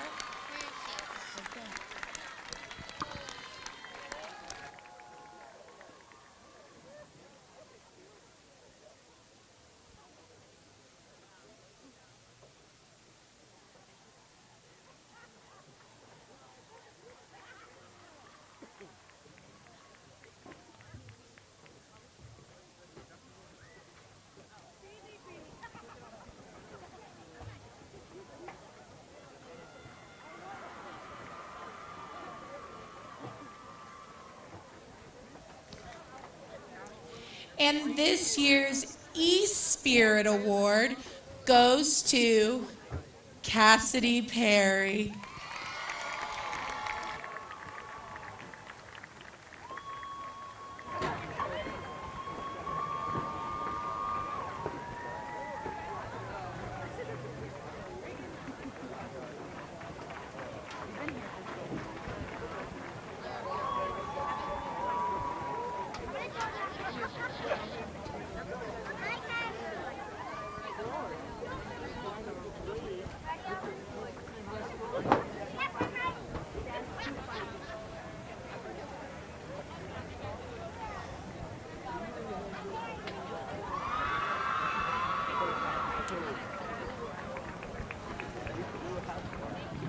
Congratulations, and how about a big round of applause for our cheerleaders.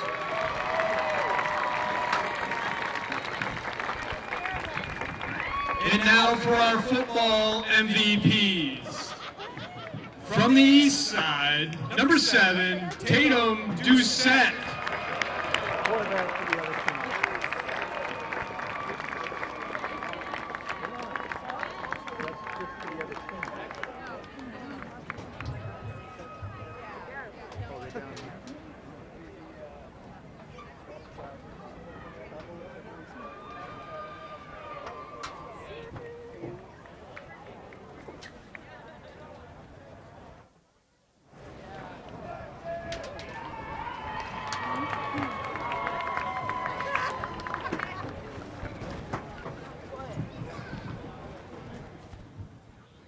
And now for the west side, number 12, Colin Moran.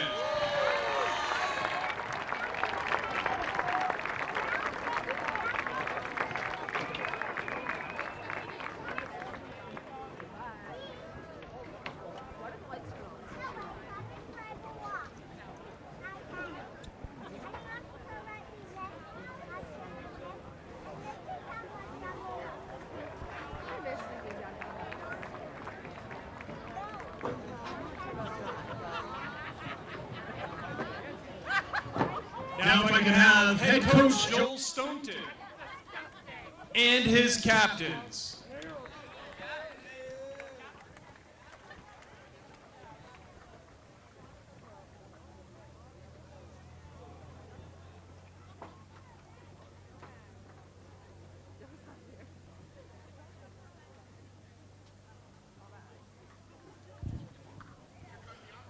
Coach, on behalf of the Maine Shrine Lobster Bowl Classic Board of Governors, we now present you the 2026 Championship Trophy.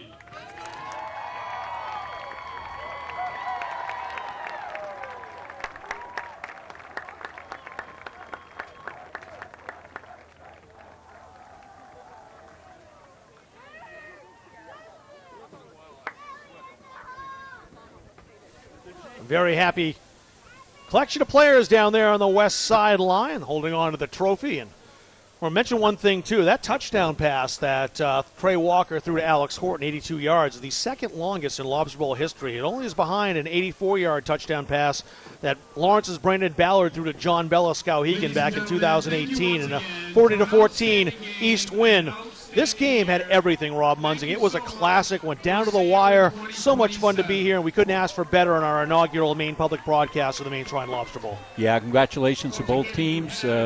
And good luck to all these fine young men and women moving forward with their careers. And they will look back on this in about 25 years and think, boy, it was 25 years ago I played in that great game. What a great cause that was. It's so great to see it still going. Memories that last a lifetime for a great cause like the Shriners. You can see them down there on the field. I forgot to mention the Lobster Bowl mascot down there, too. Loved bumping into him before the game today overall, but that'll bring our broadcast to a close here today. 28-26 the final score. A lot of people to thank here to help make this broadcast possible.